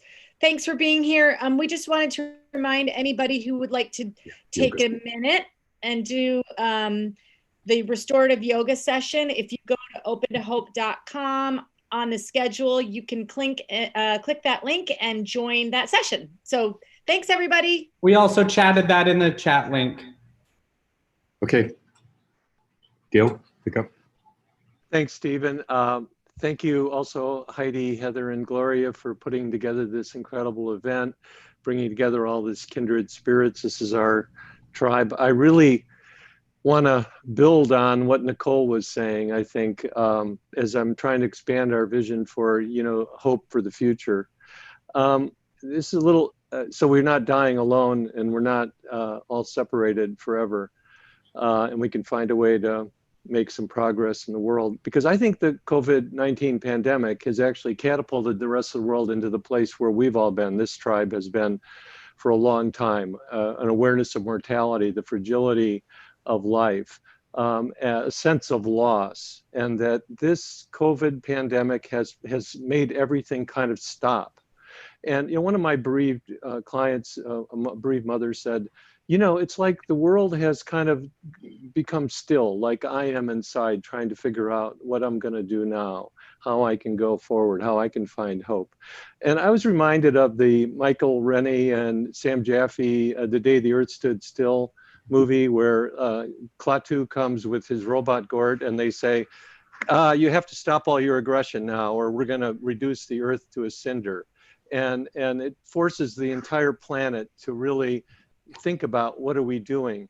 And I think that there's a way that we're really seeing the perils we collectively face. We're together on the planet, the fault lines in our society, the racial injustice, the inequities, all of those things are just coming to light right now. And Paul Ehrlich and Robert Ornstein put it beautifully. They said, all of us, citizens of every nation, are now in the same family, are now in the same boat, walking the same tightrope, like it or not. The worst problems of the human predicament are common to all of us, from climate disruption, loss of biodiversity, and poisoning of the environment to pandemics, gross economic inequities, and the threat of nuclear war. Our tightrope is a line from humanity's past to its future. I think the current activities and protests with racial injustice are part of this. Could there be the transformation of our empathy into global compassion, guided by global ethics? That's the question. That this is what's necessary to save ourselves, to build a just and compassionate society and world, and to allow us to walk that tightrope together into the future. And I really believe, and I really agree with Nicole, and in the spirit that I believe we can transform this confrontation with grief, loss, and trauma into caring, compassionate action that benefits us all. I think the courageous and creative acts we're seeing, the volunteerism, the marching against racial injustice, the courageous clinicians risking their lives every day for others, and all of us meeting here today give us hope for that future outcome. And as Maya Angelou counseled us, you may not control all the events that happen to you, but you can decide not to be reduced by them. And so that's my hope for our future. Thank you so much, Dale. Inspiring. Susan Whitmore, founder and CEO of Grief Haven. Next, we'll be talking about post-traumatic stress. Hi, thank you. Today, I'm going to teach an exercise that is very powerful and that we use in our work at Grief Haven. I've taught this exercise all over the world, and it has to do with those looping traumatic thoughts that people continue to relive over and over again. In my work as a grief expert with Grief Haven, I've had the honor of working with hundreds of people all over the world who are grieving. And many of those people have lost loved ones where they weren't there. They weren't able to be there with them, because of an accident or an unexpected illness. And with this pandemic today, we're seeing so much of this. People who are not able to actually be physically there with their loved ones. Either they're saying goodbye by cell phone, so they're dying without their loved ones, or they're standing behind a glass partition as their loved one dies without them. It's very tragic and very sad. But for those who are left behind, it's really difficult. And for a certain percentage of those people, what we see regularly is a form of post-traumatic stress, where it's either that they find themselves imagining what their loved one went through because they weren't there, or they actually experienced something as they watched their loved one die from a distance. So it's those traumatic moments that people ruminate over again and again, and they just keep reliving it and they can't stop it. So we refer to it as the loop. The loop where you start the thought and you end the thought and you start it again. It has a beginning and it has an end. It tends to be one full thought or experience. So what we want to do is we want to help people. And the way we do that is by interrupting the loop. So basically what we're doing is sending a message to the brain with this exercise that says, let's not go this way, let's go this way. Creating a new neural pathway away from this strengthening of this loop. So how do we do that? Several years ago, I worked with UCLA, where Dr. Mary Frances O'Connor was using functional MRIs to look into the grieving brain. And during that time, I came up with this exercise. I tweaked it a lot myself, and it is very powerful, and it helped me with my traumatic memories I had of watching my daughter die. And here's how it works. And if you don't get this, don't worry about it. We'll have it up on our website at griefhaven.org after. You pick a word, one word. This seems so simple, and it is, but it's powerful. The word has to be one syllable, and it has to be a positive or neutral word, and it cannot be a person's name, and it cannot in any way remind you of the one who died. So let's say love, hope, peace, God. Those are some of the words, kinds of words. So let's say my word is peace. The minute I find myself back in that loop and I'm ruminating over that experience I had with Erica, I will start using my word. So let me give you an example of how it works. As soon as I realize I'm in the loop, I go peace, peace, peace. And there's a key here. You have to fully 100% focus and concentrate on that word when you're saying it, so that you're not doing anything else in that moment but that word. you know, you can see it, you can visualize it, you can hear it, however, whatever works for you. I usually see my word. Some people even say they use it at night as like sort of a mantra to fall asleep at night, whatever their word is. And you can change your word. People change their words until you come up with one. You land on a word that you find is really working for you. So that's pretty much how it works. It's really simple, and I just want to say you have to practice it and use it a lot. And if you do, I guarantee you, like hundreds of others, will find it very beneficial. So thank you for letting me be here today. A useful tool. Thanks so much for sharing that with us. Of course. Quickly, Howard Winnikar, who's president or head of the Center for Counseling and Healing. Thanks, Stephen. You're up, talking about family. It's good to see you. It looks like you're down in the Caribbean somewhere. Florida. In Florida, cool. Well, let me start off by saying a couple of things. It really is a pleasure to be part of this auspicious panel with so many good friends. Susan, it's nice to meet you. It's nice to meet you. As a board member of Open to Hope, I'm just so proud of being part of this, as well as what Heidi and Gloria and the whole organization have been able to pull together today. So I want to just talk a little bit about the impact this disease is having on some of the folks. I read a thing in the New England Journal of Medicine, and it said that the fear of dying alone is nearly universal. People are afraid to die alone. Now, I want to give a couple of case studies. One was a very sad one to me. And I say this because so many of you who are watching this are bereaved, and this may be something of what you've been through. So this 80-year-old mom had COVID, and she was living with her daughter. And they ended up calling 911, and EMTs came, and she walked with her mother to the ambulance. And as they were putting her mom in the ambulance, she said, she held her mom's hand and said, "Mom, I will be with you and walk with you through this whole experience." That was the last time she saw her mom. She really worked hard at the hospital to try to get in, but the hospital policy was very clear that they didn't allow people to experience that. So she couldn't do it. Many of you have probably felt so angry and so disconnected at the system for not allowing you to be part of the dying of someone you love. There was another story that was really bothersome to me, and I don't know, there's so many people in the Latino community are being affected. And so this 43-year-old man who was here as an illegal had the virus, and he was afraid to go to the hospital to share the fact that he's here illegally. And so he ended up not going to the hospital, staying at the home, and dying. I think what's really hard is that people are so disenfranchised in this because the grief is going on. They're experiencing all this anger, all this frustration, and there isn't anything they can do with it. So my sense in terms of what to do for hope is, in your community, find someone that you trust. Hopefully someone who's trained, like Dale or myself. There are people all over the country, like Diane, all over the country and all over the world, Susan, who are trained to work with grief. Find someone that you can work with, and then give yourself permission to do the grief work you need to do.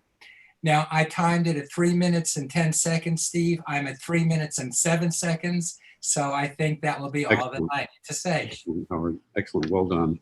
Thanks, and Steve. good counsel, good advice. We all need help, many of us. Our wrap-up speaker is Diane Gray, who's president of Hospice and Healthcare Communications and a communications expert with lived experience. Go ahead, Diane. It's over to you. Hi. Thanks for having me, and thanks again, Gloria, Heather, and Heidi for this amazing event. I'm going to just recap quickly. You know, Dale, I think you brought up the fact that there was, you know, this very special time in history has reminded us of an awareness of our own mortality. And Susan, I loved your exercise, by the way. Where can people find your website? Grief Haven? You have to unmute. Okay, griefhaven.org. Unmute, Susan. Sorry, griefhaven.org. Okay, if you missed her part of the talk, it was fabulous. And I think it was really helpful about choosing one word. I used the word peace also. Her exercise was spot on. And Howard, I think you brought up a good point to find someone that you trust. And I'd like to sort of talk to us about the context of all of this is about dying alone. That was our topic. And for me, because I do work with the Elizabeth Kubler-Ross Foundation, but as well work with all kinds of people and have done the training that goes with it, I want to ask people to stretch their minds and their hearts to this concept of the fact that as the soul really comes from the womb out into the light of day, okay, as well when we're having a lived experience, the soul lives and goes towards, for many, though not all, the light of the next life. The reason I bring that up is whether you are looking for a scientific response that's available from the University of Virginia Paranormal Studies, or you look towards the spiritual aspect, there's much reference to the fact that people are met on the other side by their beloved. Now, whether you believe that or not, it's hard to sort of disprove what other people share as their NDE experiences, which is they were met by others on the other side and they came back, as you heard in Evan Alexander's talk earlier today. So I think it's also important to ask of ourselves and ask of others in this time of COVID, where we're just distraught because it seems that people are dying alone. I think it would behoove us to ask ourselves if that's really the truth. And if that's really the case. Is it that we don't get to be there with them that is where the rubber meets the road? Or is it really truly that people are dying alone? Because if you look at time after time and case after case of NDEs, or if you go to a spiritual reference and context, which says that often that you will be met by the people that you love who have already passed on, or by a spiritual being, whichever you choose. There are many points of reference that say that people do not necessarily die alone. So not that I'm here to prove that, I'm asking us all to be open to the thought and to ask ourselves the question of whether that's really true. That who is really raising the question and the anger and the angst that people are dying alone. I think from the cases that I've worked on over the past bit, that in large part, it's the people that are still here, that are suffering, that are grieving, understandably, that feel the anger and the frustration and the angst, that people are dying alone. And that maybe that's not really quite the case. Food for thought. Thank you very much, Diane. In addition to that, we're getting somewhat creative about how to be virtually present rather than physically present with people when they're in medical isolation and what have you. So that's really taught us a lot, I think, about how to mitigate and compensate for some of the very difficult emotions that are aroused when you're left. When you're not able to be there physically, because we promise our patients that they won't be alone in palliative care, particularly, and that is breaking kind of like our cardinal rule, which makes it hard for all of us. Heidi and Gloria, we have a minute or so left to finish up. Any questions for the panel or any comments from the panelists? You're both muted, which is unlikely. Susan?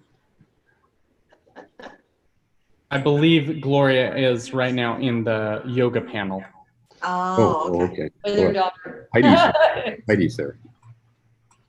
I see some questions down there, but I don't know how to access. Yeah, I do. It's about a case. It's a specific case, and I want to say something, which is when I first started working with dying patients in 1975 at the VA, the main challenge was finding the dying patients, and then we had the development of hospice and palliative care, and now I think we're doing a much better job at being with them. But the COVID, like Stephen said, is really defying the cardinal principle, which is we want to be there. We want to have family members there. And I think that's our challenge right now. I hope that. So to that answer though, or to that question, Dale, here's the thing that I would like to propose, because I've been doing telemedicine and actually teledying now for years, because I work globally in Africa as well. So I would encourage you to keep leading the charge to get educated and help people become informed on this, so that they have the skill set and the technology available before they need it, because apparently COVID is not going away just like that. And this will not be the end of it, but many people are tech avoidant. And I think it would behoove all of us to start practicing teledying.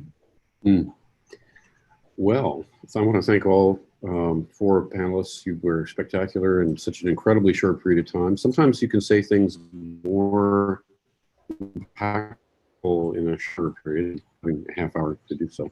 And since we're now out of time, it looks like Donna Sherman is Gloria.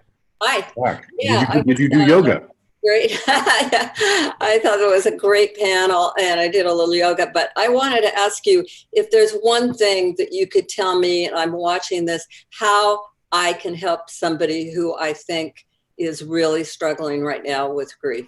What's one thing that I can do? I'd love to have all the panel members lock on that.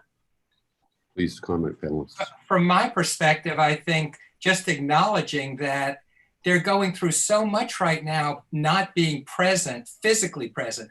Stephen, you were talking about how we're virtually doing it, but there's something different about physical presence that we need, and people need that. And to have that, it's another loss. It's not just the loss of the person who died, but it's the loss of their being able to be present with them.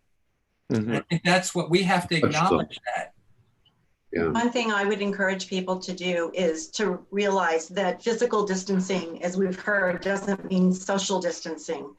So make yourself, learn how to use Zoom or set up things where you can actually connect with people. I mean, when we end our grief groups, we do this hand holding exercise where we pretend we're all holding the hand of the person in the square next to us. Or sometimes you can give hugs like this. I mean, it makes a difference. You need to see people and talk to them and feel them. It's physical distancing, but not emotional distancing. Exactly. And I think it's important to realize that everyone who's bereaved during this time has a unique kind of bereavement. I always say the novel coronavirus is creating a novel kind of traumatic bereavement. So we need to help people, if they are bereaved that way, continue these conversations with their deceased loved one, and to maintain those bonds through working with them and having conversations and writing and all the things that we do in counseling and in support groups.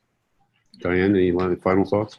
No, I agree with everything that each of you said, just that but again, so we're not going to change the rules in terms of social distancing and proximity. So to back up what everyone said, I think it's important to get the technology on board before you need it, just in case. And if we wait, then we'll still be having this conversation 6 months from now.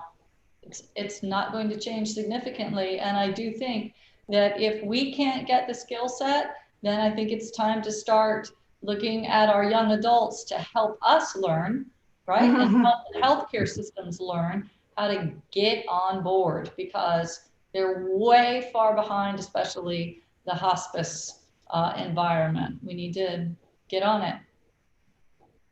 Thank you again, everyone. Thank you. Thanks, Stephen. Gloria, thank you. Gloria. Thank you, Gloria. So great to see you guys. And one last comment I want to make, and you can log in if you want to, on it is I think we have to normalize this thing. Now that sounds really weird, but we have to normalize how I'm feeling. When somebody says to me, "How are you doing?" Oh, great, fantastic. Because I'm a therapist, because I understand all this, I'm doing better than anybody in the world. No, let's be honest. Let's normalize it. Yeah, I'm having a tough time too. We get it. Everybody's having a tough time now. It's not like, I laughed when the San Francisco earthquake came along, because they asked therapists in San Francisco to work with the earthquake victims. Well, they were there. I was in my office at Kaiser when the earthquake hit in San Francisco.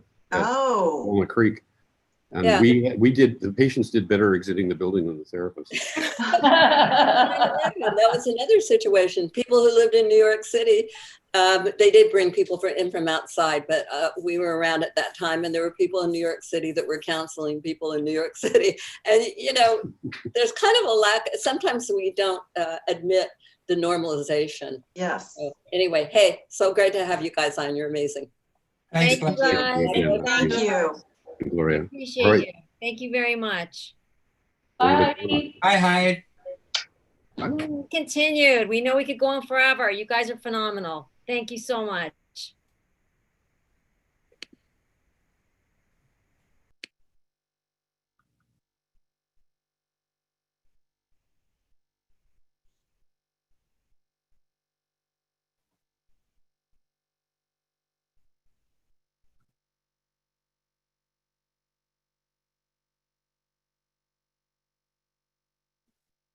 Gloria, unmute yourself. There you go. Okay, we're introducing Donna Sherman.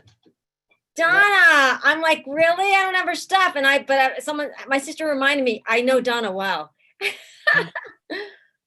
Okay, Mom, do you want to take it or do you want me to? Go for it.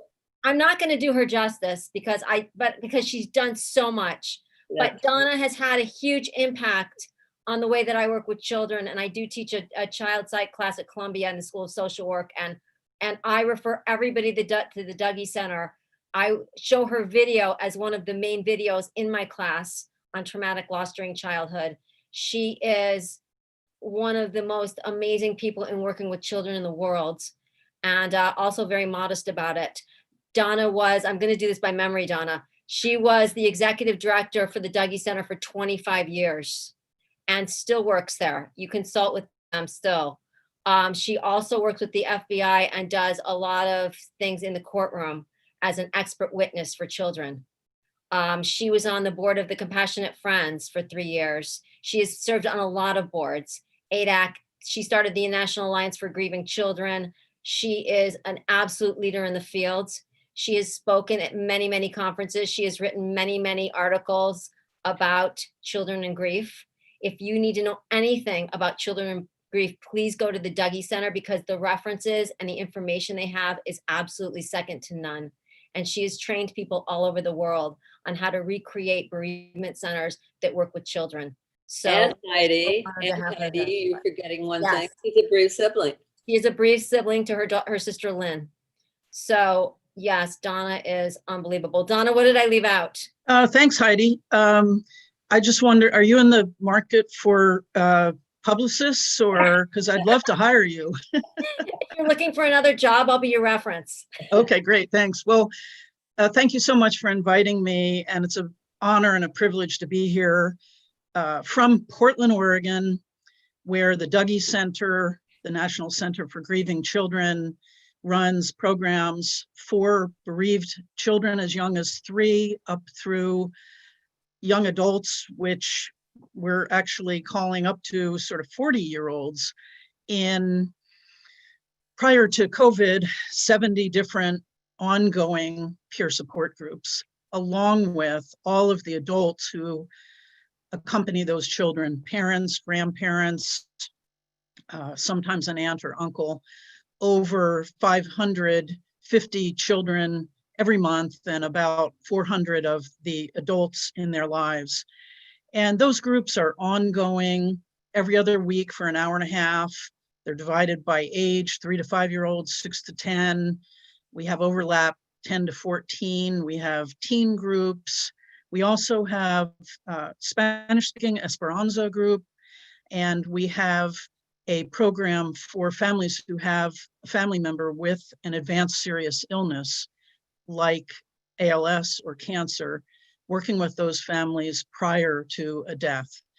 And we've been working here in Portland since 1981, have helped to train and start about 500 programs based on our model throughout the United States and into parts of Italy, Germany, Rwanda, and even places like other foreign places. You'll appreciate this, Gloria, like Los Angeles. And For more information on the Dougie Center, just go to dougie.org. But I want to use the brief moments that I have with you today to just talk about a few things that I've learned from grieving children and families over the more than 30 years that I've been associated with the Dougie Center.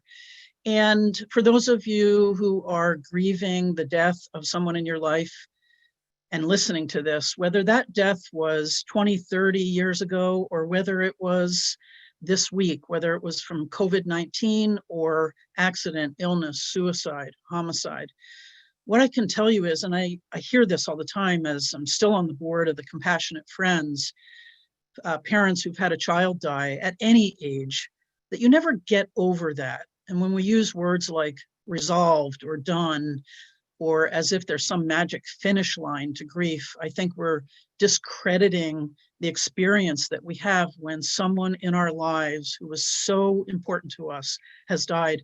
My 91-year-old mother lost her first child 5 days after birth to death. And she's 91. She's lost her short-term memory. She hasn't lost her long-term memory. She still talks about her daughter, Lynn, and how she remembers her face and her fingers. And you know what? I think it's as it should be. And I can't speak for anyone who's watching, but I know I can speak for myself to say, when I die, I want to be remembered. I want people to remember me and to laugh and to enjoy life and to cry and to miss me. So one of the things I want to just say is grief is complicated. And we hear a lot about complicated grief. And I think that, yes, there are people who can benefit from quality, and I want to emphasize quality professional help, because there are a lot of therapists out there, and I've heard a lot of horror stories about therapists who are not trained, they're not grief informed, they're not trauma informed, and they give sometimes very bad advice to people. So I'm not anti-therapy, but I am anti-bad therapy. So I think that we need to recognize that grief is complicated because people are complicated, because relationships are complex. And as we go into this time now with COVID-19, where there's a sense in which, and I appreciate you bringing this up a little bit earlier, Gloria, that these aren't normal times for any of us. We have not experienced this kind of separation from our friends, our family, from the routines that would accompany us when we're grieving. Again, whether that death happens post-COVID-19 or pre-COVID-19. And one of the things we're hearing from a lot of our families who've had a family member die is, now when people say, how are you doing? What they mean is, how are you doing since COVID started? Not so much, how are you doing since your dad died, since your sister died, since your brother died? And in some ways, in a lot of ways, they're expressing that they feel like their grief has been diminished by the fact that we're all grieving losses, not just deaths, but losses of life as we knew it. And I'm just hoping that we don't pathologize each other for those normal responses to an abnormal situation. And we don't have to pathologize people in order for people to get quality, either professional help or the support of others. There's so much research that just shows how much support can help each other. That's why we do these Zoom calls. That's why we still call each other, why we need connection. We need people in our lives who can understand what we're going through and with whom we can share what we're going through. So I hope that we don't all have to become pathologized or told we have complicated grief or other mental disorders because we're going through normal responses in an abnormal situation. Please understand also that we all grieve differently, and we grieve differently based on the relationship you had with the person who died. So I grieved my father's death 15 years ago very differently than I grieved my friend Carrie's death, who jumped off a bridge in Portland about 2 years ago, because they were different people. I had different relationships with them. I had lots of different feelings. So not only do we all grieve differently, some people cry, some children talk, some don't talk, but we know too that children express their grief and their other things that they're wondering and thinking about and feeling often through play. So if any of you have young children, watch their play with them, let them direct the play, let them tell you what to do. I think that as parents sometimes, or even as professionals, we think we need to have all the answers. And sometimes we don't have the answers. And I think what we can do to help our children and our teens really a lot more is to listen to them. What are you struggling with? What's that like for you? How can I be of help? And to be curious. And in that process, for those of you who are grieving, those of you who are parenting, children who are grieving, I really want to encourage you. I think this is one of the most important things, is to be kind to yourself. We make a lot of judgments in our own minds about what we should or shouldn't be doing. I should be over this. I missed a stage of grief. I still feel angry. Should I feel this? Should I not? And instead of like shoulding on ourselves, what if we were just to respond to our own feelings and our own emotions like we would with a dear friend, because we say things to ourselves that we would never say to a dear friend. And I want to encourage all of you, there's no time frame, there's no right or wrong way to grieve. However you are honoring and remembering your child, your spouse, your partner, your cousin, however you're remembering them is how perhaps you need to remember them. Now, again, if you're struggling with depression that is keeping you from living the life you want, if you're experiencing things that you want to talk with a trained professional about, fine, but don't overjudge yourself for how you're grieving. I want to say just a few things about children also and teens, that this is a time where some of us wish we didn't have to be as honest with our children as we need to be with COVID-19.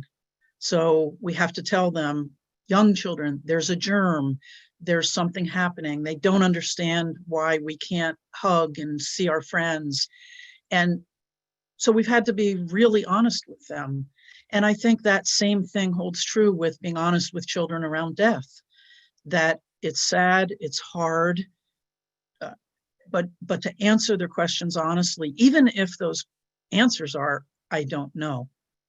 I know a lot of people have talked about struggling with their teens under normal situations in the world, not quite understanding, is my teen grieving?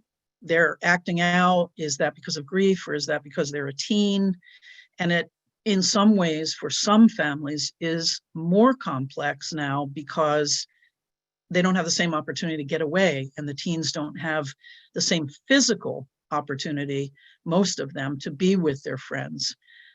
They're a lot more savvy than a lot of adults, so most of them are finding ways to connect with their friends. And I think it's important for parents or caregivers of teens who are grieving a death to recognize that their peer group is their go-to.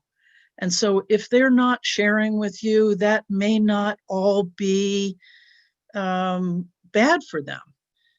To be looking for signs that are troubling, yes, then, you know, if they're abusing substances or stealing or other kinds of behaviors that are concerning to you. But if they're being quiet, if they're spending more time with their peers, that's often what happens. And that's the value of really peer support groups at all levels, which have been happening all over the world for decades, not just for people who are grieving a death, but for people who are struggling with other kinds of issues, struggling with alcohol, struggling with relationships. And so whatever ways you can find to help yourself as well as your children, your teens, to connect with others. And there are a lot of things happening these days that are virtual, where actually some of our families who might not have been able to attend our in-person groups because of distance, because of having a family member with an advanced serious illness, are able to do so virtually in ways that they weren't prior to COVID-19. I think we need to be aware and cognizant of the increased pressure that is on all of us. I remember reading actually several times in the last week some surveys about how many people in the United States say that they are, struggling with some mental health issues. And unfortunately, mental health has such a negative connotation sometimes in our world, in our community, as if there's something wrong with you, as opposed to, no, I'm struggling with my anger, with my frustration because of often external situations like the restrictions of COVID-19, or like the fact that we didn't get to be with our person who was dying, or that friends of ours have died and we get an obituary, we read the obituaries that only say services will be held like someday in the future. It's a disservice and it feels dishonoring to people that we love. So the survey is saying about 50% of people in the United States feel that they have had some struggles with their mental health since COVID-19. And I'm sorry, I just can't help but wonder what's wrong with the other 50%. It's like, how could you be in this and not have some struggles? So while there definitely can be positives that come out of this, I'm hoping that the combination of recognizing how much our connection means, so when we get to reconnect, it'll mean more, with the emphasis on social justice, the Black Lives Matter movement, that we will become more caring, more compassionate with each other. That may be a positive outcome of all of this. I certainly hope so. But it doesn't mean it doesn't still kind of feel bad in the meantime. So all those range of emotion and expression, for those of us who are not currently grieving the death of someone, all of those are heightened and deepened and even more intense when someone in our lives has died, or we're even more aware of their loss in our daily lives. And again, whether that death was 30 years ago, 3 years ago, 3 days ago, the time doesn't matter. The people that we love and we care about will be a part of us until our last breaths. I want to thank you again for this opportunity, and just a few resources that are available if anyone is listening that is interested in knowing if there is a grief program for children and families, teens and families in their area. There are many across the United States and into other countries. You can look on our website at dougy.org, DOUGY.org. We have a listing by state or country of the programs, both that we have helped to train, programs we've helped to train, have trained, or other programs that are not our model, but which we have listed there. And I also want to mention we have many downloadable free resources. We have tip sheets for those in education, for parents, for clinicians. They're downloadable, they're free. We have a podcast, Grief Out Loud, with many different topics related to lived experience. And those, again, are available at help@dougy.org. So I want to thank you for your time, and it's my privilege now to introduce you to our next speaker. Actually, I could go ahead. This is Neil Chethik. Well, Neil, I'm actually introducing Sherry Sherry. Okay, you want to go ahead and do that introduction? Is that what you want me to do, Heidi or Gloria? That's what I was told to do. So I'll go ahead and do it very briefly. Sherry was the COO of a technology company when her 14-year-old son, Connor, was killed in an airplane accident almost 8 years ago. And she and her daughter sought the services of the Children's Grief Center in Albuquerque, New Mexico, and several years later took the role of their executive director. It was my privilege to be part of the search committee for the Compassionate Friends, the national organization, to find a new leader for our international efforts for bereaved parents. And a couple of months ago, as a board member, we're fortunate to select Sherry as our CEO just a day or two after the COVID-19 shut down our country. So Sherry, welcome to the Compassionate Friends, and welcome to this time. Be very interested in what you have to share. Thank you. Thank you, Donna. First, I want to say thank you for that introduction. Donna is a board member of the Compassionate Friends. And as she said, formerly to this role, I was the executive director of the Children's Grief Center of New Mexico, which is modeled after the Dougy Center. So Donna is a hero to my former organization and me, and I've been so grateful to be able to work with her in this short of time.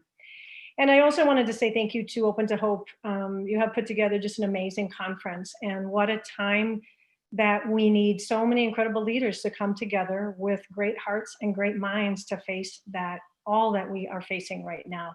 And I won't summarize too much because many people have said very wise statements today about what's in front of us. But I guess for me, being a bereaved individual, being a professional in both the business world, which is where I spent most of my time before I became a bereaved mom and then shifted my path, I'm struck by the level of grief, trauma, and bereavement in our world right now. Starting with the pandemic that has created staggering numbers of deaths in a very short time, unprecedented to many of the generations that are alive today in our country and throughout the world. In addition to that, we have, as has been mentioned, deaths that happen to us on a regular basis that have not had any ability to be memorialized and responded to in the ways that are healing and important to go through such a traumatic experience. And we add to that the economic losses that are substantial, jobs, businesses, financial stability, things that changed very quickly for people in a matter of days and weeks sometimes from what people anticipated their spring and summer and future would be. And then on top of it, now we are being challenged with significant social questions. And as was mentioned in an earlier panel, what was the old normal and how equitable was that, and what might something look like going forward? When we think about the pandemic and how fast it emerged, it was fast, furious, abrupt. Things changed instantly without anybody's permission, without their control, and without a lot of information on any hourly or daily basis of what people could expect. And people experienced this at different levels in different ways. It certainly wasn't exactly the same for everybody, but most people experienced some level of it. And this is very similar to significant bereavement for anybody who has had that experience. Feelings like anger, sadness, denial, shock, feelings of deprivation, all of those are huge feelings that come when somebody loses somebody traumatically. And those are very similar feelings that many people faced recently as we went through this fast-paced pandemic moving through our world quickly. And we may not consciously acknowledge it, but when we plan our lives and we plan pieces of our lives, we are planning a future that we envision and we expect. So our decisions about what our family might look like, where we may live, education we may invest in, our jobs, family traditions, we don't do those haphazardly. We do them because they sort of paint a picture of what we can expect. And while we all expect and learn that we may have adjustments, we may have financial changes, we may have health changes, we don't really plan for huge changes in how we can see our future. Nobody plans to have a child die. Nobody plans to have a terminal illness all of a sudden strike their family out of nowhere. No one plans for bankruptcy or home loss or the loss of retirement savings that they've been saving for quite some time. So then we turn around and we say, well, what does that look like? And our normal reaction is things like, I can't wait to get back to normal, or it looks like we're returning to normal, or boy, things will feel normal again soon. And there's this idea that we can take those really dramatic experiences and all of a sudden return to something where we were. And I think anybody who has experienced traumatic bereavement has learned in a very difficult way, and through other losses as well that can be traumatic, that there isn't the same normal. We can see it now, you know, for example, when there's a death in the family, there are all these very immediate things that need to be tended to. There's an obituary and a funeral service and all sorts of details that are horrible and hard. And we almost have the benefit of shock moving us through that, and we get through those things. We find ourselves a few months down the road, and we can feel like that was the hard part. That was the really traumatic, rough stage. And what's difficult is to learn that there's more stages past that, that there are harder questions in addition to that, which is what we're seeing now today as well. We're, I believe, just in the beginning stages of this, and there's a lot for us to reckon with. And so this idea of where do we go from here with a future that isn't what we expected, isn't what we planned, and often isn't what we want, is a key question that we need to answer. A quote that I love from Joseph Campbell is, "We must be willing to let go of the life we planned so as to have the life that is waiting for us, even if we didn't choose that life." And so what can we do when we are faced with trying to let go of what we expected and learn to trust again and see something different? One of the earlier speakers, I think it was in the morning, Dr. Ken Druck, spoke about control. And of course, that's a really difficult piece of this process. We want to control, and we want to do, and we want to initiate things that make change down the road. And in significant loss, as we're in right now, we can't do major changes. We can't take back and change the dramatic losses we've had. So how do we see smaller steps of things that might create a different way of seeing where we're going? And I want to suggest that there are small things that we can be doing, and there are different ways that we can be in the world that can help that.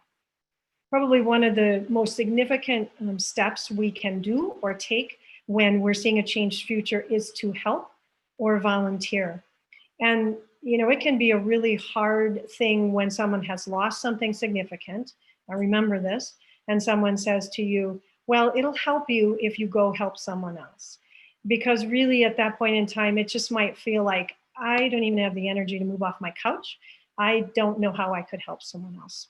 But help can come in very small ways and very small steps, and it can create great strides for where we're going. I heard a wonderful story recently about, the ending is wonderful, about a man who lost his restaurant immediately after the pandemic started. This was a generational family restaurant that not only meant the economic support for his family, but was a passion and a heart endeavor throughout generations of his family. And when the pandemic struck so quickly, it wasn't something that could be saved. And so understandably, he was angry and sad and shocked and had no idea where to even begin. And he was outside one day, ready to bring in the garbage cans, and he saw that when the garbage trucks had come through, they had strewn garbage all over the place. Maybe it was a windy day, but there was garbage all over, which just made him angrier. And so he just made a decision that he was going to go get a garbage can, and he picked up each piece off the road and started walking down the road, muttering as he went, trying to clean up the place so it didn't look so bad. And as he wandered a ways down the road, he found a yard where there were lots of newspapers strewn all over the place that hadn't been picked up. And he thought, you know, I think I will see if I can help take those to the person who lives there. And when he took him up to the door, he met a very elderly woman who was not able to go outside. She was at high risk. She was very scared and she wasn't able to go outside. And so she was very grateful that he brought her her papers. And he made a mental note that each day when he went to get his newspaper, he'd take it to her. After about a week, he asked her, he just realized that he hadn't seen her out, and he asked her about food. And he said, how are you getting groceries during this time? Is your family doing that for you? And she shared again that she didn't have family there, and she was just using what was in the cupboard, trying to use it up so that she was waiting for it to blow over. That was her strategy. And he said, you know, if you make me a list, when I go to the store next time, I'm happy to pick up groceries for you. And as he did that, he had a little more time on his hands, as many have had in this pandemic. And so he began to realize there were a lot of people in his neighborhood who were in similar circumstances. They did not have the resources to even take care of basic needs every day. And he had some friends who were also unemployed and struggling what to do with their energy, and gathered them together. And in a short amount of time, they had about 60 people volunteering to get groceries for people who were inside and could not get outside to do what was needed for them on a daily basis. And the beautiful part of the story is not only were those steps important for the immediate future, his anger, his sadness, his shock, and not knowing where to turn, but he now has an idea for a new business that he's going to be combining his skill with food and delivering food services with some nonprofits in the area to try to see if they can take care of the great problem we're seeing in our country of food insecurity. So I share that because he never would have imagined the journey he took and where he might find himself if it weren't for that very first step of picking up some garbage and taking some newspapers up. And so the power of doing helpful activities or volunteering in some small way is one of the first things that we can do, even when we're in pain, to open ourselves up to making movement through what is so unexpected and what we're grieving. The second thing is in finding community. At the Compassionate Friends, we are a community of people who have all lost a parent, a child, sibling, or grandchild, and people who have had that very, very painful and traumatic journey before and have journeyed through that, reach back to help new people who are experiencing that now. Donna mentioned my involvement with the Children's Grief Center. I also used services very early on of the Compassionate Friends, and then became involved in the organization with some national conference in different levels. And it was a lifesaver to have other people to be in community with during such a profoundly painful time. So right now, whether that is a national organization like the National Alliance for Grieving Children, the Compassionate Friends, there's many organizations around even additionally stigmatizing types of losses like suicide, homicide, and drug overdose. There's all sorts of organizations that can provide resources that can be a touch point, and many are virtual right now. You don't have to walk out of your house. On a more local level, there are fraternal organizations like Rotary or Kiwanis, neighborhood associations, church associations. Anytime that you are in this moment of great loss and need to find a way to take a step forward toward hope, having some connection and having some community is really, really an important second step. A third one I want to mention is gratitude. And that's another one that can sound a little tough when you first hear it, especially when you are experiencing really significant loss. But I have found gratitude to be one of the practices most significant to moving forward through some of the toughest pain we can feel. Because even in the midst of all that pain, we do have ways to find moments of gratitude. And for example, right now, I do a gratitude practice every day before I get out of bed, before I pick up my phone and let the outside world in. It's very simple. I try to think of at least 5 things in the last 24 hours that I'm grateful for. And they can be large, they can be small, they can be the butterfly that crossed in front of my path as I was walking the other day. It can be the smell of a bloom in the midst of a really hard day. It can be so many things. It can be a great time that you had virtually on Zoom for Mother's Day or Father's Day or whatever day might be special, an anniversary or so on. But people do gratitude practices through writing, sometimes through thinking, sometimes through sharing with someone. But a daily practice of gratitude helps shift our perspective from all that we are understandably and rightfully grieving to what is left for us and what kinds of things provide that hope that we're looking for. There's also some ways that we can, what I call, be in the world in a different way, which can feel a little hard and counterintuitive sometimes, since we're, especially in the Western world here, really doers. We always want to do and fix and do something larger. But this time has taught many people that being still is really helpful to understanding more about the world we're in. And in grief and loss of whatever kind to whatever level, having more time to be still allows things to come inside of us that we might not have previously experienced. Nature, adding nature to that is one of the most wonderful ways to do it. I'm always love the visual of the hummingbird. You know, hummingbirds hover. As people, we don't hover all that often. We are moving and doing, which means our minds are always busy and our hearts are always busy and our wisdom and spirits are busy.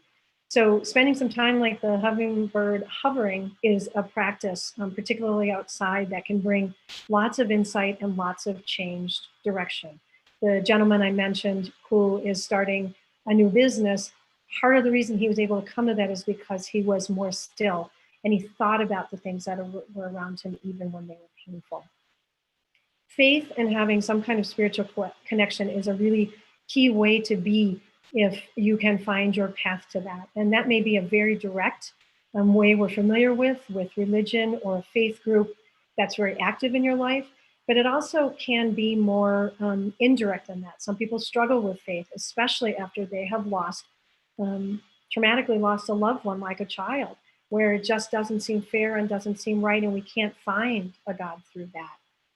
But there are different ways to look at that, and I'm really just talking about whatever it is in terms of faith that allows you to find something outside yourself and that allows you to find something you can't yet see, which is a difficult challenge to do. So that might be religion or a faith community, but it might be nature. It might be, you call it by the word universe or source or inner wisdom or inner guidance or whatever that is. Finding some path of faith, some path of spirituality and spiritual connection is a really, really important practice to help find a way through uncertainty and when we have this life around us that we didn't expect and we would give back in a heartbeat if we could. So if you are someone suffering great loss today, what can you do? Again, you can reach out, find community and find connection. And many things can be done virtually and many people are around to help with that. And I've even heard of people doing, for example, over the fence barbecues if they are immune compromised and maybe can't get together in person, or driveway to driveway where there's a chair and they enjoy a beverage later in the evening in driveways. But connection and community is so important. Helping and volunteering, so important. Being sure that you're connecting with others, being sure that you're feeling supported, offering support, being heard is such an important step right now. Again, the next one I would mention is gratitude, and the next one I would mention is faith. We do have, again, this experience and time we're in is not even. Not everybody is experiencing this time in the same way. You may have anxieties and fears and worries, which are very important and significant, but you may be blessed to not have those detrimental and devastating losses in your personal life right now. If that's you, be sure to reach out to someone and offer your support. There are so many people who need support, and there are so many small ways to do that. But for example, if someone lost traumatically in the last few months, most likely they didn't have any of the rituals that exist that are so important for our hearts and spirits. Take that casserole over now. We don't take casseroles over because everybody loves casseroles. We take them because they are a way to reach from our heart to someone else's and provide our best possibility of nurturing and giving that we can at that time. And it's not too late for that. Send a text, send photos, send a story of that person's loved one. Ask them how they're doing, really right now. Ask them if they've had a chance to commemorate their loved one in the way they want. But reach out. You have resources that those individuals don't have, and they need you, and you can give a lot right now. Thank you so much. Oh, go ahead. Sorry, I just had a couple of closing comments. So where does the hope come from? The hope comes from surrender, which is a hard word for a lot of us, but it's surrender to what we don't know and what we can't see yet. It comes from opening by more stillness and being able to let those things in. And it comes from growth, from trusting that there's growth we can't see and finding examples around us.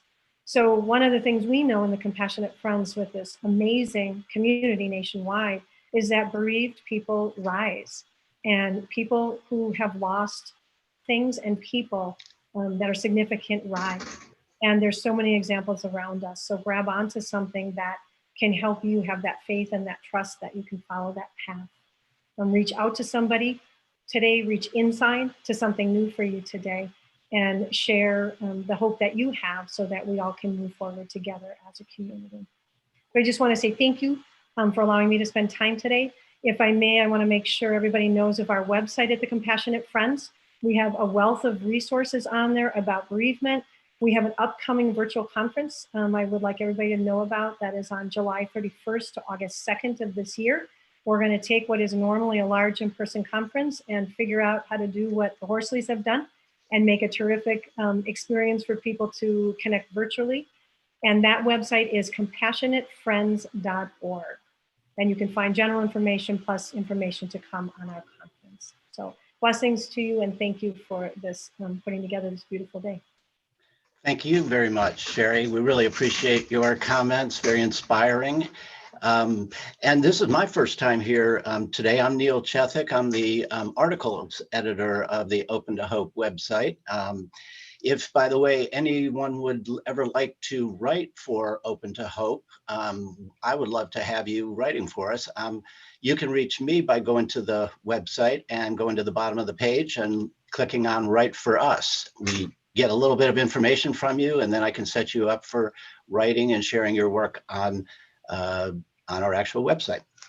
Now I have the distinct honor of introducing our closing speaker of the day, and that is Dr. Eben Alexander. He was an academic, a neurosurgeon for more than 25 years, and he then became a writer. He's the author of the #1 bestseller, Proof of Heaven, and he is going to be speaking today on finding heaven in hardship. Please welcome Dr. Alexander. Great to see you. Thank you. Thank you so much, Neil. It's great to be here. I want to thank again the beautiful, all the people who put this together, as well as the sponsors for what I think has been a very valuable day for all the participants. And what I'd like to do now is kind of bring things together a bit in terms of not only my spiritual experience, of course, Proof of Heaven, it was my kind of public declaration of that, but also share a lot of kind of the journey since then, the 12 years, and my collaboration with many scientists around the world in trying to understand all this. And it really is all about consciousness. Now, it turns out that we're living in a very, very challenging time. I mean, the COVID pandemic is the most kind of globally threatening health issue we've had in more than a century on this planet. And of course, the economic cataclysm that was related to that in terms of shutting down of the economy has led to the kind of devastation of our economic systems that we really haven't seen in almost a century, going back to the Great Depression.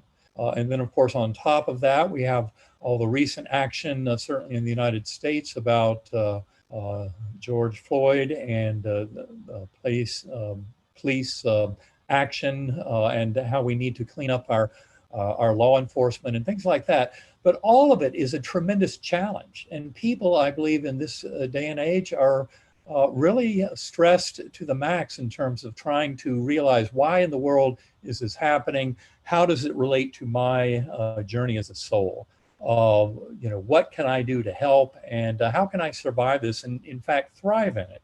And what I'd like to do is make the case that the hardships, in many ways, are gifts, and that I believe that these current challenges to our society will actually end up making us far better, stronger, more connected. It's often not easy to see when you're in the midst of a hardship how it might benefit you. And yet I believe one thing that I gained from my near-death experience due to meningitis back in 2008 was a tremendous kind of seeing of hope and optimism.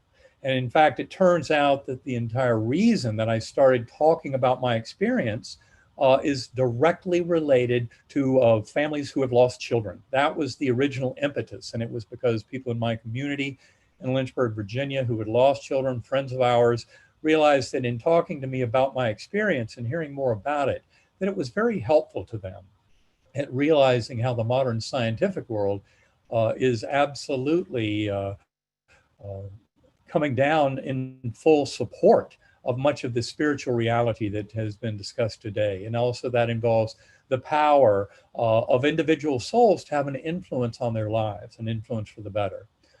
In Proof of Heaven, I told the story of my meningitis. It was a severe case of gram-negative bacterial meningitis.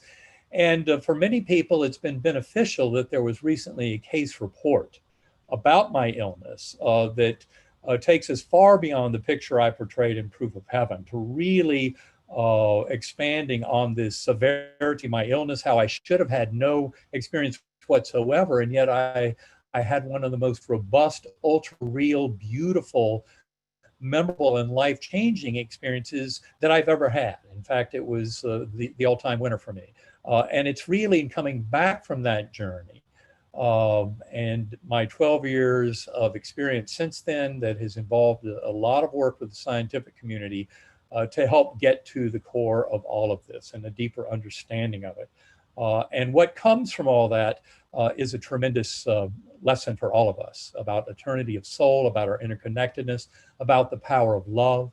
Now that case report is accessible to anybody who wants to look at it at uvadops.org.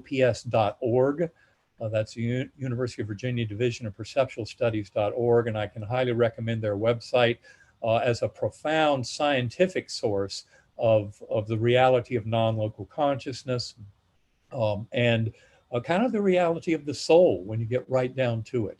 And in many ways, I think that this kind of lesson can help all of us, and that's bereaved parents at the very start of my journey, but so much else that is important to all of us in understanding this notion of soul and that we're more than our physical bodies. I think to me that was one of the most astonishing lessons of my journey, and it's something that was very scientifically supported in that case report and in my writings about it, not just the book Proof of Heaven and the Map of Heaven, but our most recent book. This was written with my partner, Karen Newell, co-founder of Sacred Acoustics, Living in a Mindful Universe. And this is really goes beyond kind of the question mark that I would say Proof of Heaven is. Proof of Heaven is simply another profound near-death experience. And there are tens of thousands of those experiences available to us all out on the internet, in the literature. They've been scientifically studied. They have tremendous similarities. They really show us something very deep about the human soul and about our existence. And it's really that scientific truth that I'm trying to get out to this world, because we've had 5,000 years for the model or more for the model of various seekers and mystics, prophets, to have profound experiences showing them the much bigger universe than the little physical universe that so many of us think is all there is. And in fact, you need that bigger universe to begin to explain something as profound as consciousness. And that is where I think near-death experiences are the tip of the spear. But they're very important, because as much as near-death experiences in and of themselves will never take us to this deeper understanding of consciousness, you really have to study all manner of consciousness. That's why Living in a Mindful Universe is such an ambitious effort to bring all of this together, because it involves studying not just, for example, my own personal experience. And again, there are many similar experiences out there, and I love that literature. Not only that, but I get the great gift as having gone public with my story back in with Proof of Heaven in the year 2012, is I then have given talks to more than 140,000 people around the world. And that is the rich part for me, because those people come back and share their stories. And often I have somebody come up to me and say, I've never told anybody this before, but, and then they share with me a profound experience they had. In many cases, it might be a near-death experience or a deathbed communication that they witnessed when a loved one was leaving the world. It might be an after-death communication. And we heard earlier today from Bill Guggenheim, one of my favorite books on earth about the after-death communication is Hello from Heaven by Bill and Judy Guggenheim. But then it goes far beyond these spiritual journeys when you start realizing the evidence for non-local consciousness. That is things like telepathy. If you read Guy Leon Playfair's book on twin telepathy, you'll never come down doubting the reality of telepathy. Precognition, the fact that we can know the future before it occurs. The work of Daryl Bem, this is all really strange and astonishing work that pretty much takes our materialist model, which is kind of what the scientific community conventionally has offered us to explain things, and realize it doesn't explain this world we live in. And so it's a much bigger world that involves not only looking at all these experiences that I've just been through and the evidence for non-local consciousness, but it goes beyond that even to say the whole world of transpersonal psychology, thanks to the work of Stan Grof, Michael Newton, Brian Weiss, and others, where we start to realize that to make sense of our lifetime, we have to realize that our souls are kind of bigger than what we experience here in this world. And I love how Michael Singer puts it in his book, The Untethered Soul. He calls that little running stream of consciousness, that stream of thoughts in my head, the annoying roommate. So many of us are used to identifying with that running stream of thoughts, a little voice in our head, the voice of our ego as our consciousness. But what I would remind you is your consciousness, at least from a scientific viewpoint, is much grander than that. And the science is about the awareness of existence. That part is a very deep and profound mystery. The running stream of thoughts in the head is a little more than a parlor trick. It involves about that much of brain in Wernicke's area and the linguistic center where we put everything together. But that's where meditation and centering prayer can offer such incredible gifts, because the scientific model that is emerging from all of this is one, and that include, when I say all of this, I mean not only all the information I've discussed so far, but for example, other evidence that the brain is not the producer of consciousness, and in clinical neuroscience, that would include things like terminal lucidity, where people who have advanced dementia, and this happens in about 5 to 10% of Alzheimer's patients, where as they approach death, and especially in diagnoses where, say, their brain has been half replaced with metastatic cancer and they've been deep in coma for weeks or months without uttering a meaningful phrase, the interesting thing is many times terminal lucidity occurs. And that's where people kind of wake up, and inexplicable by modern neuroscience trying to pretend the brain creates consciousness, their soul then guides them through this beautiful interaction with loved ones at the bedside. Or potentially their soul can go 1,000 miles to a loved one who is not physically present, because this kind of connection of mind is not something that is limited in space and time. That is why things like remote viewing, that's another scientifically studied aspect of non-local consciousness. But the science of all this is leading us into profound territory, and that also includes quantum physics. And I'm not going to get into the profound details of why quantum physics is important, but in fact, the deep mystery surrounding quantum physics is one of the absolute keys to the primacy of consciousness. And that is where the modern scientific discussion is taking us today. And this is good news for all of us, because that conventional kind of materialist science model of birth to death and nothing more, the brain creates consciousness out of physical matter, there's nothing more to this universe, luckily that is not a complete story. And to explain all of this, including the findings of quantum physics, terminal lucidity, other things like acquired savant syndromes, where brain damage seems to uncover some superhuman mental capacity, say for calculation or memory or intuition. I mean, these are all examples of mind writ large. And the good news is you don't have to wait for the scientific community to come into it. The only reason I mention it is because some people believe that in many ways, this kind of culture war about consciousness and our understanding of the soul and the fact that we all are spiritual beings in a spiritual universe, that profound kind of recoil that you often find in materialist scientists who still subscribe to the kind of teachings that I worshiped before my coma, you start to realize that there is a far grander universe out there. And it's one that involves love and connection, just as all near-death experiencers come back to this world with their life changed because they have bathed in that ocean of beautiful love of an infinitely loving God force. And again, this is something that transcends any one religious system, because one thing I realized when I came back from my coma is that that God, that deity, that infinitely loving force that I tried to describe in the book Proof of Heaven, whether you call that God or Allah, Vishnu, Jehovah, Yahweh, Brahman, Great Spirit, I don't care what you call it. The name does not matter. The deep reality, though, underlying all of the great faiths is of a force that involves love, kindness, compassion, mercy, acceptance, gratitude, forgiveness. These are all the profound qualities of that extraordinary guiding force at the core of the universe. And not only that, but it is never separate from us. The emerging model that understands that consciousness is primordial in the universe also realizes we are all interconnected through that.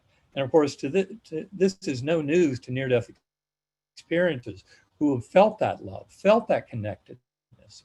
And in fact, one of the beautiful hallmarks of the near-death experience that's been reported for more than 2,400 years, so this is not some new age concept, but it's the life review, your life flashing before your eyes.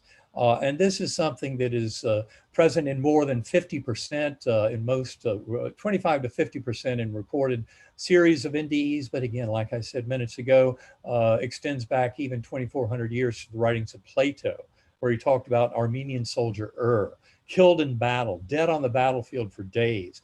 And when his body was finally put up on the funeral pyre, he came back to life to the surprise of his fellow soldiers. And he had a story to share with them. And it was basically, when you die, you will go through a review of your life where the most important features that still offer residual lessons will be presented to you. Interesting to note that of the so many people who report these life reviews, that generally they're reported as experience from the emotional truth of those influenced by our thoughts and actions. They're not influenced by the departing soul itself so much as the emotional power of impact that soul had on others around them. That's why the life review is a beautiful example of how to modify our lives. And if you've been busy handing out pain and suffering to others, the life review may not be such a pleasant experience because you have to be on the business end of that. In many ways, the life review is a way of saying that the golden rule, treat others as you would like to be treated, is written into the very fabric of this universe. In fact, the golden rule is presented in every major belief system on earth, showing this oneness of mind, this connectedness of our souls, that we're spiritual beings sharing. I like to often say that one mind, that God force, in many ways is like a giant diamond, and we are all just facets on the surface of that diamond. But the reason this is important in the here and now is through centering prayer, through deep meditation, and for those who need a tool to help them quiet that annoying roommate, that voice in the head, I would offer Sacred Acoustics. Go to sacredacoustics.com to learn more. That is the website of my partner and co-author of the book, Living in a Mindful Universe. But it's a way of silencing that voice in the head and exploring your relationship with that primordial mind. And the scientific model that is emerging here, given that we're now agreed that the physical brain cannot create consciousness out of physical matter alone, but in fact, the model is one where the brain serves as a filter, so that we see consciousness, that God force of consciousness that so many near-death experiencers have had contact with, and others have too. I'm I want to point out, you don't have to have a near-death experience to come to this deep knowing. In fact, I'm convinced that every conscious sentient being on earth easily has the power to come to a much deeper understanding by developing this relationship with that primordial mind, with that God force of pure love. In fact, when we die, when we leave our physical brain and body, we come to realize that the brain is more of a prison. And so we're liberated from the shackles of that prison when we leave this world. And that really is the story that near-death experiencers have been telling all the way back to time immemorial, is the freedom of reuniting with higher soul, with souls of departed loved ones, going through that life review in their presence, especially basking in the beautiful, loving, heavenly light of that realm. But the reason it's important is because that is not where we get our soul work done. That is not where we grow as souls. Where we grow is here in this very imperfect, kind of murky material realm where we're temporarily dumbed down to the knowledge of our higher souls. I'm convinced our souls are chomping at the bit to get into these bodies, to come here, knowing that they'll be temporarily have to forget some of that deepest knowledge of between lives and of that profound spiritual realm, but also that we have skin in the game. It's the emotional buy-in. And I've come to realize through my journey, especially, that things like hardness, hardship, illness, and injury, in many ways, these are the stepping stones. These are the mileposts that can measure our growth. In addiction and alcoholism work, it's very well described, this notion of hitting a bottom, of having things get so bad because of your addiction or your alcoholism. And addiction goes far beyond just drugs and substances. It can include alcohol, exercise, addiction to work, addiction to sex or love. These are all things that can kind of take over our lives. And the more we come to realize that we're a grander being than that, and connecting with that higher soul, and coming to see that love and recover that sense of love that the universe, that God force has for us, and come to realize that as our modern science really supports the notion that we're sharing that one mind, that we're all in this together through our mental experience, that's where we can really take this and run with it. I know in alcoholism and addiction work, you often encounter this notion of the 12-step program, and a cornerstone of that is to turn it over to a higher power. Well, it turns out that all of us have that higher power as something we have access to. We have access to it by going within. But it's what we discover there in this beautiful opening of mind by letting go of that ego mind. And we can do that in meditation and in centering prayer. We can let that little ego, it's basically like an impish teenager, and it needs to go into timeout. And that's where we can start to develop that much richer role of our higher soul and connect with that primordial mind by thinning the veil. And we can do that in meditation and centering prayer. But ultimately, we are to bring those deep and profound lessons and notions of connectivity and connection with others, and with that primordial causative force of pure love at the core of the universe. We are to bring that into action. And that's why the challenges we find today, the COVID pandemic, the economic cataclysm, is a clarion call to all of us to start recovering that beautiful sense of connection with that God force at the core of the universe, to realize that we can trust in this universe, that we will be taken care of, that we have nothing to fear. That was the most central and beautiful lesson of Proof of Heaven. That's what I brought back, as those who've read that book will realize I received that message deep in my journey at a time when my brain was far too disabled to allow any kind of conscious awareness. But that's why the experience was so ultra real, something I will remember in great detail to my final days living on this planet. But all of that is a beautiful lesson we can share about our being spiritual beings in a spiritual universe with tremendous purpose. And that purpose has to do with sharing that love. First of all, recovering that love that the universe has for us, that this God force is our birthright as spiritual beings in this universe. and that we can come to see that many of these hardships are beautiful gifts that allow us to grow, to strengthen. But remember, none of us ever does it alone. This is all about relationships and connection. And that's a connection that goes far beyond the death of a physical body. In many ways, I've come to see how souls of departed loved ones that I know, and this includes many acquaintances I've had of spiritual teachers in this life who have left the physical plane, in many ways contribute even more from that other side. And the more every one of us come to awaken to this, come to harvest our relationships with loved ones who have left the physical plane, open our minds to the reality of those ongoing connections, we can start to harvest those lessons, bring them back to this world. And remember, our soul has no sex, our soul has no skin color, our soul is equal to all other souls, and we're truly all in this together. The best way to manifest that love for yourself and that connection with the universe with a profound meaning and purpose is to share that love and serve as a conduit in loving and caring for others. And so with that, what I would like to do is wish you all my very best, my hopes for your growth and strengthening through the hardships presented through the current challenges of the COVID pandemic and the economic cataclysm. But never forget that you are deeply loved and cherished forever. You will be taken care of. You have nothing to fear. Thank you so much. Oh, thank you, Dr. Alexander. That's been absolutely phenomenal. A wonderful closing keynote, and thank you so much. Well, it's my pleasure. And once again, I want to thank the organizers and thank all of the beautiful sponsors and all the participants and my fellow presenters. Thank you all for being here. Thank you, Dr. Alexander. I just want to let you know that shortly after your book came out, I read it. It was absolutely unbelievable.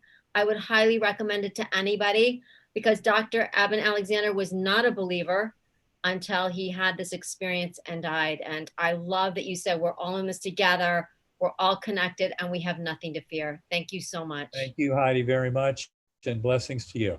Yeah, it was wonderful. I also read it because I have a medical nursing background, and so hearing about your loss of consciousness and all that, and then what you came through, it is phenomenal. So thank you very much. Well, thank you. I'm just glad it can bring a comfort and hope to people in this very challenging time. And again, a proof of heaven is just the beginning of my journey. And I think if you follow that through Map of Heaven, and especially Living in Mindful Universe, or just go to ebenalexander.com. We have a tremendous number of free offerings there. I don't want anybody to think you have to spend any money whatsoever for this, because ebenalexander.com is a resource where we try to give a tremendous amount of this away through blogs and through many of the links there. I love it. Well, before I want to hold up the candle and remind everybody to get their candles and their lighters. I've got a lighter here because we're going to have a candle lighting, and Heidi and I want to give a little wrap up on the day before then.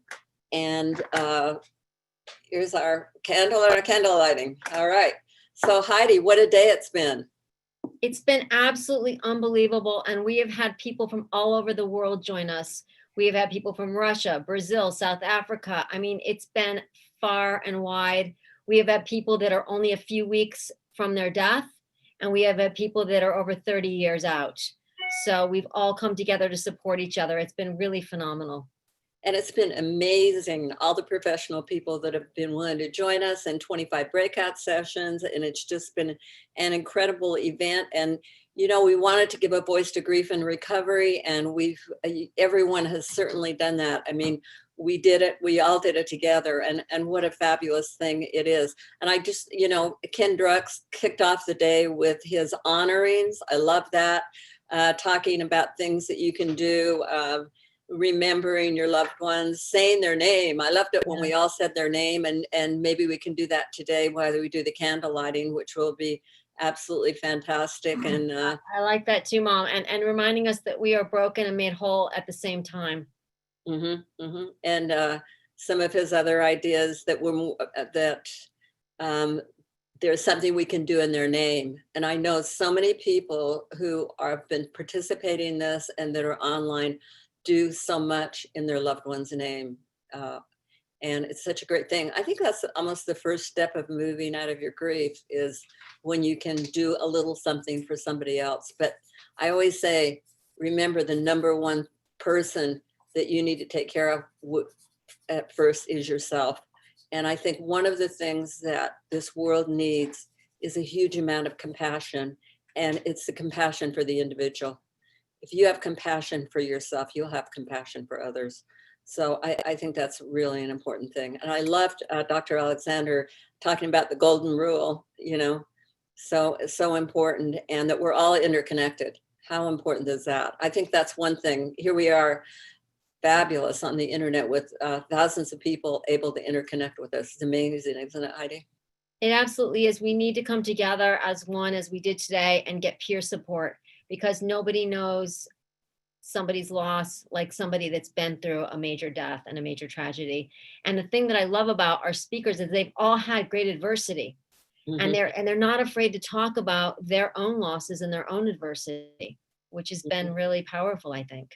It's amazing, and people coming together. We've my web guy was just showing me we've had 3,000 attendees, which is considering this is a virtual conference, it's just absolutely unbelievable.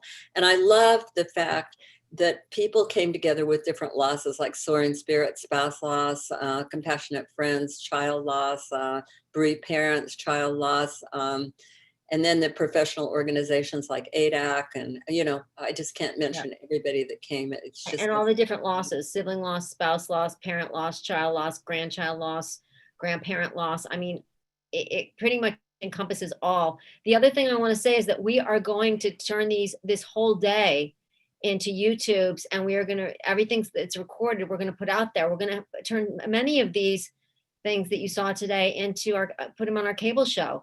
And this event today will reach thousands and thousands more with our message of hope and healing. Who knows? So one thing I want to do is also, I want to give a special shout out to Elizabeth Kubler-Ross, because that was the first book I ever read. I hate to date myself, but I was teaching at the University of Rochester, and I read on death and dying. Changed my life and the life of so many people. So I think she'd be so pleased with us today, with everybody that was on this program and what people are doing. I agree with you. And her son, Ken Ross, and Diane Gray, who's on the board, joined us today. And I want to say for you all out there, if it wasn't for Elizabeth, we would not be having these conversations. Her stages were for people that were dying, not for people that were grieving. And they're not set in stone, they're fluid. So please remember that. She speaks the same speech as all of us, and is on the same page. And she did phenomenal work. And I'm glad you gave her a shout out, Mom. So we're going to have the candle lighting, and we're going to open all the cameras, right? Right, my tech guy, we're going to be opening all the cameras. And I also need to give a shout out right now to my daughter, Heidi. She's fabulous. And my daughter, Heather, who's our tech person. A lot of people have been in contact with her. And to John Rampton, who's our tech person, and to Neil Chethik, who edits everything that goes on our site. He's absolutely fantastic. And a shout out to my husband, who's the treasurer of the Open Hope Foundation, who keeps us on financial track and also encourages us to keep on going and, hey, do this, and this virtual thing is going to be amazing, and really is a great spiritual force for us. And Mom, one more shout out to Gloria Horsley, who, when she told me about this idea, I said, absolutely. Weeks ago. Absolutely not. It'll never happen. It's too big. We're getting it done too fast. And do you know, that night, by the next morning, she had already called about 20 people. It was already gone. It was already happening. So she's a total visionary, and I just follow along and try to keep up with her. So thanks, Mom, for your vision. Oh, thank you, Heidi. Well, I love you all. And I love all you people that have participated. Thank you. The people who are visiting, watched, wherever. Thank you so much for supporting us in this effort to give a voice. I feel so passionate about giving a voice to grief and recovery and letting people know there is hope after loss. And we always end up with Heidi and I, when we do anything, it's, if you've lost hope, please lean on ours until you find your own. And God bless. And Heidi, now do you want to introduce the person who's going to do our candle lighting? Done so many. I want to light my candle. I love his music. He's a wonderful friend. So would you like to introduce him? We have been working with Alan Peterson since probably 2002. He does everything in tribute and honor of his daughter, Ashley, who died at the age of 18 in a car accident. He is the former executive director of the Compassionate Friends. I had the honor of serving on the board with him with the Compassionate Friends. He travels all over the country with angels across the USA, giving concerts and keynotes. He has done hundreds of keynotes and concerts, and he is a dear friend. He talks the talk, he walks the walk, and we are really excited to have him close today because he is an inspiration. And Alan, tell us about, are you at a camera so you can tell us about Ashley before you get started? We want to hear about you and your journey a little bit. Absolutely. I can see myself. I don't know if you all can hear me there, but what an honor. I just, the word I keep saying, I talked to you the other night on the phone, and the word I kept using, Gloria, was astounding. To be on here today, so many people today I've worked with have gotten to meet and have been mentors, and I've been honored to be with them. Some I haven't, but to bring this collection of people together and to be able to be here and to close this, there's an old show business joke that I'll share with you before I tell you about Ashley. I just want to thank the Emmy Award-winning producers, best-selling authors, NFL players, PhDs. I want to thank all of you for opening up for me today.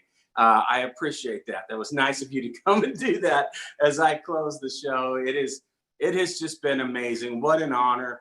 I got to watch a lot of it today, and just incredible people giving of themselves in all kinds of work.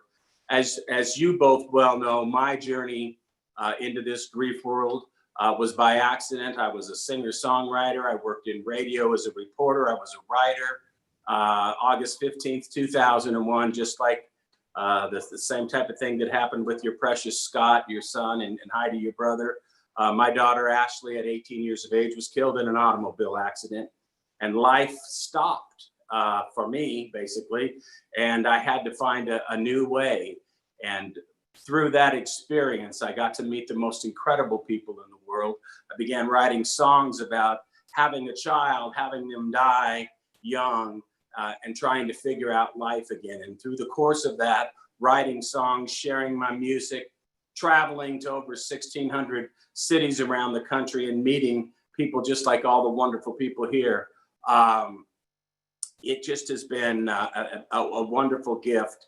And I've gotten so much healing from it. So I'm honored to be here today. And I want to close it the way I know that you and Heidi and the entire Open to Hope team would like it closed, focusing on those who we love. They died, Gloria and Heidi, but the love didn't die. It is here today. It is alive and well. And that's what I want to focus on as we close tonight with the candlelight. So you ready? Ready, Alan. All right. Well, the first thing that I want to do tonight, in the closing, and it's not going to be a long closing, but I want us all to take a moment. And it's been a long day. Some of you have been here for a lot of the day. Some of you have been here for just maybe part of the day. But I want to take a moment and everybody take a nice, slow, deep breath in through your nose and hold that breath for just a second and then just gently let it go. Now, we have a myriad of losses today. I can only imagine what all of those losses are, and we've heard about many of them today. But what I'd like to do before I play the candle song is I'd like all of us to just close our eyes, and I'd like to take a journey together back into the halls of our memory and find a most beautiful, living, loving memory of those who are in our hearts and not in our arms today. And what I'd like you to do is actually step into the halls of your memory. Look up there on the shelf and find a particular special memory. Pull it down from the shelf. Put it in your heart and put it in your mind. Now, if your memory has you outdoors, I want you to really be outdoors. Look at the sky and all that is around you. If your memory has you indoors, I want you to really be in that room. Look at the walls, and I want you to look at the furniture.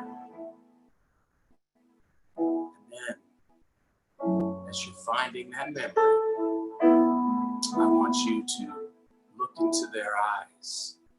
Maybe they're fully grown adults. Maybe they're a teenager or a toddler or an infant. Maybe a child you got to carry and barely got to hold or never got to hold. But I want you to find that memory and join together, all of us from all over the world. And for the next few moments, wrap ourselves in a most beautiful blanket made of loving memories. Those we are here today, not only to remember, but to, in fact, celebrate.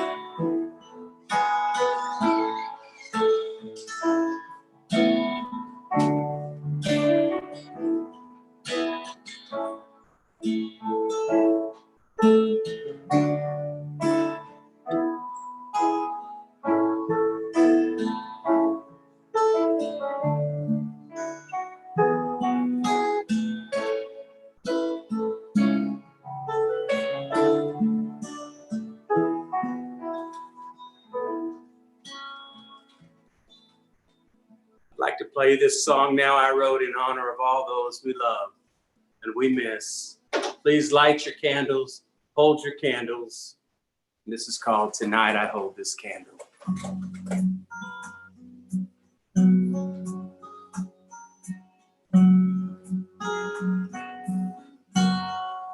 Tonight I hold this candle in memory of you, hoping some way, somehow, my love will shine through. I close my eyes, lost in the glow. There are so many things that I want you to know. This candle says I love you. This candle says I miss you. This candle is saying that I remember you. When I'm holding it toward heaven, it feels like you are near. If you're looking down tonight and see this candle burning bright, it says I'm wishing you were here in the glow of this candle. We can almost see your face, and it carries us away to another place, yeah, to another time, a most beautiful place. When all it took to light up this world was your beautiful face. This candle says we love you. This candle says we miss you. This candle is saying we remember you. When we're holding it toward heaven, it feels like you are near. If you're looking down tonight and see these candles burning bright, it says we're wishing you were here. Someday, some way, I will see you again, and I'll hold you in my heart. Until then, this candle says I love you. This candle says I miss you. This candle is saying that I remember you. When I'm holding it toward heaven,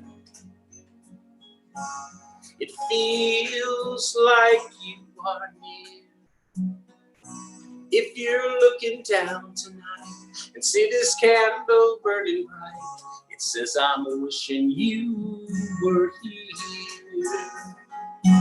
If you're looking down tonight and see these candles burning bright, it says we're wishing you were here. This candle says I love you.